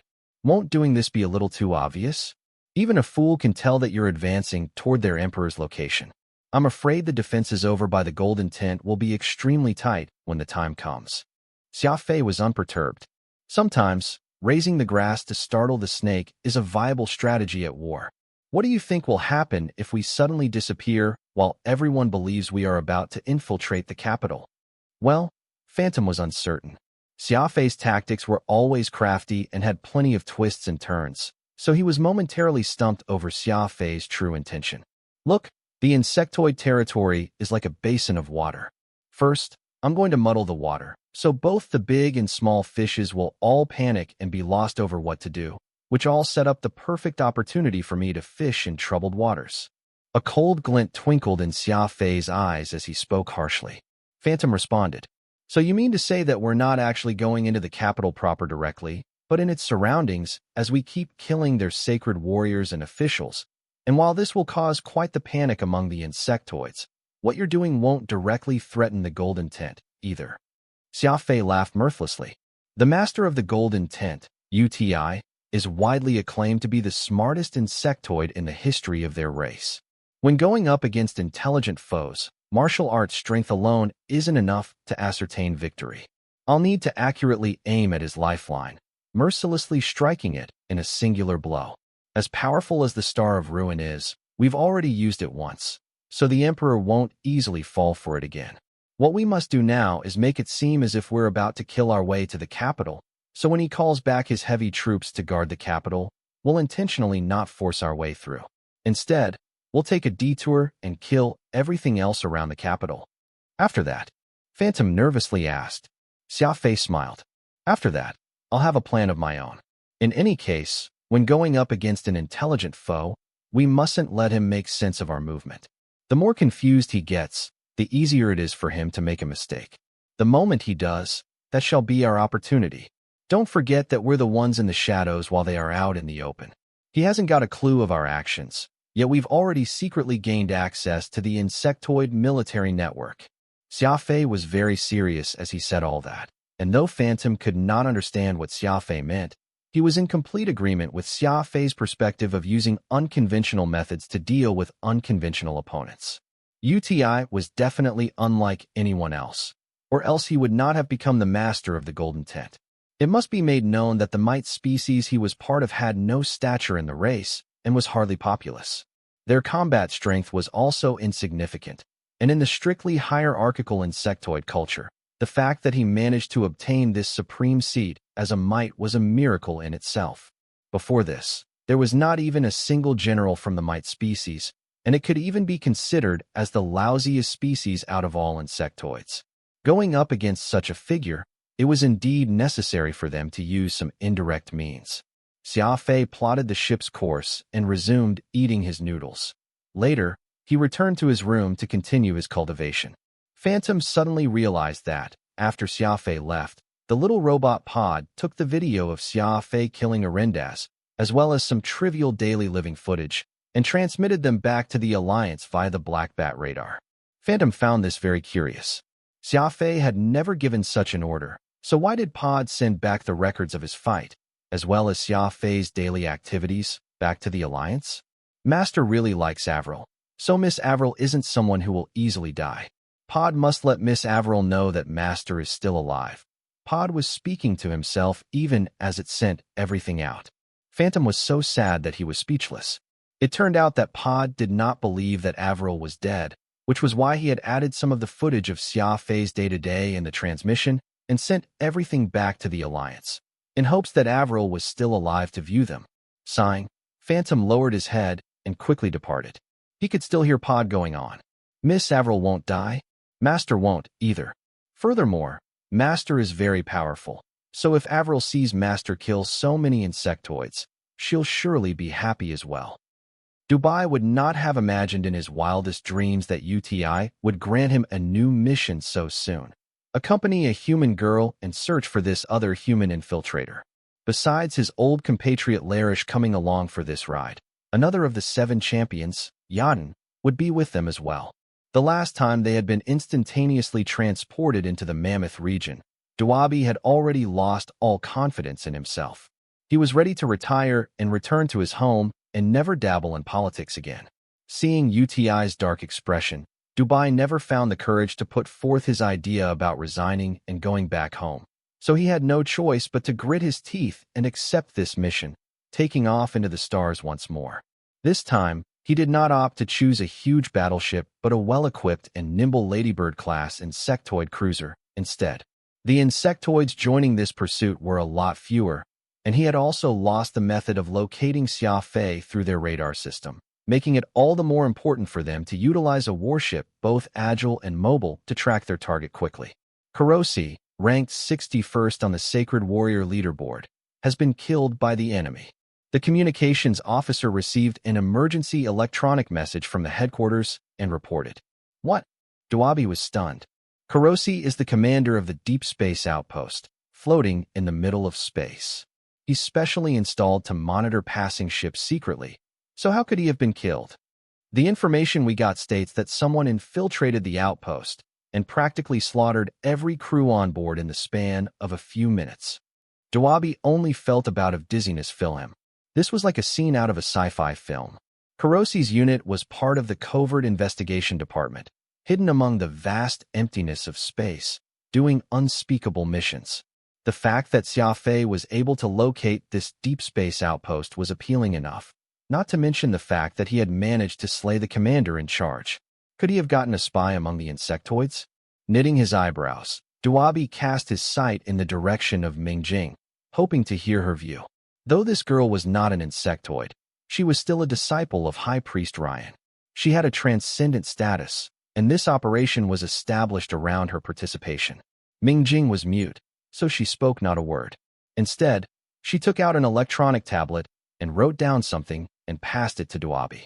Dubai took the tablet in hand and read what was written on it. Bring me to the scene. My special ability is mental trace.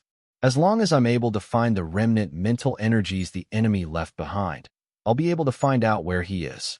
With Duabi and the others on board, the Ladybird-class light cruiser sped off into space, heading toward the Deep Space Outpost. This time, the number of insectoids UTI had assigned to him was rather paltry. Aside from him and the one-armed Larish, only Yaden was combat-capable. Even the guards he had accompanying them did not number over 20. Though Mingjing was a disciple of High Priest Ryan and should have decent cultivation, she was ultimately a human and of a very young age at that. So Duabi was not particularly at ease having her around. UTI's explanation toward this operation was to prioritize discretion. There was a very high possibility that the enemy had managed to infiltrate the insectoid's internal network, so even the military network might not be too secure. As such, by ensuring that this hunting squad remained few, they could better reduce the chances of information getting leaked. UTI, of course, had his reasons for reaching such a judgment to their current situation, given that the confirmation of Kurosi's death was proof that Xia Fei indeed had means to obtain internal information.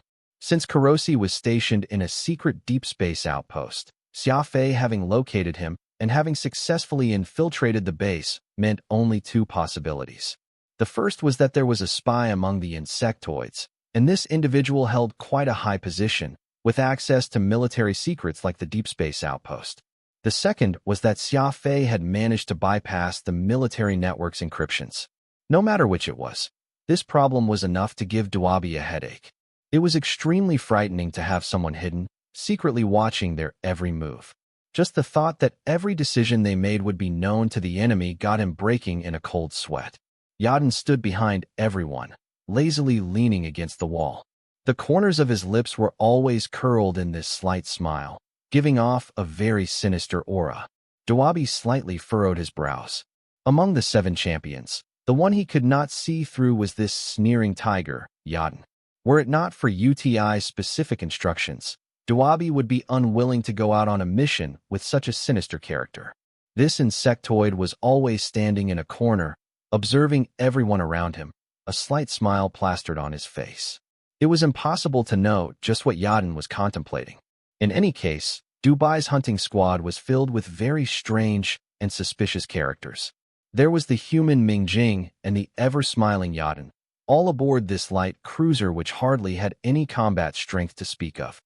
As the warship passed through a temporary wormhole, a huge and strange structure floating in the dead silence of space appeared beyond. The lights were lit, but not to a glaring level. Several spotlights were also constantly flashing. Duabi gave Mingjing a salute as he asked, "Are we going to board now? Should we scan the interior of the deep space outpost first?" Mingjing did not give any answer and merely shut her eyes. Her long eyelashes fluttered slightly, as if she was unleashing some mysterious ability.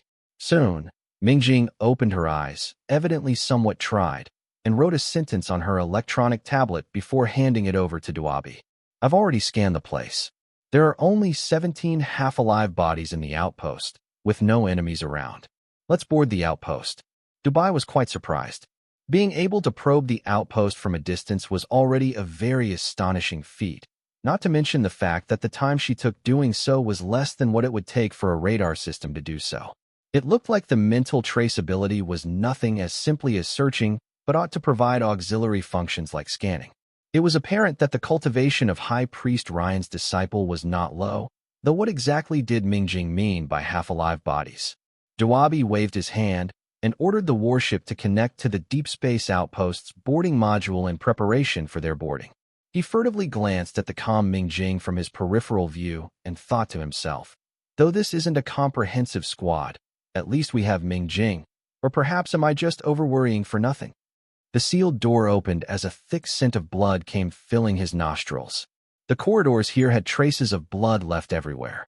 Every few steps, there would be a new corpse sprawled messily across the path, and by the looks of how they died, each was assassinated without even knowing what happened. All were holding on to equipment and weapons, some even having mouths stuffed with half-eaten food, dying terrible deaths.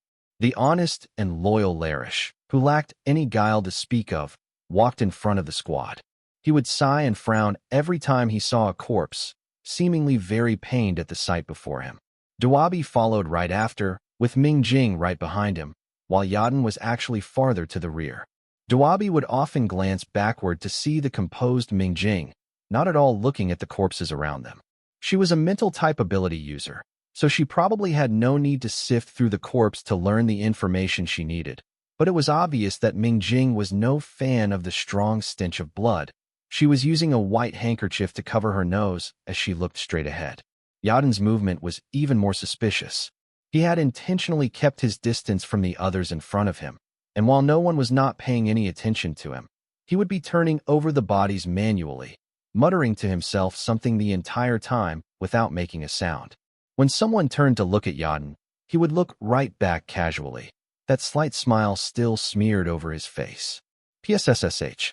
The sealed door to the command center suddenly opened, and a dozen or so lucky surviving soldiers all collapsed on their knees, with some crying as they narrated their experience.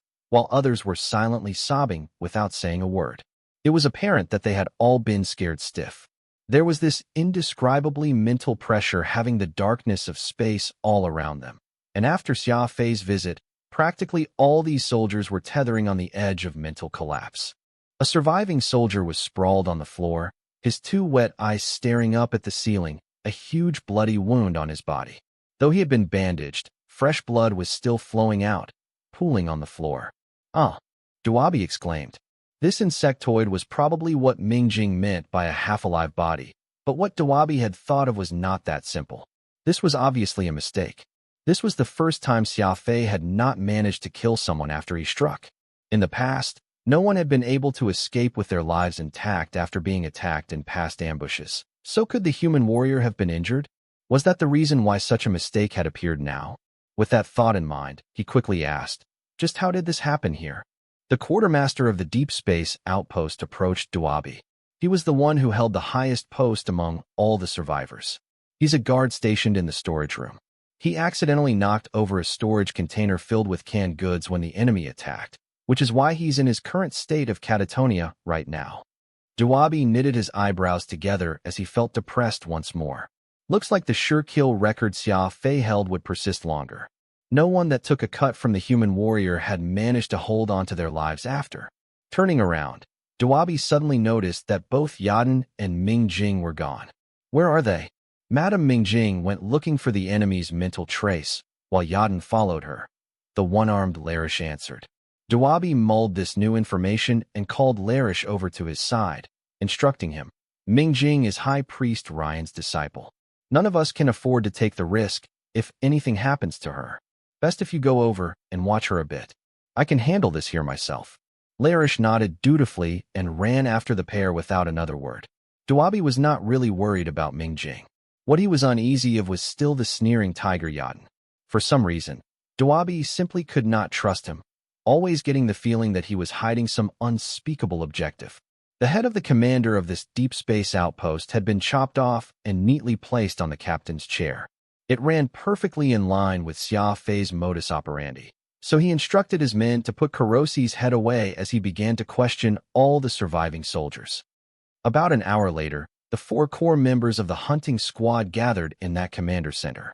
Larish was the first to ask, "Guildmaster, how did your question of the survivors go? Was there a spy among the soldiers?" The moment the already terrified soldiers heard what Larish said, all of them began trembling even more greatly. An outpost with over 2,000 insectoids stationed all died. Though they were still alive, it was easy for them to have wild speculations about their fates. The insectoids lived in a fairly savage society, so as long as these high-level individuals found them suspicious, killing them was no more difficult than raising a finger. There would not even be a need for a military court to convene. Duabi shook his head. These insectoids were all working in relatively secluded corners of the outpost, which was how they managed to escape death. The enemy infiltrated via the ventilation system, directly slaying his way to the command center, thereafter severing Kurosi's head. As far as puzzlement goes, there's really something I can't understand. Look there. Duabi pulled out the security monitor system and showed it to the 3.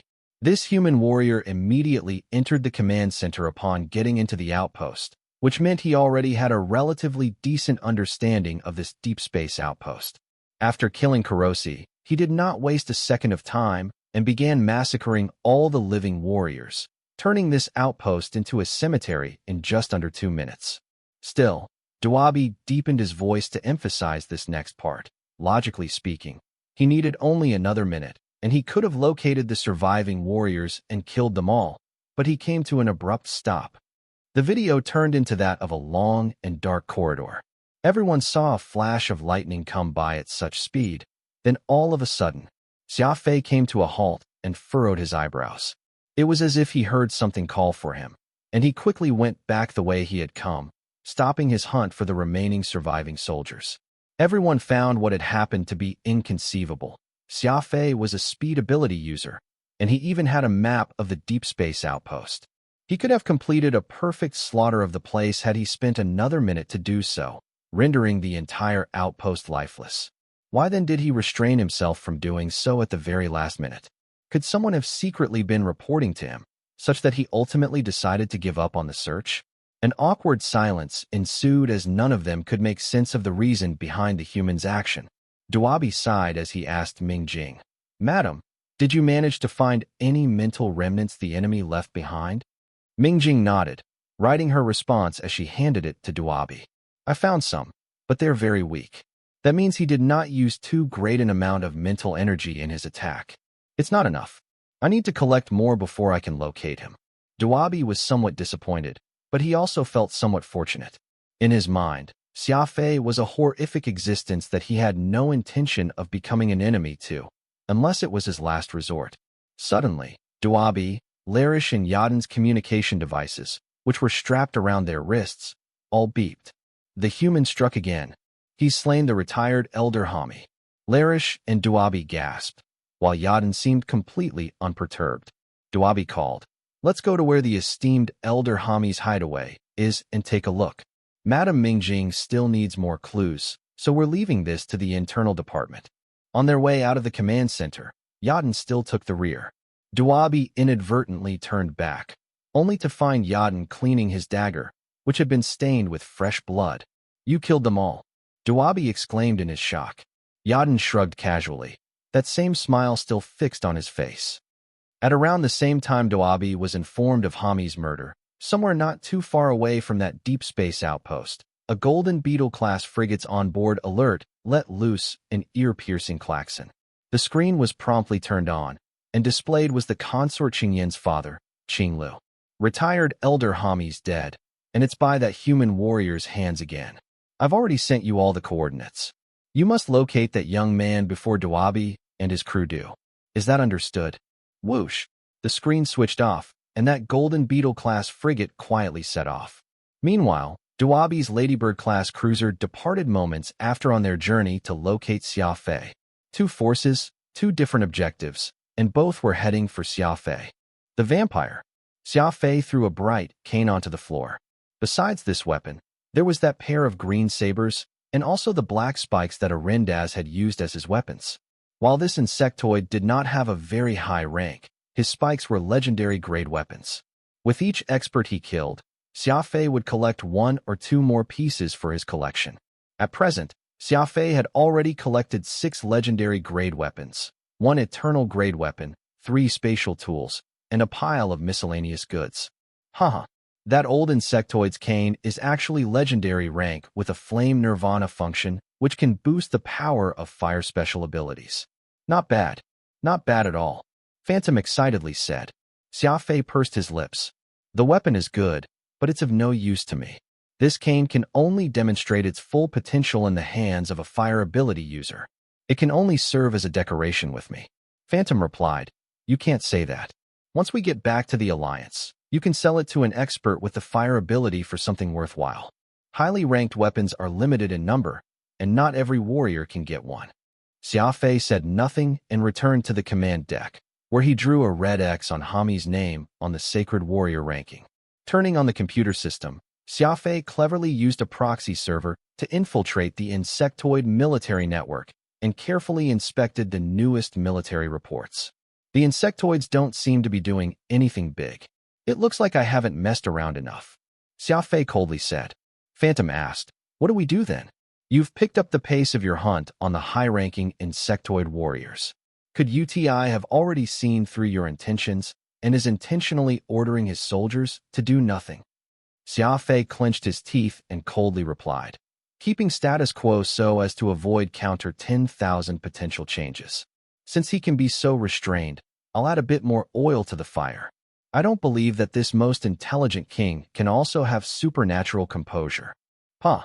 Xia Fei turned off the screen and went up to the navigation system to designate his next location. The vampire set off toward its next location. Furball helplessly sighed. Joining Xia Fei and running around all over the place was very tiring on its lazy self, but he could do nothing about the scope and speed of Xia Fei's operation. In the short term, it appeared as if it had no chance to rest. "So gruesome," Duabi said as he muttered to himself. The former cabinet elder Hami had once been in charge of the Sacred Guild, so he could be considered as Duabi's former superior. This old insectoid had no other loved ones except females. After he withdrew from the cabinet, he built his own fortress in the middle of a lush forest and gathered several thousand female insectoids whom he could enjoy. This was very normal in the insectoid race. Not only would this not earn any scorn from society, it could be considered a way of flaunting one's wealth. The mention of former cabinet elder Hami would have many people drooling, envious over the heavenly life he enjoyed. The corpses of female insectoids across the ground had Dawabi's heart in great pain. These insectoids were all beauties whom Hami had carefully selected. The fact that all of them had been killed was truly a great pity. Larish sobbed. These ladies were really quite pretty. Former cabinet elder Hami really was an expert flower picker. Where did he even manage to find so many young and beautiful ladies? If only he shared a few with me, then there would be no need for them to all be buried with him. Dawabi replied, that human warrior is definitely ruthless. Without even a glance, he massacred all these beautiful ladies, showing not one bit of mercy. You can see that he's got a cruel and vicious heart. The party inspected the corpses as they continued forward. All of the female insectoids were slain in one blow, their throats sliced open. The knife had left such straight and exact wounds that it almost appeared as if every blow had been pre-calculated before being made. Fatal wounds like this could only be accomplished through constant practice. Even the toughest being would falter a moment after killing several thousand life forms. But Xia Fei did not show any ripples of emotion, not even letting the fairest insectoid off. His had such strong will, and his methods were so cruel that they made one break out in a cold sweat. There was no fear on the faces of any of the deceased. It was clear that they had died completely unprepared. 1 second, they were giggling away, the next, they were dead. Such was Xia Fei's speed that he had taken everyone's lives before they even noticed it. This was a special trait of speed ability users. Although speed ability users could not engage in the sort of intense large-scale slaughter that other special ability users were capable of, when they really set about killing others, they could accumulate the greatest tally of deaths in the shortest time possible and would not lose out to any other special ability users. A head was thrust atop the roof of the fortress. This was the former cabinet elder, Hami. Dawabi ordered someone to remove the head and place it back on Hami's plump corpse. The head and torso were a perfect fit, as if the cut had been made by a precision machine. Look here, the human warrior fought with the cabinet elder on this spot. It's clear that the cabinet elder wasn't just waiting to be killed. Before dying, he put up a strong resistance, said the one-armed Larish, pointing at a scorch mark on the ground. This mark began from Hami's corpse and extended for 200-some meters into the forest. It was as if an enormous fire dragon had instantly swallowed up the lawn and the forest. Dawabi nodded. While the cabinet elder was getting on in years, he was still a top-ranking warrior who used to be ranked 30 on the Sacred Warrior leaderboard. Few foes could take his flame azure dragon head-on. This was probably left behind by the cabinet elder's technique. Larish said, that's right. The cabinet elder was still ranked in the top 100, meaning that he still had some of his strength from his heyday. If the old man had been a few decades younger, he might have been able to capture the human warrior. Yadin still had that fake smile on his face as he kicked the female corpses on the ground. It's pointless. Even if Hami was 100 years younger, he would still be no good. This semi-lukewarm tone made both Dawabi and Larish feel upset. Hami was still a former member of the cabinet and wielded considerable authority, yet Yadin showed him no respect. Not only did he neglect to address Hami with his title, he did not even give the latter some respect as a warrior, believing that he had been no match for Xia Fei. What do you mean by that? Larish frowned and asked. Yadin laughed and casually pointed at the scorch mark. The scorch mark traveled upward, all the way to the sky. From this, we can see that when Hami released his ultimate skill, he was already dead, his body falling backward. That's why the Flame Azure Dragon didn't go all the way, instead shooting into the sky after several hundred meters. Dawabi and Larish followed Yadin's finger, and sure enough, the trees in the distance rose higher and higher. The ones in front had been severed at the roots, but those at the back had only had their branches and bark burned, the trunk and roots unharmed. There was only one explanation for this result, and it was that, when Hami unleashed the fire dragon, he had already begun leaning backward, ultimately causing the technique to fly to the heavens. In other words, Xia Fei had given Hami no time to counterattack. The attack he had unleashed was executed purely out of a force of habit. In the distance, Ming Jing closed her eyes, her face raised toward the sun, her arms placed on her shoulders. She was like a girl who was freezing on a cold winter day, her body constantly shivering and her golden hair drifting in the wind. Any information in the air that was linked to Xia Fei would slowly converge around Ming Jing. Alas, the information was extremely limited. Even after several minutes, Ming Jing had clearly not gathered enough, and she creased her brows in confusion at the situation. Miss Ming Jing, did you gather the information you required? Duabi walked up and asked. Ming Jing shook her head, swiftly writing her answer on her electronic notepad. It is very strange. Our quarry is apparently able to conceal his mental information. I have done all I could, but I was only able to gather so little useful information. Mental type ability users with mental trace first needed to gather information on their target of tracking. This included their scent, body structure, emitted mind particles, etc. Once all this information was gathered, a model of the target could be constructed. With this model, the ability user could then transform their psychic energy into tiny lines that would spread through the universe, using the feedback from various life forms to find the target's location. This ability was very powerful. Almost no one was capable of escaping from a psychic tracker. Unfortunately, Ming Jing did not know about Xia Fei's breath control ability. Breath control could create a vacuum membrane around the body, and both a psychic's energy and odor would find it very hard to escape this membrane.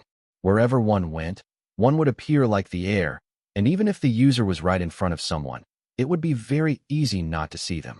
At a table, the one who ate the most, drank the most, and talked the loudest would be easily remembered, but that person silently sitting at the corner could be forgotten with the turn of the head. Why was this? Everyone was clearly sitting at the same table, but while some people left deep impressions, others were hard to remember. The reason was actually very simple. Perception was a synthesis of various things. If someone wanted to leave a deep impression on others, besides external appearance, one also had to use one's odor, voice, and other senses. Vision alone would not leave that deep of an impression, not unless the person had an extremely unsightly appearance. The same was true for ladies. Viewing a picture did not leave as deep of an impression as seeing the woman herself. This was because seeing a woman in person meant not just viewing her external appearance, but also smelling her perfume, hearing her moving voice, seeing the two dimples on her cheeks as she laughed, and so on. This sort of comprehensive perception of a living being naturally left a deeper impression than a simple picture. Xia Fei's breath control created a misperception, turning a three-dimensional life form into the picture of a stranger, a puff of air, impeding the senses of others. Mingjing appeared very disappointed. This was the first time she had encountered a problem like this. Even though she had inspected 2 crime scenes, her image of Xia Fei was still a blurry shadow. Searching for a shadow in the sea of stars was impossible, even if her ability was stronger than how it was now. Duabi sighed and comforted her. It's fine. Since he's set on so viciously getting his revenge, he won't give up that easily. I'm sure that it won't be long before he causes another massacre. Hopefully, you will be able to gather even more information about him then. Everyone fell silent. Continuing to wait meant that they would allow Xia Fei to continue wreaking havoc in their territory. At present, the main force was invading the Pan-Human Alliance, and there was not enough manpower in their territory to restrain Xia Fei's brazen slaughter. When they finally got around to eliminating Xia Fei, there was no telling how many members of their race would have lost their lives. Beep, beep, beep. The microcomputer let out an urgent tone, and Duabi suddenly had an ill foreboding. Yaden's lips curved into a smile as he coldly spoke in an ambiguous tone. Guildmaster, it seems that you've got a very powerful foresight. This time, even Sir Buma has suffered a calamity. Any warrior would be insignificant before a massive fleet. Universal warships were this era's hegemonic creation. While they lacked flexibility and sophistication, when they aimed their pitch-black cannons at the stars, even the strongest warrior's heart would thump in fear. Warships were fierce, but this did not mean that traditional warriors had lost their status. On the contrary, at certain moments, elite warriors could do just as much damage as warships, perhaps even more. Xia Fei's slaughter in the insectoid territory was clearly accelerating. Onboard vampire, and under the protection of the Estamel cloaking Serum, he moved from planet to planet, committing massacre upon massacre, coming and going without a trace. Moving around like a ghost, he butchered the targets he had long set eyes on. The insectoids wanted to eliminate him, but they lacked the ability. Other than Xia Fei, no one knew who his next target would. It was not like they could mobilize a large number of fleets and elite warriors to protect important targets, right? It had to be understood that the insectoids' main force was no longer in their territory. It was fully engaged in invading the Pan-Human Alliance. Even if UTI wanted to carry out this plan, he did not have the resources. The insectoid territory devoid of defenses became like Xia Fei's personal backyard. He might not have the ability to overcome a warship, but in a battle against the elites of the insectoid race, with his supreme speed, he undoubtedly had the upper hand. The speed ability was the counter to the vast majority of other abilities. Fire, ice, rock control special abilities. They could all go to hell.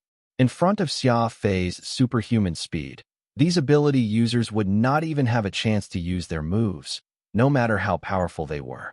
The moment they made an enemy of a high-ranking speed ability user, their miserable fates immediately became evident, and this was not even considering Xia Fei's absurd crafty approach and powerful psychokinesis. Even his exclusive beast, Furball, was enough to present a major problem to these sacred warriors. Speed ability users were incredibly powerful, but this did not mean that no abilities could contend against them. Mental suppression types, sonic types, illusion types, and spatial types were all quite effective against speed ability users. Fortunately, Xia Fei had infiltrated the insectoid's internet. When choosing his opponent, he only needed to filter out those more troublesome fellows. Vampire. The Gale Trigger Iron Lotus Seed was added to Xia Fei's spoils of war. In the operation just now, Xia Fei had killed the former chief Imperial Guardsman of the Golden Tent, Buma. This Buma had just retired from his post at the beginning of the year and returned to his hometown to spend the rest of his years. He had never imagined that, only a few months after leaving the Golden Tent, he would arrive at the legendary Hall of King Yama to serve a different king, and going with him were several hundred members of his family. If he had been able to predict this day, Buma might have chosen not to retire. At the very least, staying in the imperial capital would have been much safer than his own home. The Gale Trigger Iron Lotus Seed was formed from 108 conical spikes. Its name came from the fact that it looked very much like a lotus seed. The most wondrous trait of this weapon was that it was practically weightless while remaining as tough as steel. When a wind ability user attacked, they could mix this weapon into the wind, thus striking the enemy from within the gale and catching them off guard. Just like many of his other spoils of war, this eternal rank concealed weapon was thrown into a special room. While they were good items, they were not very useful to Xia Fei. At most, they could serve as future items to be used in a trade. Besides that, Xia Fei's mind was not on these items. Petting Furball on the head, Xia Fei took a purple heart of spirit from his spatial ring and threw it over. Furball delightedly licked this piece of ore, and then in one gulp, he drained it clean of energy. Eat. Eat as many as you want. The next opponent is a tough one, and I'll need your help again. Furball pursed its lips in dissatisfaction. It was true that Xia Fei had opened up when it came to its diet lately, allowing it to eat as much as it wanted, but the work on Furball's plate had also increased by a lot. Every 2 or 3 days, it must go with Xia Fei to commence a massacre on some planet, its days tense and gruesome. Helplessly nodding its head, Furball lazily made its way onto the sofa. The elite beast had to use this time to get some sleep in. While a massacre every 2 or 3 days was not much to Xia Fei, Furball was a slacker that wanted to do nothing more than eat and sleep. At the start, Furball had been affected by Xia Fei's mood and been extremely excited, its eyes turning red the moment it saw an enemy. However, as time passed and the number of massacres piled up, Furball gradually began to long for the days that it spent mostly sleeping, and 2 faint black circles emerged around its eyes. Phantom smiled. Furball has been working very hard lately, but it's also matured very quickly. At the start, it needed to wait a few seconds before releasing an energy ball, but now, it can release almost one every second, and the speed has also become much faster. Enemies find it very difficult to dodge Furball's attacks now. Xia Fei nodded. This means that Furball's growth doesn't just require more energy, but also constant hammering and tempering. As the old saying goes, an uncut jade can't be made into anything useful, and the same is true for Furball. In the future, this fellow will definitely become a fierce character that can intimidate the world, but it seems that it will be hard to change this ball's lazy and cunning temperament. Vampire moved quickly, and the command deck's digital clock indicated that the time to the destination was only 7 hours and 25 minutes before the next battle would begin. The killing of Buma had taken place only 2 hours ago. To so quickly launch another attack was simply insane on Xia Fei's part. The screen turned, and Xia Fei began to inspect the internal movements of the insectoids while researching his next opponent, Heezer. He's different from all your other opponents. Heezer is ranked 16th, and his ability somewhat counters yours. You're really choosing to fight him? Phantom worriedly asked. Xia Fei solemnly replied. It's not a choice, but a necessity. Heezer's location is right along our route. If we miss this chance, are we going to find another time to turn around and deal with him? Whether it's Buma or Hami, while they were elite experts of the insectoid race, they're all already old and not even in the top 80. But Heezer is in his prime and has reached a higher rank every year. If I succeed in killing him, I'll give the entire insectoid race a huge shock. Phantom said, so that means you already have a way to deal with Heezer's ability? Xia Fei glanced at the sleeping Furball. Not in the past, but with Furball, the situation has changed. In its dreams, Furball vaguely sensed that someone was talking about it, and the beast shivered in fear. Scarlet River Valley, one of the few planets in the insectoid territory where exotic beasts gathered. A giant river coiled around the planet like a giant dragon. It had flowed for tens of thousands of years, and unlike other rivers, its waters were red. Its countless tributaries spread like numerous dense veins. An insectoid warrior walked barefoot along the sandy beach of the river valley. He was only wearing shorts, exposing his sinuous black body. He had black eyes and black hair. Fortunately, it happened to be noon on this planet. In the dark of night, it would truly be difficult to sense his existence. The stones underfoot were sharp and craggy, but Heezer navigated the jumble of rocks so quickly that he seemed to be flying, the sharp rocks incapable of hindering his advance. Legends said that a top-class exotic beast, which could grow to 1 kilometer long, called the water gloom, lived on the Scarlet River Valley planet. Thus, the ascetic Heezer, who enjoyed hunting exotic beasts, had come here in hopes of killing it and taking the winter warmth pearl which had formed on its head. Unlike the other sacred warriors who served the insectoid race, Heezer was an ascetic. He did not heed the call of the Golden Tent or the Sacred Guild. Flying on his shabby spaceship, he sought the most dangerous of planets to cultivate, and he lived a monotonous and bloody lifestyle. To other sacred warriors, Heezer was undoubtedly a strange one. He thought only about increasing his cultivation and cared nothing for fame or women. Among the insectoids, this was simply unimaginable. A sacred warrior who did not consort with women. Was he still a sacred warrior? Warriors needed constant tempering to grow, and besides tempering, what they most required was fighting with other warriors to accumulate experience. Heezer had never held any interest in fighting warriors of the same race. In his life, he had never liked fighting other insectoids. He only liked slaughtering exotic beasts. No matter what rank they were, whether they were kind or wicked, if they encountered Heezer, they would only face death. His hands were drenched in the blood of exotic beasts. His favorite hobby was telling others of how he had cruelly killed some high-rank exotic beasts and then skinned their bodies. Each time, his face would turn alive with excitement. Thus, he had another nickname, the Exotic Beast Butcher. In truth, Heezer was ranked 16th on the Sacred Warrior ranking not because he was weaker than the others, but because, be it those ranked higher or lower, no one had ever heard of anyone challenging Heezer. This was because his ability was far too wicked, and no one wanted to make an enemy of him if they did not need to. A sacred warrior, who had never challenged another warrior in his entire life, taking the 16th spot on the ranking purely through slaying exotic beasts, was enough proof of Heezer's terrifying strength. For 2 months, he had been seeking the water gloom in Scarlet River Valley. During this hunt, any other exotic beasts he spotted got slain by him. Not even a cute and adorable petal mouse was spared. It was as if he naturally hated exotic beasts, seemingly not resting until all beasts in the universe were slain. The water gloom was a very intelligent exotic beast. It knew that it was no match for Xia, so it had fled along the rivers.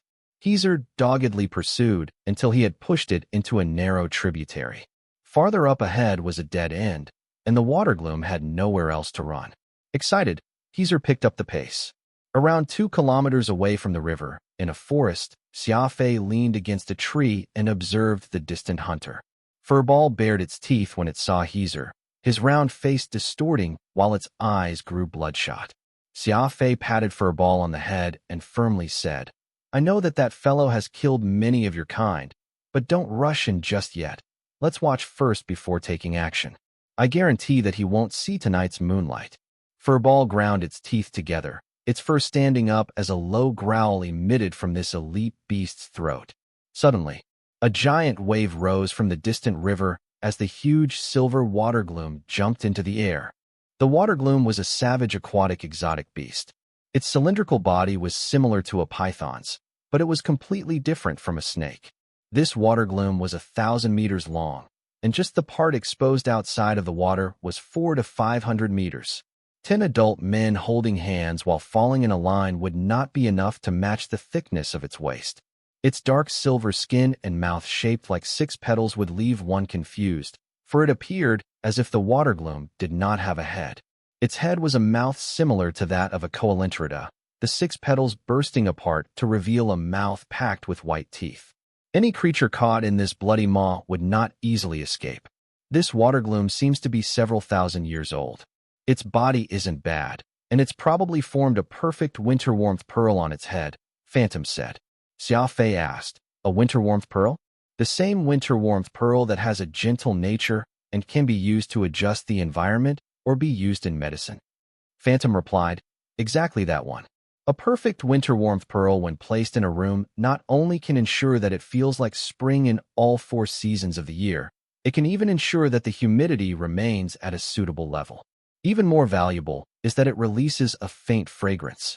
Humans or other life forms that spend a long time around the winter warmth pearl will gradually absorb its medicinal properties and become immune to poison. It is extremely beneficial to the healthiness of one's body and in increasing one's rank.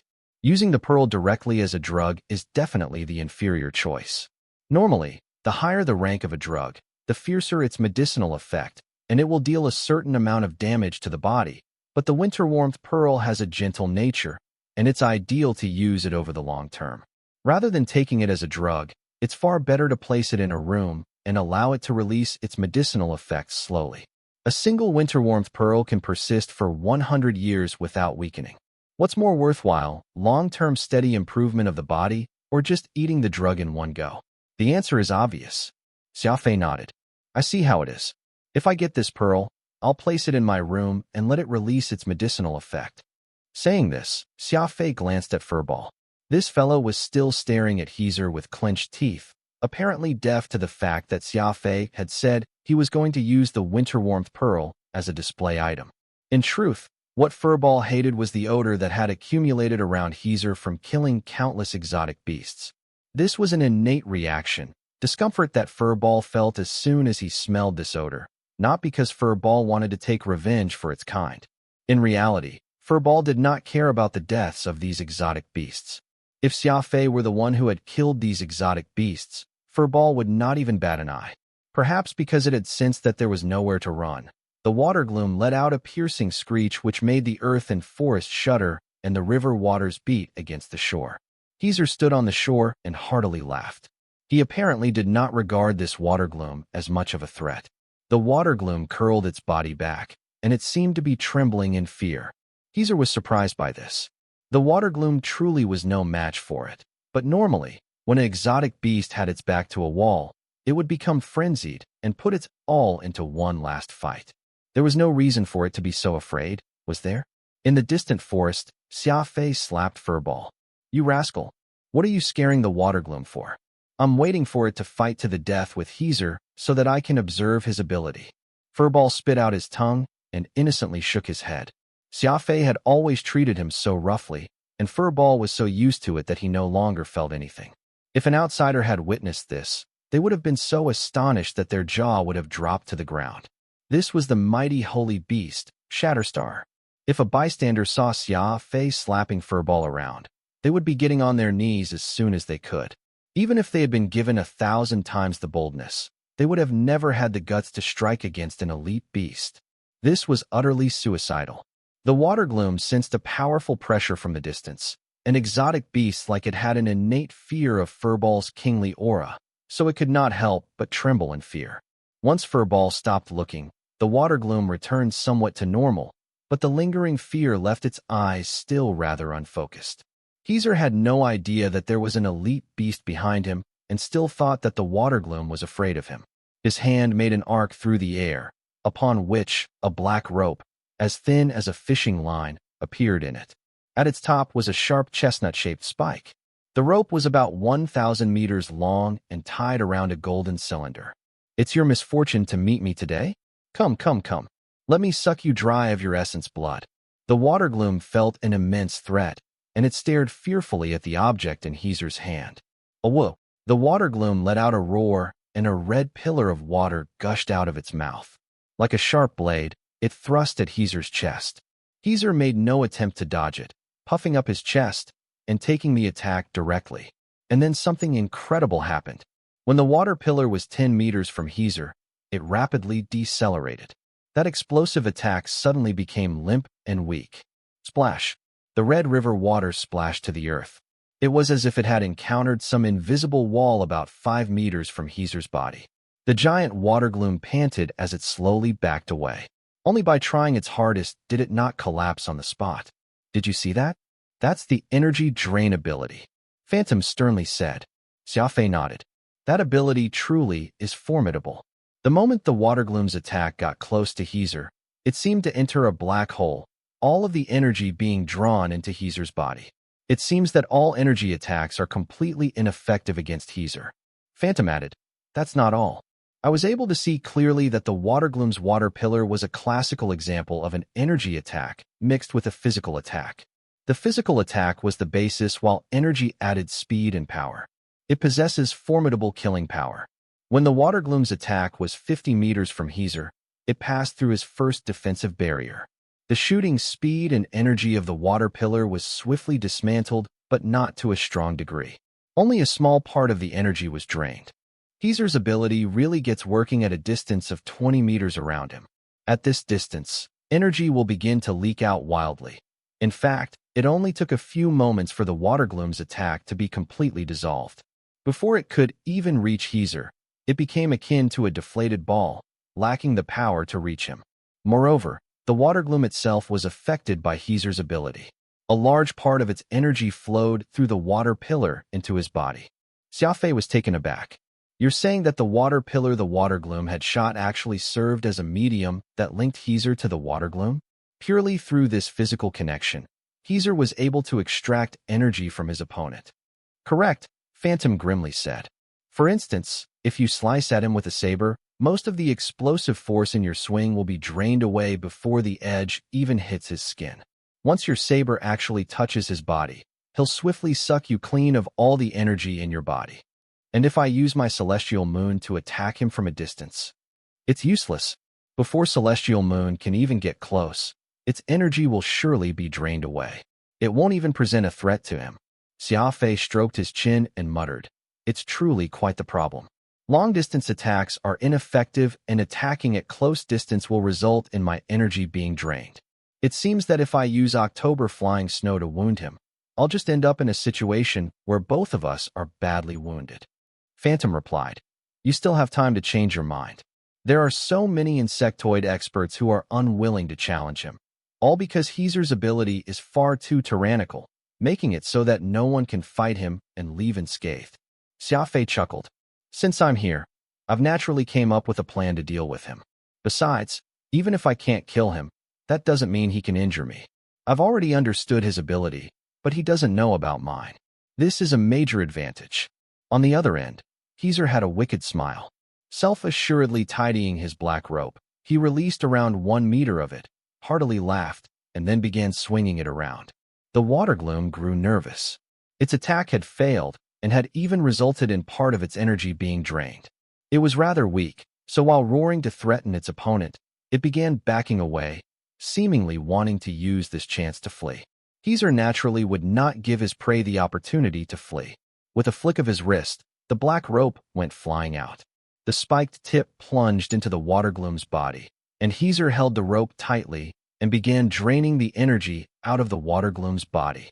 As if it had been struck by some wicked art, the massive water gloom was paralyzed. It could only watch as Xia devoured its essence blood. That black rope turned scarlet red, like it was drenched in blood. The water gloom's body began visibly shriveling away, the silver skin dimming and its small pair of eyes losing luster. Though it still managed to keep its body up, it was slowly sinking to the ground. After a few minutes, Xia's pitch-black skin began reddening, and his muscles began swelling. As one side weakened, the other grew stronger. Xia had the complete upper hand, and the water gloom was incapable of fighting back. This is probably the effect of that black rope. The water gloom's energy is rapidly draining away, and even its essence blood is dissipating. It won't be long until it becomes a dried-up husk. Such a domineering special ability.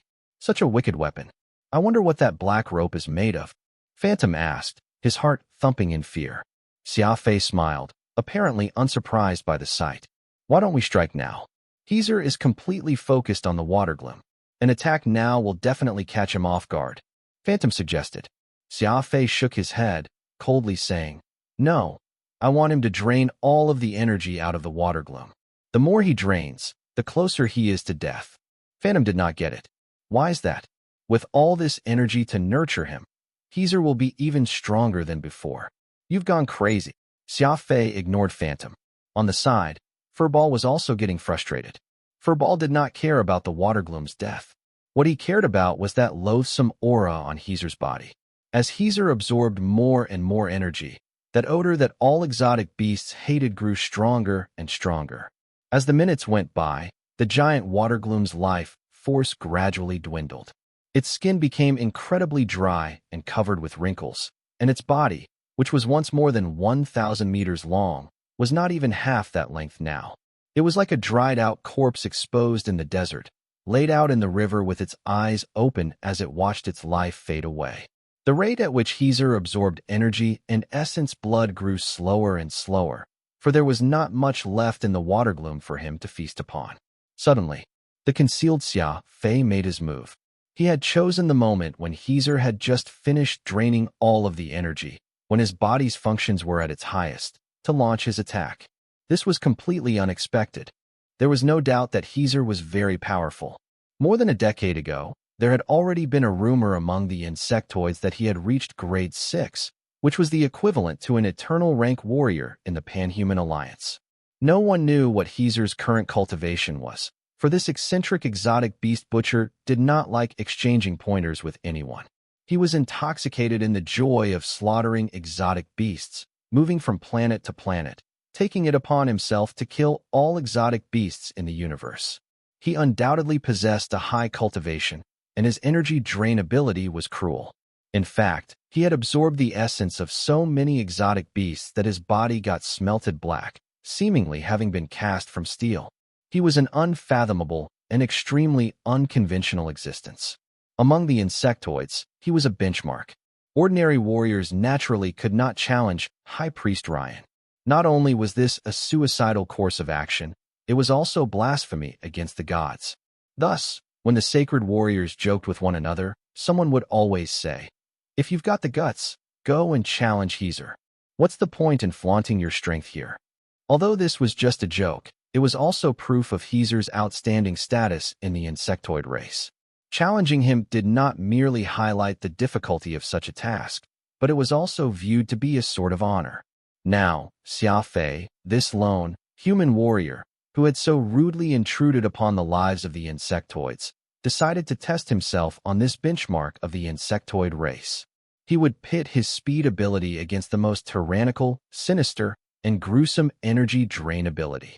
After absorbing the energy and essence blood of the high-ranking water gloom, Xia turned scarlet red, and a sense of incomparable ecstasy flowed through his body. He was bursting with energy. At this moment, Xia Fei's attack began. He jumped out of the forest like a tiger lunging out of a mountain. In his right hand, Celestial Moon let out a piercing howl. Furball sat on Xia Fei's shoulder, his red eyes glaring at Heezer, his belly swelling. That was a sign that Furball was accumulating energy. Whoosh! Several thousand meters were covered in an instant. Xia Fei swung his right arm, and Celestial Moon's 18 blades shot forth. They spun around, aiming at 18 of Heezer's vital points. At the same time, with a light tug from his left hand, Xia Fei released the immortal rank weapon, Butterfly Serpent. 19 weapons became akin to 19 bolts of lightning, tightly surrounding Heezer. Heezer felt a gust of wind at the back of his hand, as if some creature was attacking him. Thump! He reacted very quickly, crouching down on all fours like a horse as his feet dug themselves into the sands of the beach like they had grown roots. Drain!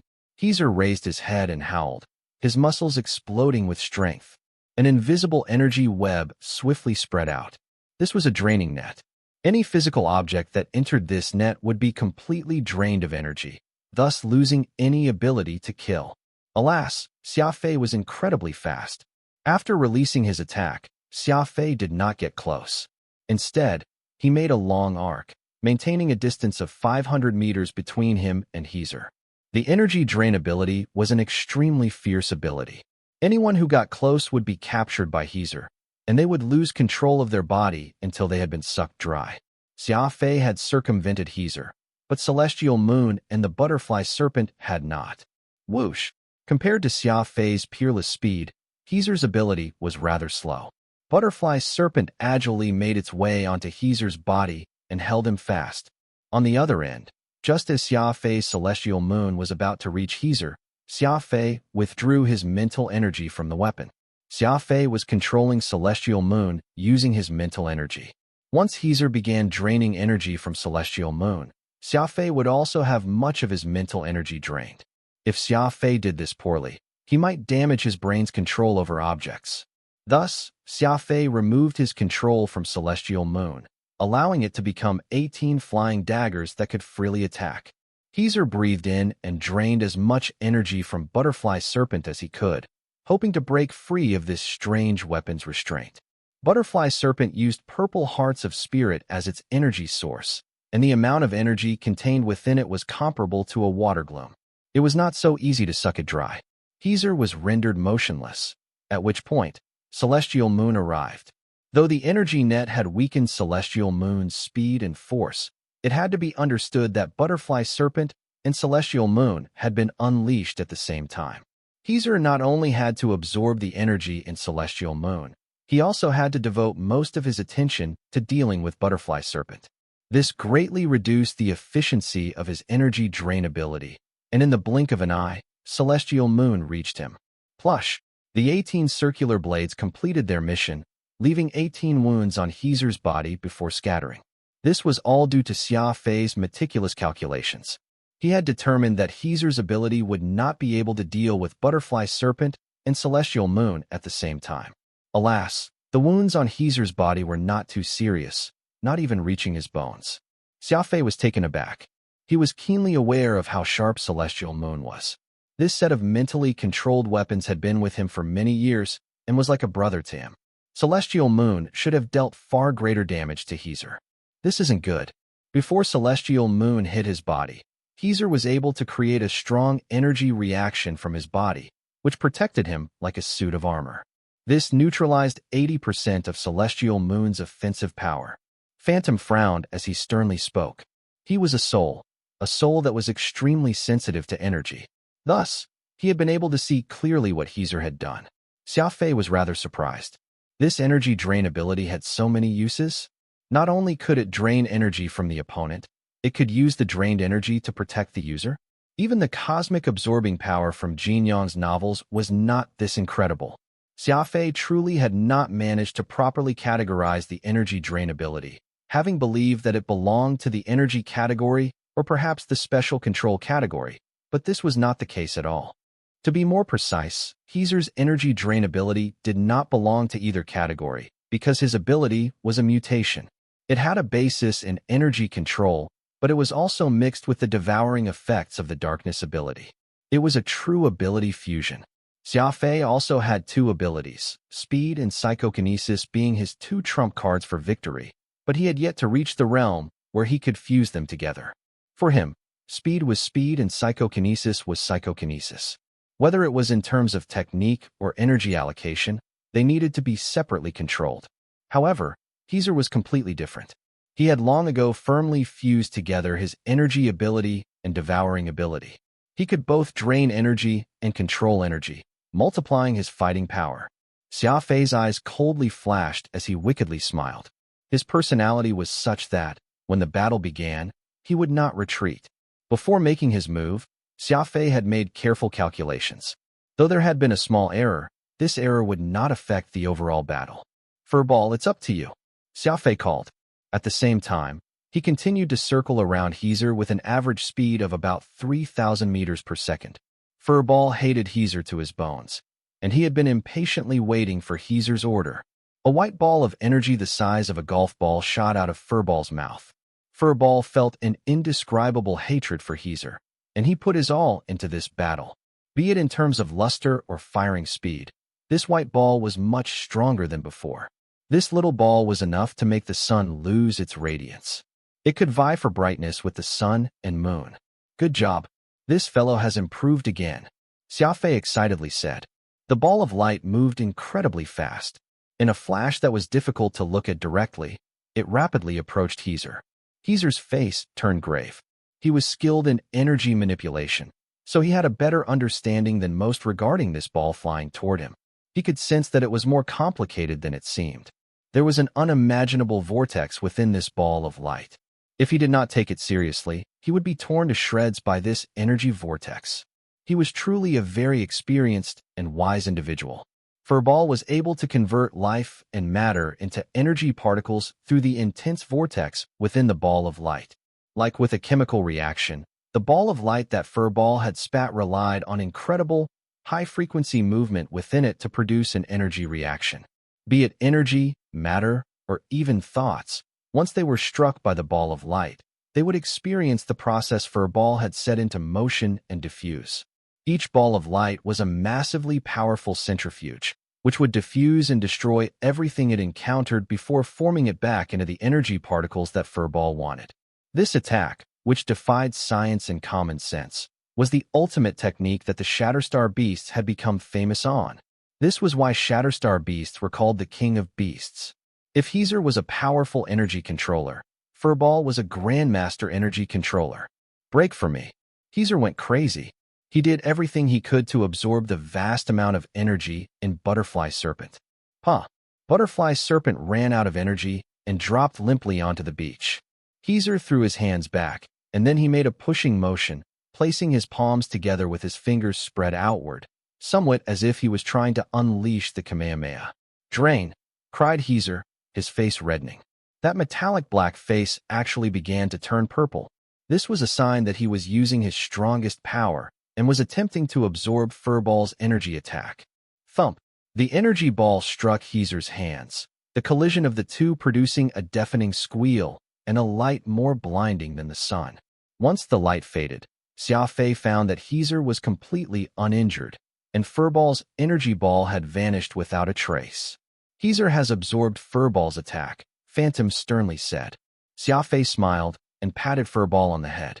Come on, let him witness your true power. Bang, bang, bang.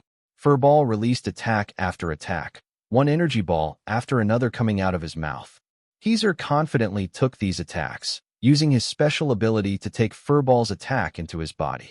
He was an energy drain ability user, and Furball's attacks, no matter how strange, were still in the energy category.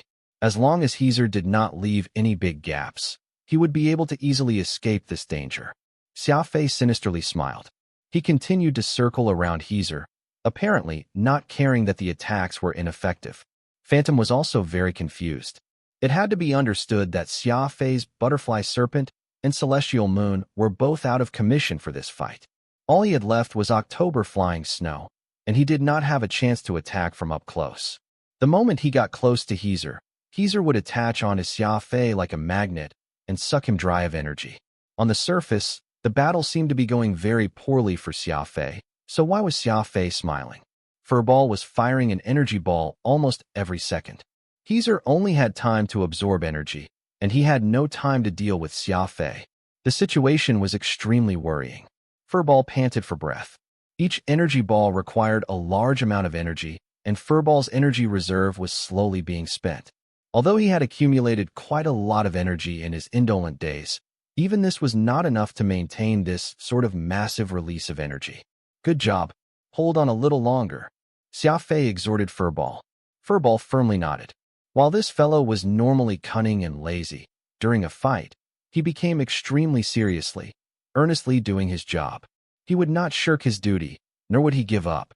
In this aspect, he was rather similar to Xia Fei. When he did not have a job, Xia Fei was a cheerful person who enjoyed telling jokes to amuse everyone else, but that was only in his free time.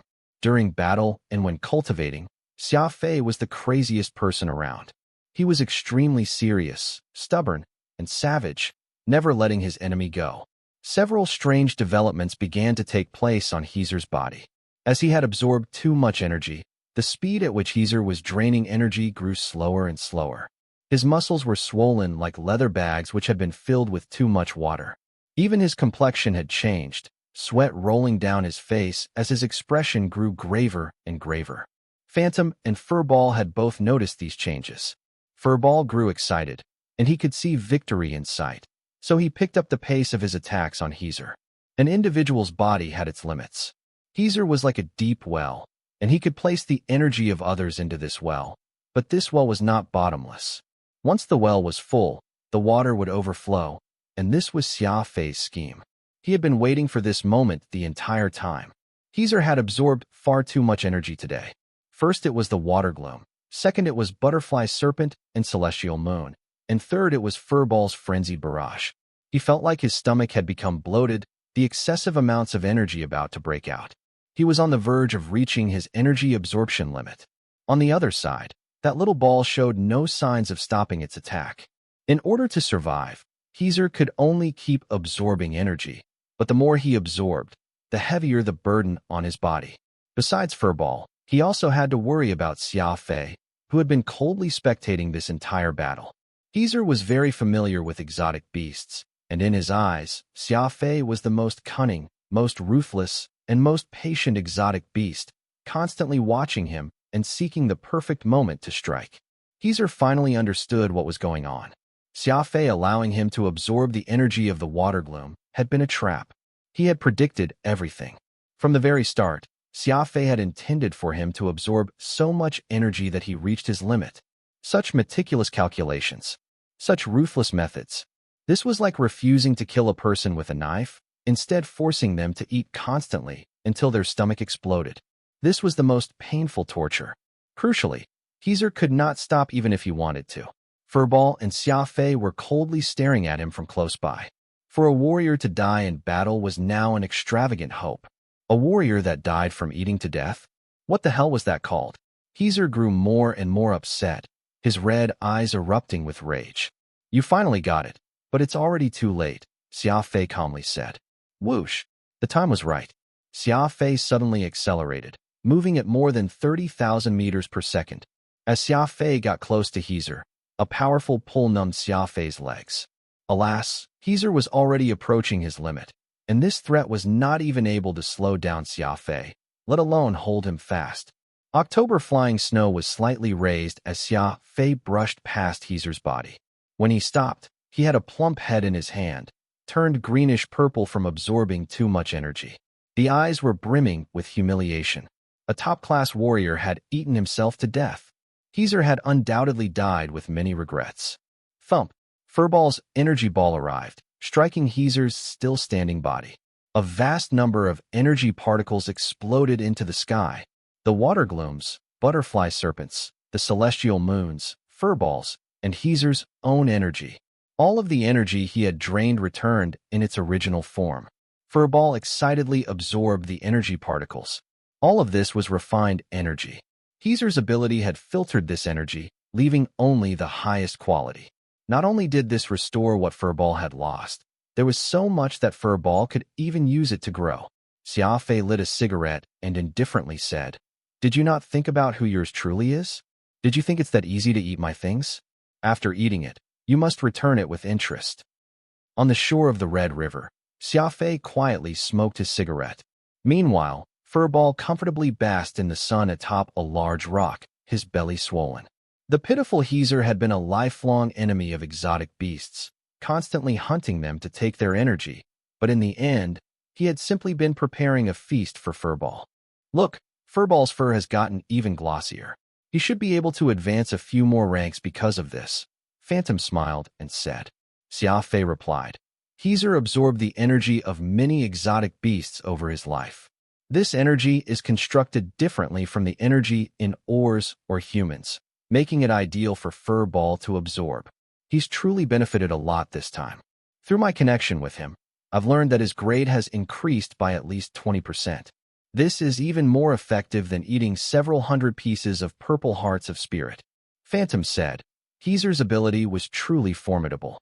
When I was watching you attack with your knife, I noticed that your legs were already beginning to grow unsteady. If not for your calculations, it would have been very difficult to beat him. Xia Fei said. He seems to have an invisible energy around him that weakened me. That's the first time I've encountered such a difficult opponent. Even Clean Knife, that spatial ability user, wasn't as tough. The insectoid warriors can't be underestimated. Phantom noted. No matter how formidable Heezer was, in the end, he fell for your trap and ate himself to death. If the insectoids learned how this hero of theirs died, they would probably hate you to their bones. After all, it's not very honorable to win through trickery. Xia Fei casually shrugged his shoulders. Who made it a rule that warriors couldn't use tricks? Besides, I didn't really use any tricks here, just made some good calculations. Every life form or object has its limit. He was the one who decided to absorb all that energy. How could he blame me for eating himself to death? As he spoke, he picked up Celestial Moon and Butterfly Serpent from the ground and put them away. Though Heezer's body had been converted to energy and eaten by Furball, his strange weapon and spatial ring were left behind. There did not seem to be anything special about that black rope, just that the thick stench of blood on it made one very uncomfortable. Even Phantom did not know what it was either.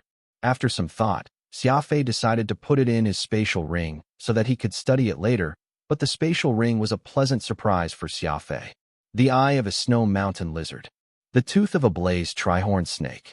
My God, even the venom of an ironback centipede. Xia Fei, you came away with quite a lot this time. Heezer was different from others. He did not carry many treasures or useful items on him. Even his spatial ring was pitifully small, only 0.5 cubic meters. However, this 0.5 cubic meters of volume was packed to the brim with his spoils of war. All of them were various precious items obtained from top-class exotic beasts. These exotic beasts could only be serendipitously ran into, not sought. There was no telling how many exotic beasts Heezer had to have killed to gather all these things. These items were naturally priceless. More importantly, they could be used as medicine, refined into incredibly effective drugs that would be very difficult to find elsewhere to be saved for future consumption. With these things, we can produce a huge batch of medicine, stuff that's not even available on the market. Phantom excitedly said. He had always liked concocting medicine. Xia Fei nodded. While challenging warriors was risky, the rewards were just as insane. Furball had obtained an enormous amount of refined energy, while he had obtained precious medicinal ingredient. They had each gotten what they needed, so they at least had not wasted their time. Putting away the ring, Xia Fei took out a delicate knife. Let's go and see if that water gloom has the legendary winter warmth pearl. Though the corpse was shriveled up, it was still very large. Xia Fei found the water gloom's head and then dragged it out of the river waters and onto the shore. Phantom indicated where Xia Fei should cut and begin his search. Look here. The water gloom's skin isn't as glossy here, and the muscles are also rapidly receding. It's as if it had suddenly become several decades older. If you had been caught by Heezer's special ability, you would have ended up in the same way, Phantom said, fear in his voice. Xia Fei said nothing. There was no counting the number of abilities in the universe. He would encounter plenty of vicious abilities like Heezer's in the future. If a warrior wanted to stand tall in the universe, they needed to get stronger constantly. That was all he could do.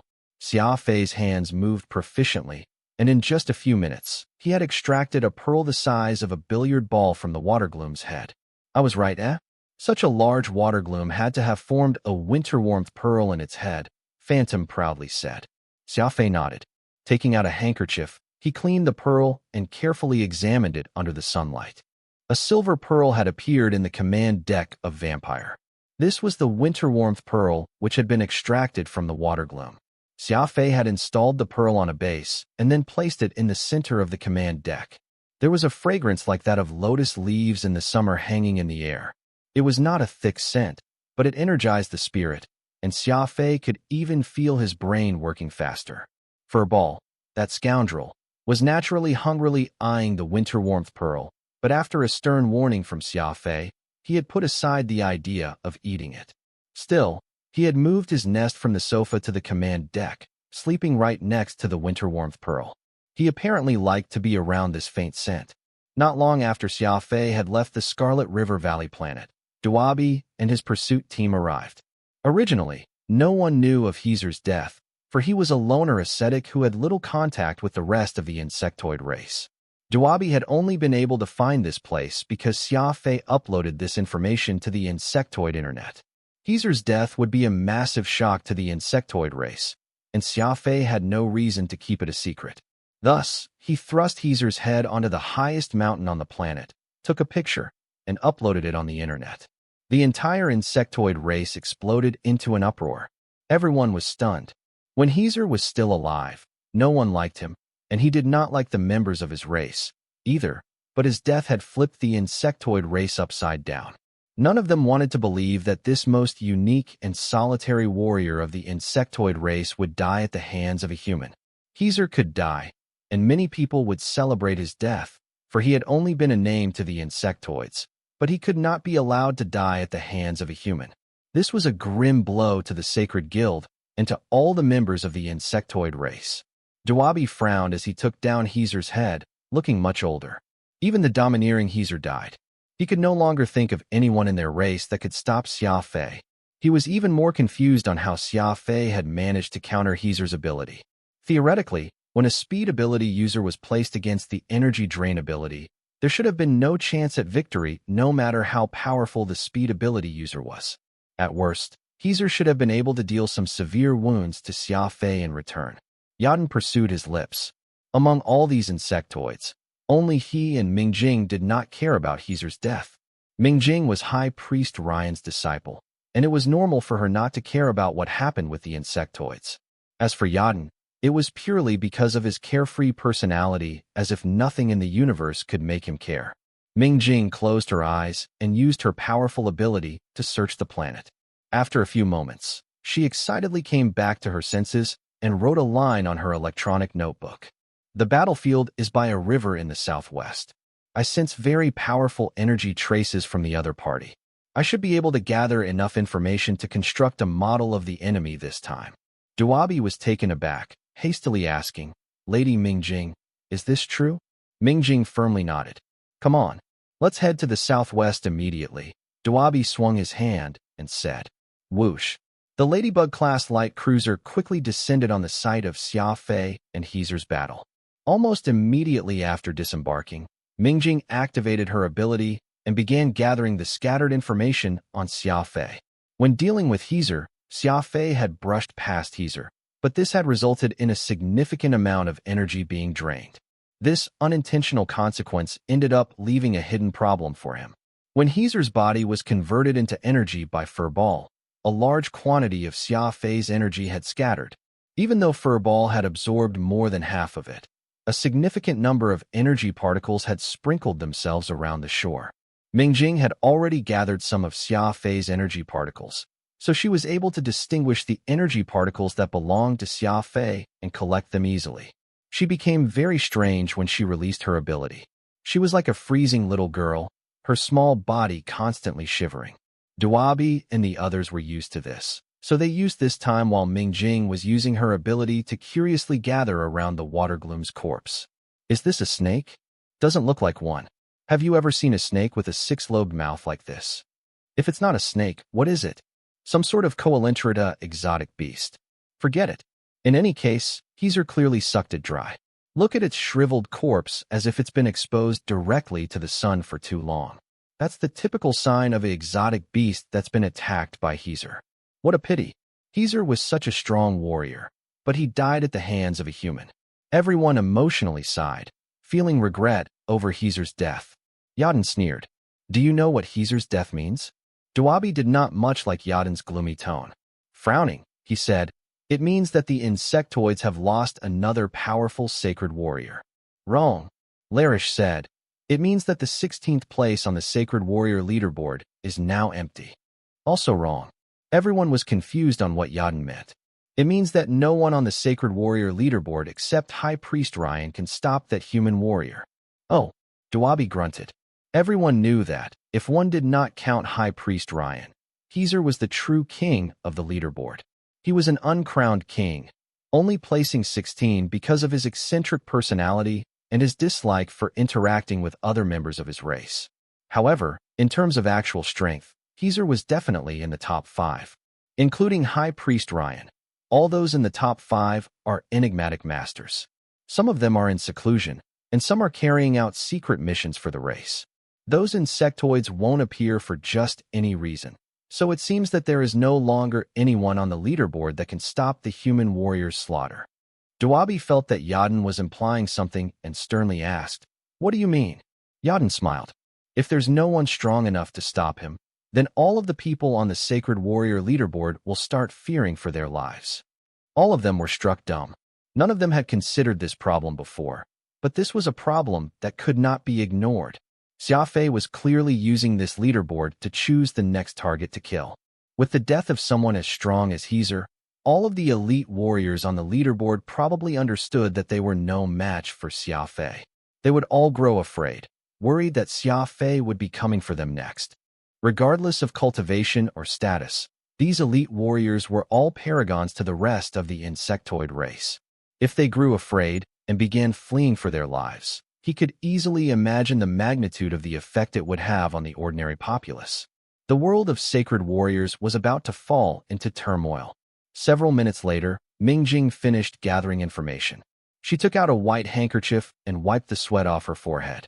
Miss Mingjing, did you gather enough information so that we can begin pursuing that human warrior? Duabi hastily asked. Mingjing lightly nodded. Mental trace was a very wondrous ability. By constructing a model of Xia Fei, Mingjing seemed to know him for real, as if there were no secrets between them. For some reason, Mingjing felt an inexplicable attraction to Xia Fei's model, an intimacy that seemed to come from their shared origin. This was completely different from the feeling she had with her master or senior brother. Mingjing did not know the reason, so she buried it deep in her heart. On the outside training ground of Soaring Martial Arts Academy, a stalwart and large insectoid coldly observed several hundred students, walking back and forth. The slightest mistake or the slightest lack of attention would result in a sharp bark from him or even a beating. Martial arts academies were a new thing in the insectoid race. As a supplement to the Sacred Guild, martial arts academies could accept both nobles and talented ordinary citizens. After graduation, they could take a test, and if they passed, they could be promoted to a sacred warrior. The strict hierarchy of the insectoid race meant that ordinary citizens basically did not have any chances of achieving meteoric success. So when martial arts academies that could accept ordinary citizens appeared, they immediately became popular. After all, this was an authentic chance for a sparrow to become a phoenix.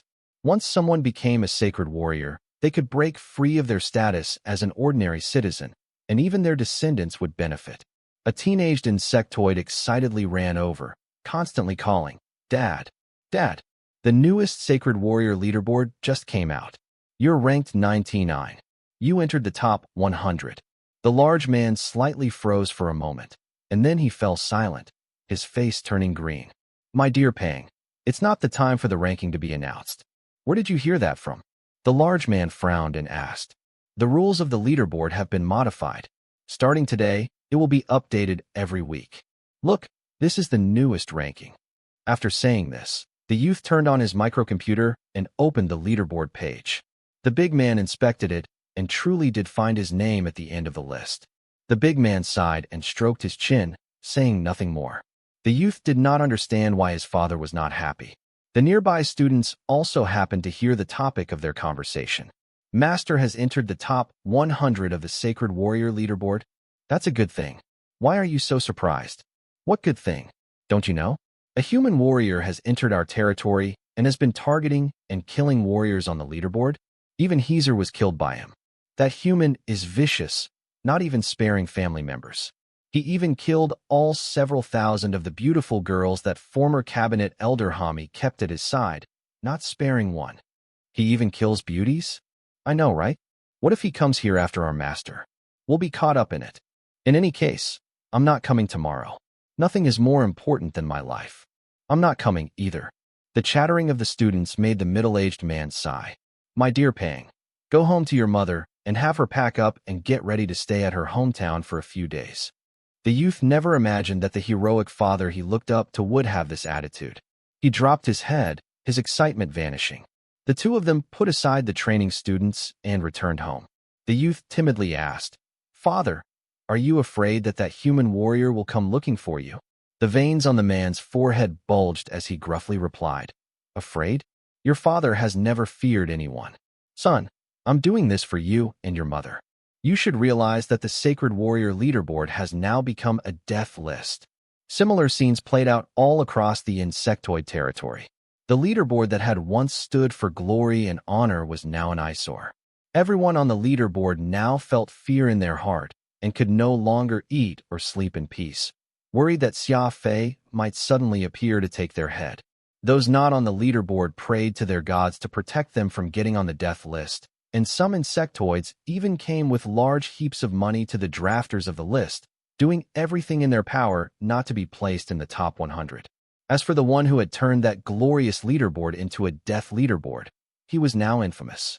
Xia Fei was now the most hated and most feared existence in the insectoid race, and a bizarre atmosphere swept through the insectoid race.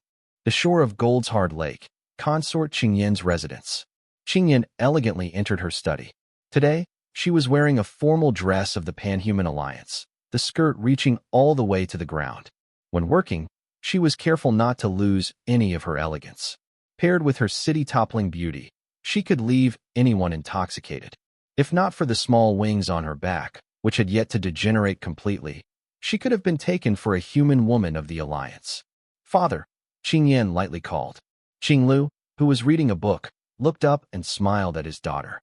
"Little Yan, you are truly beautiful today, not at all losing to the woman described in this book."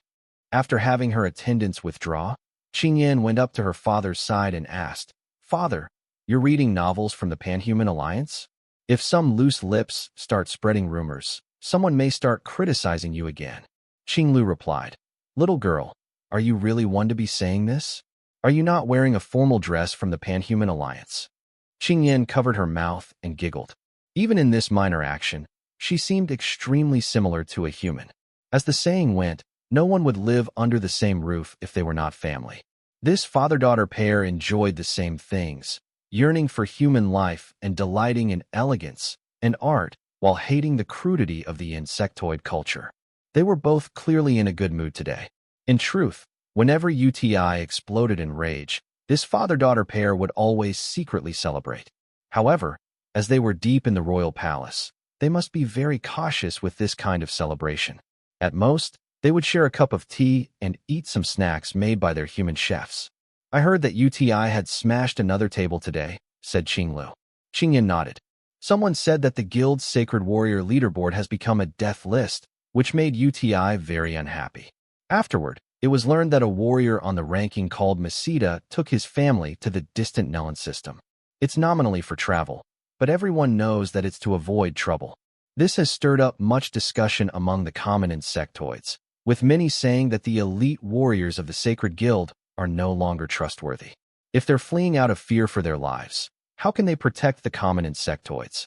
UTI was so angry that he dispatched a fleet to capture Masita, and it seems that he wants to punish him.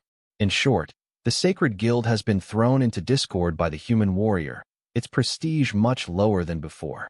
Qinglu slapped his thigh. "Wonderful, wonderful. The Sacred Guild is an elite warrior organization that UTI has been supporting all this time. Together with the military headed by Tanini, they serve as UTI's right and left arms. With the sacred guild losing all of its dignity, UTI is only left with a big embarrassment. Qingyan sipped her tea and softly asked, "Is that human warrior really so formidable that even Heezer wasn't able to hold him off?" Qinglu replied, "That human may not be as strong as they say. Those claims of one-hit kills are probably just exaggerations. Think about it. Dawabi and High Priest Ryan's disciple have been chasing that human for a month, but there's been no sign of progress. If Dawabi didn't make out this person to be extremely formidable, he wouldn't be able to explain himself to UTI." Qingyan smiled. "Father is right. Only by making out the enemy to be incomparably powerful can Dawabi temporarily avoid disaster. But I'm truly curious. That single human has made the entire race jittery, and even UTI has thrown a tantrum 3 times. Just what sort of human is he?" She looked into the distance with an expectant gaze. Qinglu replied, "From what I know, that human should have a cultivation that places him in the top 10 of the insectoid race. He must have gone through a bitter battle to kill Heezer, far more difficult than claimed. I heard that High Priest Ryan's human disciple had already grasped a method to track down the human, so he probably won't be so lucky next time." Qingyan was taken aback, her expression turning nervous as she asked, "Doesn't it mean that he's in a very dangerous situation right now?" Qinglu nodded. "Very dangerous. That old monster Ryan's disciple can't be lacking in cultivation. If they get into a fight, there's certain to be a vicious battle. Can those under us get in touch with him before Dawabi? It'll be an enormous pity if a human like that dies so easily." Qinglu shot Qingyan a strange look. "Daughter, have you taken a liking to that human?" Qingyan blushed, which made her appear even more enchanting. "It's all Father's fault for buying me so many books from the Pan-Human Alliance, making me unable at times to tell whether I'm an insectoid or a human. Heroes are admired and adored in those human novels, and it's only natural for this daughter of yours to be influenced by them." Qinglu laughed. "You're blaming your father for you getting romantic feelings?" His face then turned stern as he gently said, "Daughter, I've done an injustice on you in the last few years, making you accompany that scoundrel UTI." The father and daughter fell silent. After a pause, Qinglu said, "At present, UTI's left arm, Tanini, is leading an army against the Pan-Human Alliance. Meanwhile, his right arm, the Sacred Guild, has had its reputation badly damaged. This is our best chance. Now, it all depends on whether Hala can catch up to and convince that human warrior to join our plan or not before Dawabi gets to him. Time, location, and manpower are all under our control. All we're lacking is an assassin with a clean background. Once we find this assassin, we'll have a chance to remove UTI." Qingyan was taken aback. "Father, you had Uncle Hal personally go?" Qinglu replied, "Besides him, I couldn't think of anyone else to take on this heavy responsibility." Qingyan added, "Hala is 3rd on the Sacred Warrior leaderboard, so there's naturally nothing wrong with his cultivation, but that human warrior won't be that easy to deal with. Purely from his actions, we can see that he's a very ruthless fellow with big plans. Hala may lose to him in terms of shrewdness." Qinglu nonchalantly replied, "We share the same goal, so I'm sure that that human warrior will be smart enough to stand on our side. Other than working with us, his only choice is to try and kill UTI single-handedly, which is absurd. All that must be considered is how to establish trust between us. Daughter, there's no need to overthink things. Even if we can't use him, there are other candidates." Qingyan slightly frowned. "What did High Priest Ryan say?" Qinglu answered, "He is a high insectoid and does not involve himself in internal matters of the race, unless it is absolutely necessary. He doesn't care who sits on the throne and won't become angry just because UTI dies. His only consideration is that human disciple of his. Apparently, the girl has an extremely high cultivation and is very enigmatic. It is extremely important that we recruit that human warrior before they can find him. Of course, your father already has an idea on what to do." Qingyan lowered her head, her elegant hand propping up her chin.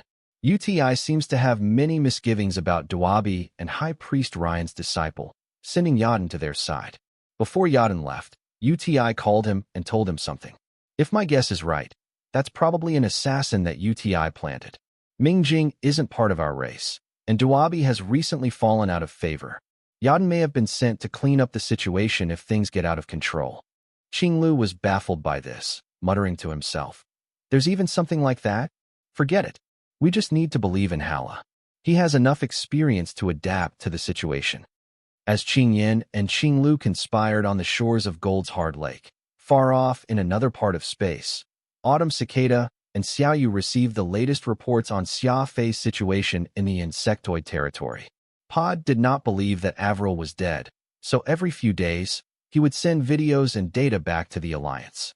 Not just Autumn Cicada, even everyone in the Alliance knew of what Xia Fei had been up to in the insectoid territory. To the distressed Panhuman Alliance, Xia Fei's series of battles against the insectoids was awe-inspiring, enough for them to throw themselves with even greater fervor into the war. It also became a habit every few days for them to watch Xia Fei's new videos. Each day, everyone looked forward to watching Xia Fei kill more and more insectoids, and he had yet to disappoint. When the video of Xia Fei killing Heezer came out, the entire alliance erupted with passion. Even an ordinary person could see that Heezer was no weakling. Even in the alliance, he could be considered a powerful figure, but Xia Fei and Furball had used the cruelest method to take his head and then display it on the highest mountain. This was even more exciting than the big movies with the latest visual effects. There was no need to explain why Xia Fei's prestige in the alliance had risen to an unprecedented level, even on par with the silver-haired Marshal Tai. It was just that Xia Fei himself knew nothing about it.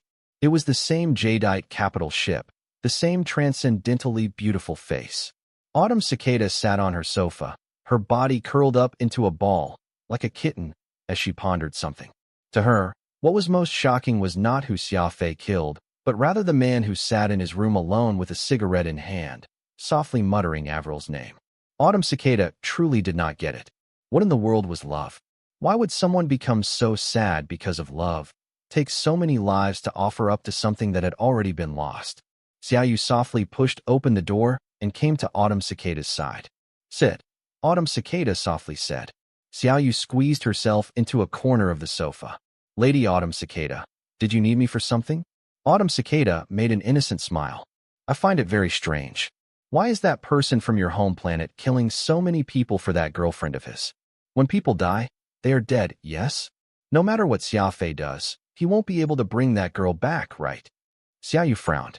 How could she answer Autumn Cicada's extremely innocent question? She and Autumn Cicada were both ignorant girls. The only difference was that Xiaoyu had come to this place with only women when she was 12, so she knew a little about this thing called love. Meanwhile, Autumn Cicada was born here. If Xiaoyu's innocence was like a white sheet of paper, Autumn Cicada's was like the purest air. There was simply nothing in her head. I also don't understand this as well. Perhaps Big Brother Xia Fei feels that Avril is watching him from heaven, so he's decided to do such things, Xiaoyu said. Heaven? What place is that? It's a legendary place where humans are said to go when they die. There's a place like that? Maybe. Xiaoyu tilted her head and said. Autumn Cicada asked, then, when I die, will I go to heaven? This silly conversation between the two girls would have anyone between laughter and tears. After talking for a long time, they still were unable to determine the relationship between heaven and love. On the contrary, they left the conversation even more confused. For some reason, I find myself envious of that girl Avril. Do you think Xia Fei will be sad if I die? Autumn Cicada asked, her eyes bright. Xiaoyu frowned as she replied, probably not. Big Bro Xia Fei does not know you, my lady. Autumn Cicada looked as if she had been enlightened, muttering to herself. True, that really is a problem. Even Xiaoyu could not help but laugh at this. Autumn Cicada was so innocent and simple that she was cute. At this moment, a violet lantern in the room lit up. Mother has a mission? Let us go and see, Autumn Cicada said. In front of a large green jade door, Autumn Cicada and Xiaoyu saw Red Oriole and Yin Yin standing guard at either side. Autumn Cicada slightly creased her brows and then bowed to Red Oriole. Elder sister Red Oriole. Red Oriole turned her eyes, once more staring at Autumn Cicada's small chest. Autumn Cicada grew up in this circle of women, and she naturally understood that Red Oriole's look was strange, but she had never cared about such things. She was more willing to treat Red Oriole simply as an older sister, but alas, her hope was in vain. As she moved her gaze from Autumn Cicada to Xiaoyu, Red Oriole licked her lips and giggled. She told herself, "One day, I will bed these two innocent and beautiful girls." To her, women who knew nothing of the world were a fatal allure, particularly those who were this beautiful and simple. "Let's go in. Mother has summoned us," Autumn Cicada said. Red Oriole smiled and nodded. She had her subordinate push open the door, and she entered with Autumn Cicada. As for Yin Yin and Xiaoyu, they remained outside. In the dim red light, there was an indescribable gaudiness to the room. Pink curtains were hung around in a seemingly random fashion, and there was a dizzying incense floating in the air which seemed to stimulate adrenaline.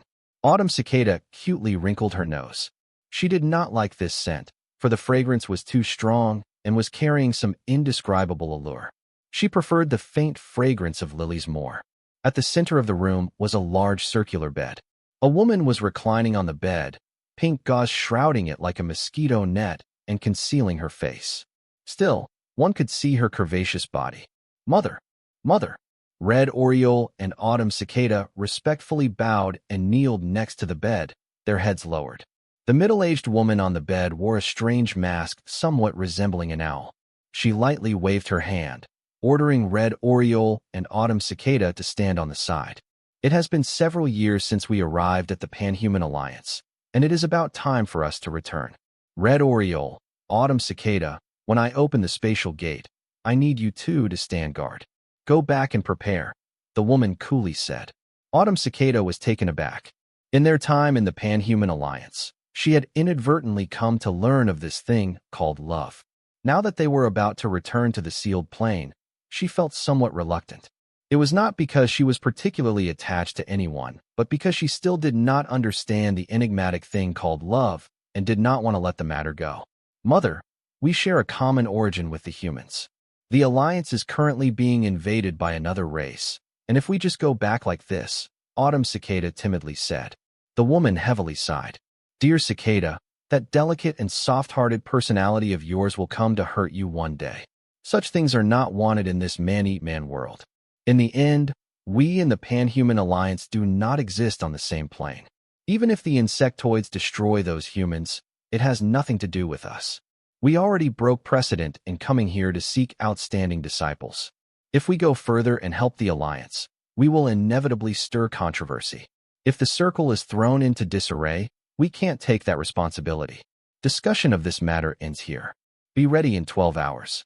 The woman's words did not lack for concern, but there was also criticism toward Autumn Cicada's personality. Red Oriole happily watched from the side, saying, "Mother, your little Oriole and little Cicada understand. We will go and prepare now. In truth, after being away from home for so long, it is about time that I return." The woman nodded. "Little Cicada, in the future, you must learn more from Red Oriole. You are already so old, yet you still understood so little." Autumn Cicada felt somewhat wronged, but as she always did, she meekly bowed. After leaving the middle-aged woman's room, Red Oriole once more sneakily punched Autumn Cicada's extremely flexible buttocks, giggling. "Little sister, what's wrong with doing as our mother says? Besides, you were much luckier than your older sister on this outing. Not only did you get such a pretty cutie, you even saw men and got so close to them. It truly makes one envious." Xiaoyu hastily lowered her head. The pretty cutie that Red Oriole had mentioned was none other than her. Autumn Cicada said nothing. She took Xiaoyu back with her to her room. Standing next to the giant window that extended from ceiling to floor, she looked out at the distant nebulae in a daze. "My lady, are we going to that place you spoke of?" Xiaoyu asked, her face streaked with tears. She could easily tell from Red Oriole's words that the ship was about to return home, so she began crying at this point. Autumn Cicada wiped those crystalline tears from Xiaoyu's face and smiled. "In truth, that place we came from is not so bad, though it is not as bustling and active as the Panhuman Alliance. Do not be afraid. With me here, Red Oriole won't be able to do anything to you." She had no idea that these words would make Xiaoyu even more inconsolable. She forgot her status and hugged Autumn Cicada, burying her head in her chest as she wept. Autumn Cicada was taken aback, and then she kindly patted Xiaoyu on the shoulder. These two young girls would have to depend on each other for survival in the future. This was somewhat ordained by fate. Lady Autumn Cicada, Xiaoyu doesn't want to go.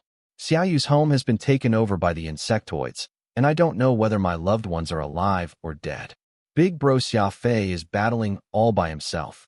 Xiaoyu can't just let all these things go. Xiaoyu's weeping was truly saddening, and while Autumn Cicada did not understand love or affection, she did not find it hard to understand from Xiaoyu's sorrow the importance with which she regarded such things. The two girls did not know how to comfort each other, so they simply silently embraced each other. In truth, I also want to know what this thing called love feels like. Autumn Cicada pensively looked out the window and said. In the distant insectoid territory, Xia Fei had no idea that the cute girl in his heart was about to go far away to a strange and unknown place. Because of her relationship to Xia Fei, a seed had been buried in the heart of Autumn Cicada, a person whom he had never talked to before. What sort of effect would this seed have on Autumn Cicada's life? Would it one day come to affect Xia Fei? No one could say. An unpredictable future awaited Xia Fei. Xia Fei believed that he had done one thing, but he had unwittingly cast his shadow on these two pure and innocent hearts. The pressures of reality made it difficult for Xia Fei to breathe. He had no time to ponder other matters. He spent every day in planning. Each operation needed to be carefully thought over and then carefully thought over again. He was alone in the heart of enemy territory with no one to help him. Only he could help himself. On a certain mountain range, Xia Fei put away October flying snow and lifted his head. Frowning, he said, "We're being watched." Shocked, Phantom looked around, but there was no sign of anyone around them. It can't be. This planet is so remote, and you picked your target so carefully. How could we have been exposed? Furball lazily squatted on Xia Fei's shoulder, apparently caring little about Xia Fei's caution. Xia Fei said nothing. There were a few dry tree branches on the ground. Xia Fei picked one up and thrust the sacred warrior's head onto it, and then he lit a cigarette, in no rush to leave. To the southwest, at the 7:30 position. To the northeast, at the 1:15 position. Xia Fei casually said. Phantom looked in the directions that Xia Fei had indicated, and truly, several small black dots were slowly encroaching on Xia Fei. Leave this place. It's a trap, Phantom hollered. Xia Fei shook his head. A psychic ability user has placed a brand on my body. If I don't take care of them, I'll never be able to leave. Phantom hastily inspected Xia Fei's body, and he saw that some sort of psychic chain was tied around his heart, locking it down. This was an absurd ability. Even someone as strong as Phantom had failed to sense this imminent danger beforehand. Besides that, Xia Fei had always been proud of his superhuman senses. How had these individuals managed to get close while avoiding Xia Fei's senses? Furball yawned, lazily glancing at the enemies approaching. He seemed to be the most carefree one here. Duabi, Larish, Yaden, and Mingjing were closing in on Xia Fei from 4 different directions. They were not moving quickly, seemingly to increase the psychological pressure on Xia Fei. Xia Fei continued to stand around as if nothing was happening, but deep down, he was very nervous. The chain of a psychic ability user entangled his body. Xia Fei was well aware of this, so he could not do anything reckless. He first needed to see if this psychic chain could hurt him, who had cast the ability, and if there was a chance of defeating the foe and breaking free of the restriction in one blow. The figures drew closer and closer, and when Xia Fei saw Mingjing's face, he was rendered speechless. This somewhat blank-faced girl was clearly human. Xia Fei was very curious on why there was a human here, but this curiosity was quickly replaced by a faint killing intent. In Xia Fei's eyes, everyone here was an enemy, and there was no differentiation in race when it came to enemies. Mingjing had a much stranger attitude towards Xia Fei. She tilted her head. This was the first time she had seen someone of her race up close. From the time of her earliest memories, she had always lived among the insectoids, following High Priest Ryan. To her, mankind was both a curiosity and something alien. Mingjing felt a strange sensation from Xia Fei, and her face became a little hot. When Xia Fei glanced at her, she could not help but lower her head and avoid Xia Fei's gaze. Yaden had his hands thrust in his pockets, his usual smile on his face. He stopped about 200 to 300 meters away from Xia Fei, but the others went as close as several dozen meters away. Xia Fei tried to breathe, and he realized that the psychic chain around his heart was cautiously observing him. He did not dare to move recklessly. Until his enemy struck, Xia Fei would continue to seek a way out of this trap. Larish looked at the communication device on his arm and quietly told Duabi, "Guildmaster, we are probably being watched." They were so close that Xia Fei could naturally hear. He found this very laughable. The insectoids watching him from the shadows were not in the same group as that other fellow watching him from farther away. This was truly a bizarre plan. Repeat that. Duabi did not dare to believe his ears. They were the hunters, but these hunters had become the hunted. "There's no signal, not even one," Larish sternly said. The mood became abnormally bizarre. Larish happened to glance at his communication device and realized that there was no signal at all. It was clearly being blocked. There was no other explanation except that they were being watched. Xia Fei shrugged as he turned his eyes on a mountain in the distance. There, a lean man was approaching with determined footsteps. "Hala!" Duabi frowned as he shouted this name. Xia Fei was startled.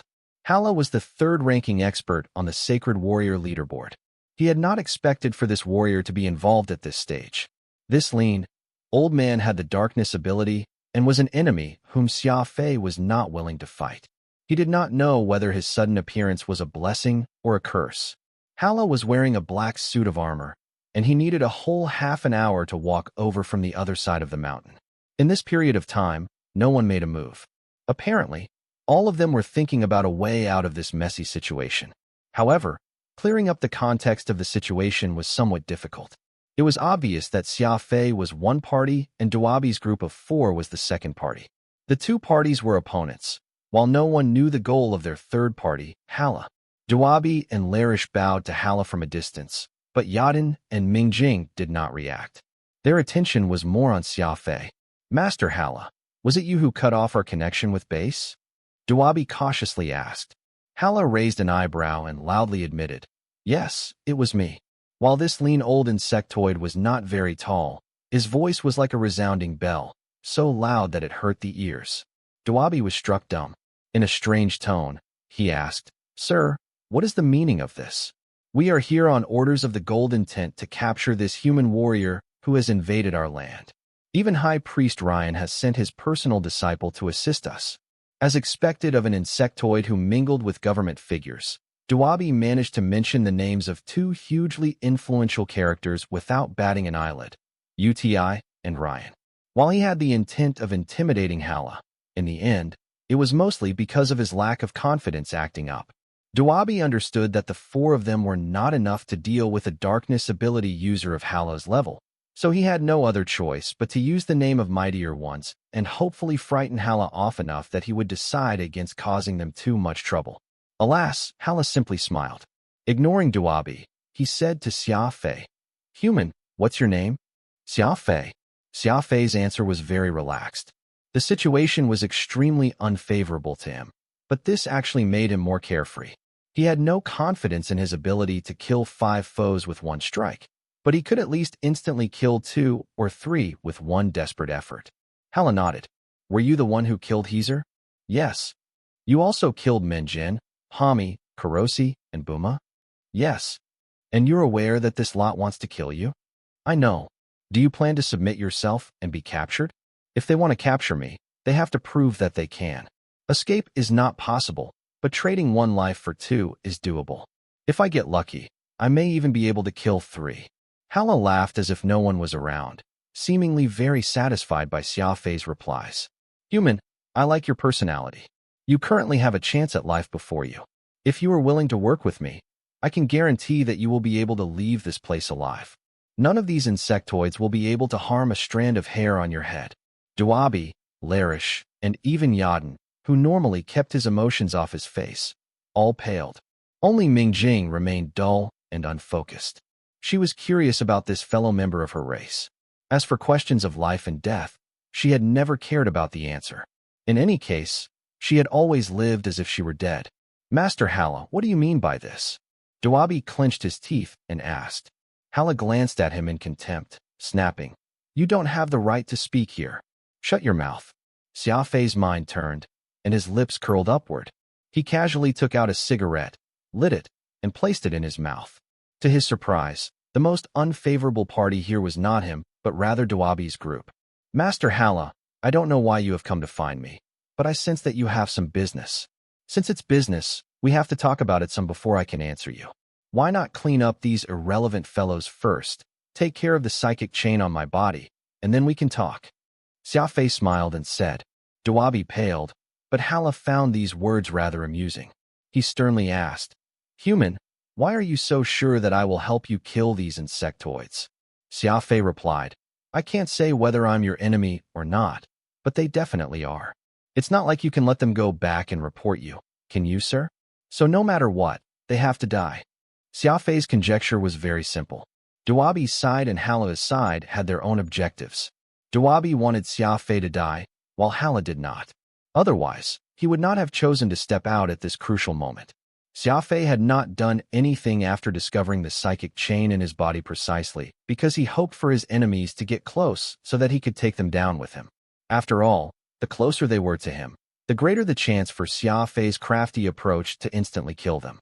Thus, he had patiently waited. Now that his enemies had an enemy, however, Xia Fei had no reason not to try and pull them apart. Even if he could not escape, he could at least watch a scene of dog-eat-dog before he died. Dawabi and Larish both reacted to Xia Fei's words, exchanging furtive glances. They had two enemies before them. One was the incomparably powerful Hala, and the other was the suicidal Xia Fei. It was clear that the former was the greater threat. Meanwhile, Mingjing and Yaden did not seem to have much of a reaction. This left Dawabi and Larish both rather hesitant. Xia Fei's trick had stirred up the fighting intent of both parties, but to his surprise, Hala's next words stomped the fire out. While this is true, there's no need to kill these insectoids, for I offer them the same conditions. If they agree to my demands, they can also survive, Hala said. Dawabi and the others were nervous. Hala's appearance and objective were both very strange. None of them could guess on why the number 3 expert of the insectoid race had appeared here. Hala coldly swept his gaze over Dawabi's group. You may not know this, but in truth, you are nothing but pawns on UTI's board, able to be abandoned at any time. Plus, he's planted one of his men among you, who is ready to kill you at any time. Whoosh! Dawabi and Larish immediately turned to Yaden. This insectoid's behavior had been strange from the very start. If there was a traitor among them, he was the most likely candidate. Hala, as a revered master expert of the insectoid race, had no reason to lie to them. Yaden shrugged, neither confirming nor denying the suspicions of Dawabi and Larish. Did you receive secret orders from UTI? What order did he give you? Larish yelled as if someone had stomped on his tail. This was how warriors were. They could sell their lives, but they could not permit the existence of someone whom they did not trust. Such a thing could deal immense damage and vigorously stimulate a warrior's intense sense of dignity. Yaden pursed his lips and casually spoke. You're the talkative ones here, so believe what you want. This arrogant attitude provoked Larish. His hand began to radiate a chill, and his only arm instantly seemed to be covered in ice. Hala intentionally coughed twice, and Larish realized that he was still under the control of this old insectoid. So he reluctantly withdrew his freezing ability. Don't get excited. I only said that one of UTI's spies is among you. But not who? Hala sternly said. Larish venomously asked. Who else could it be besides Yaden, this eccentric scoundrel? Yaden did nothing, a helpless smile on his face. Hala gave Larish a profound glance, his eyes so sharp that it made Larish's heart shiver in fear. Let me speak clearly. Someone doesn't wish to see UTI continue presiding over the golden tent, wanting to pull him down from the throne. All of you have been abandoned by UTI, so either stand on my side and betray him or be sent on your way by me. Everyone was aghast. This was treason, yet Hala had spoken about it so casually. However, after looking at their signalless communication devices, they understood. Hala was a darkness ability user, and now that they had fallen into his trap, he was completely capable of killing all of them without leaving a shred of evidence. This was why he could speak so freely. In the middle of this abnormally nervous moment, something unexpected happened. Mingjing was standing less than 2 meters away from Xia Fei. She had begun to approach Xia Fei curiously some time ago, her eyes fixed on him, and Xia Fei intentionally did not look at her directly, privately wondering what this somewhat silly-looking girl was thinking. Suddenly, Mingjing reached out and stroked Xia Fei's face, But the moment her fingertips touched his face, she drew them back as if she had been shocked by electricity, her face blushing. This small movement made Xia Fei break out in a cold sweat, and he had to restrain himself mightily to prevent himself from killing her right there. His muscles were taut, on the verge of exploding with power. This flirtatious and abrupt movement also stimulated the owner of that psychic chain wrapped around Xia Fei's heart. The chain twitched once or twice, causing so much pain for Xia Fei that his complexion turned ashen. "We can be sure that it's not this girl," Phantom quietly said. Xia Fei nodded. Mingjing's actions were not in sync with the psychic chain, so she could be ruled out as its owner. In other words, the one who had used this attack on him was one of the remaining three. Hala was speechless. He truly could not understand what was going on inside Mingjing's head. Her enemy was so close to her, but she had no vigilance whatsoever. She was completely focused on observing Xia Fei's movements and even performed such a flirtatious action. Was there truly something wrong with her head? "I don't have the time to haggle with you lot. If you accept my proposal, I will immediately point out UTI's man. But if you don't accept, I'll just kill all of you. Even in death, you will not know why you were abandoned and who is the spy," Hala coldly said. Duabi was the first to nod. A question of life and death was not a difficult one to answer. Anyone with some intelligence would not rush down the path to death. In the face of the immensely powerful Hala, Duabi did not feel too much hesitation. Following him was Yadin. He continued to have that uncaring expression. The most loyal of them, Larish, went through an intense mental struggle before finally nodding. Hala heartily laughed. Then, it's settled. Such a simple problem. A nod of the head is all that's needed to pull yourself back from the brink. However, at this moment, the silent Xia Fei struck. There was no warning at all. When everyone was confused on why Mingjing had stroked Xia Fei's face, confused on Hala's true goal, confused on who UTI's spy was, they simply had too much on their minds to pay attention to Xia Fei. Xia Fei naturally would not miss such a chance to counterattack. He had restrained himself for more than an hour, waiting and watching, and now, he had finally chosen this chance, which was not really a chance, to explode. I'd love to hear from you. Thanks so much for watching. Did you enjoy this video? If you did, make sure to hit that notification bell so you never miss an update. And don't forget to subscribe and give this video a big thumbs up. Your support means the world to me, and I can't wait to see you in the next one. Thank you.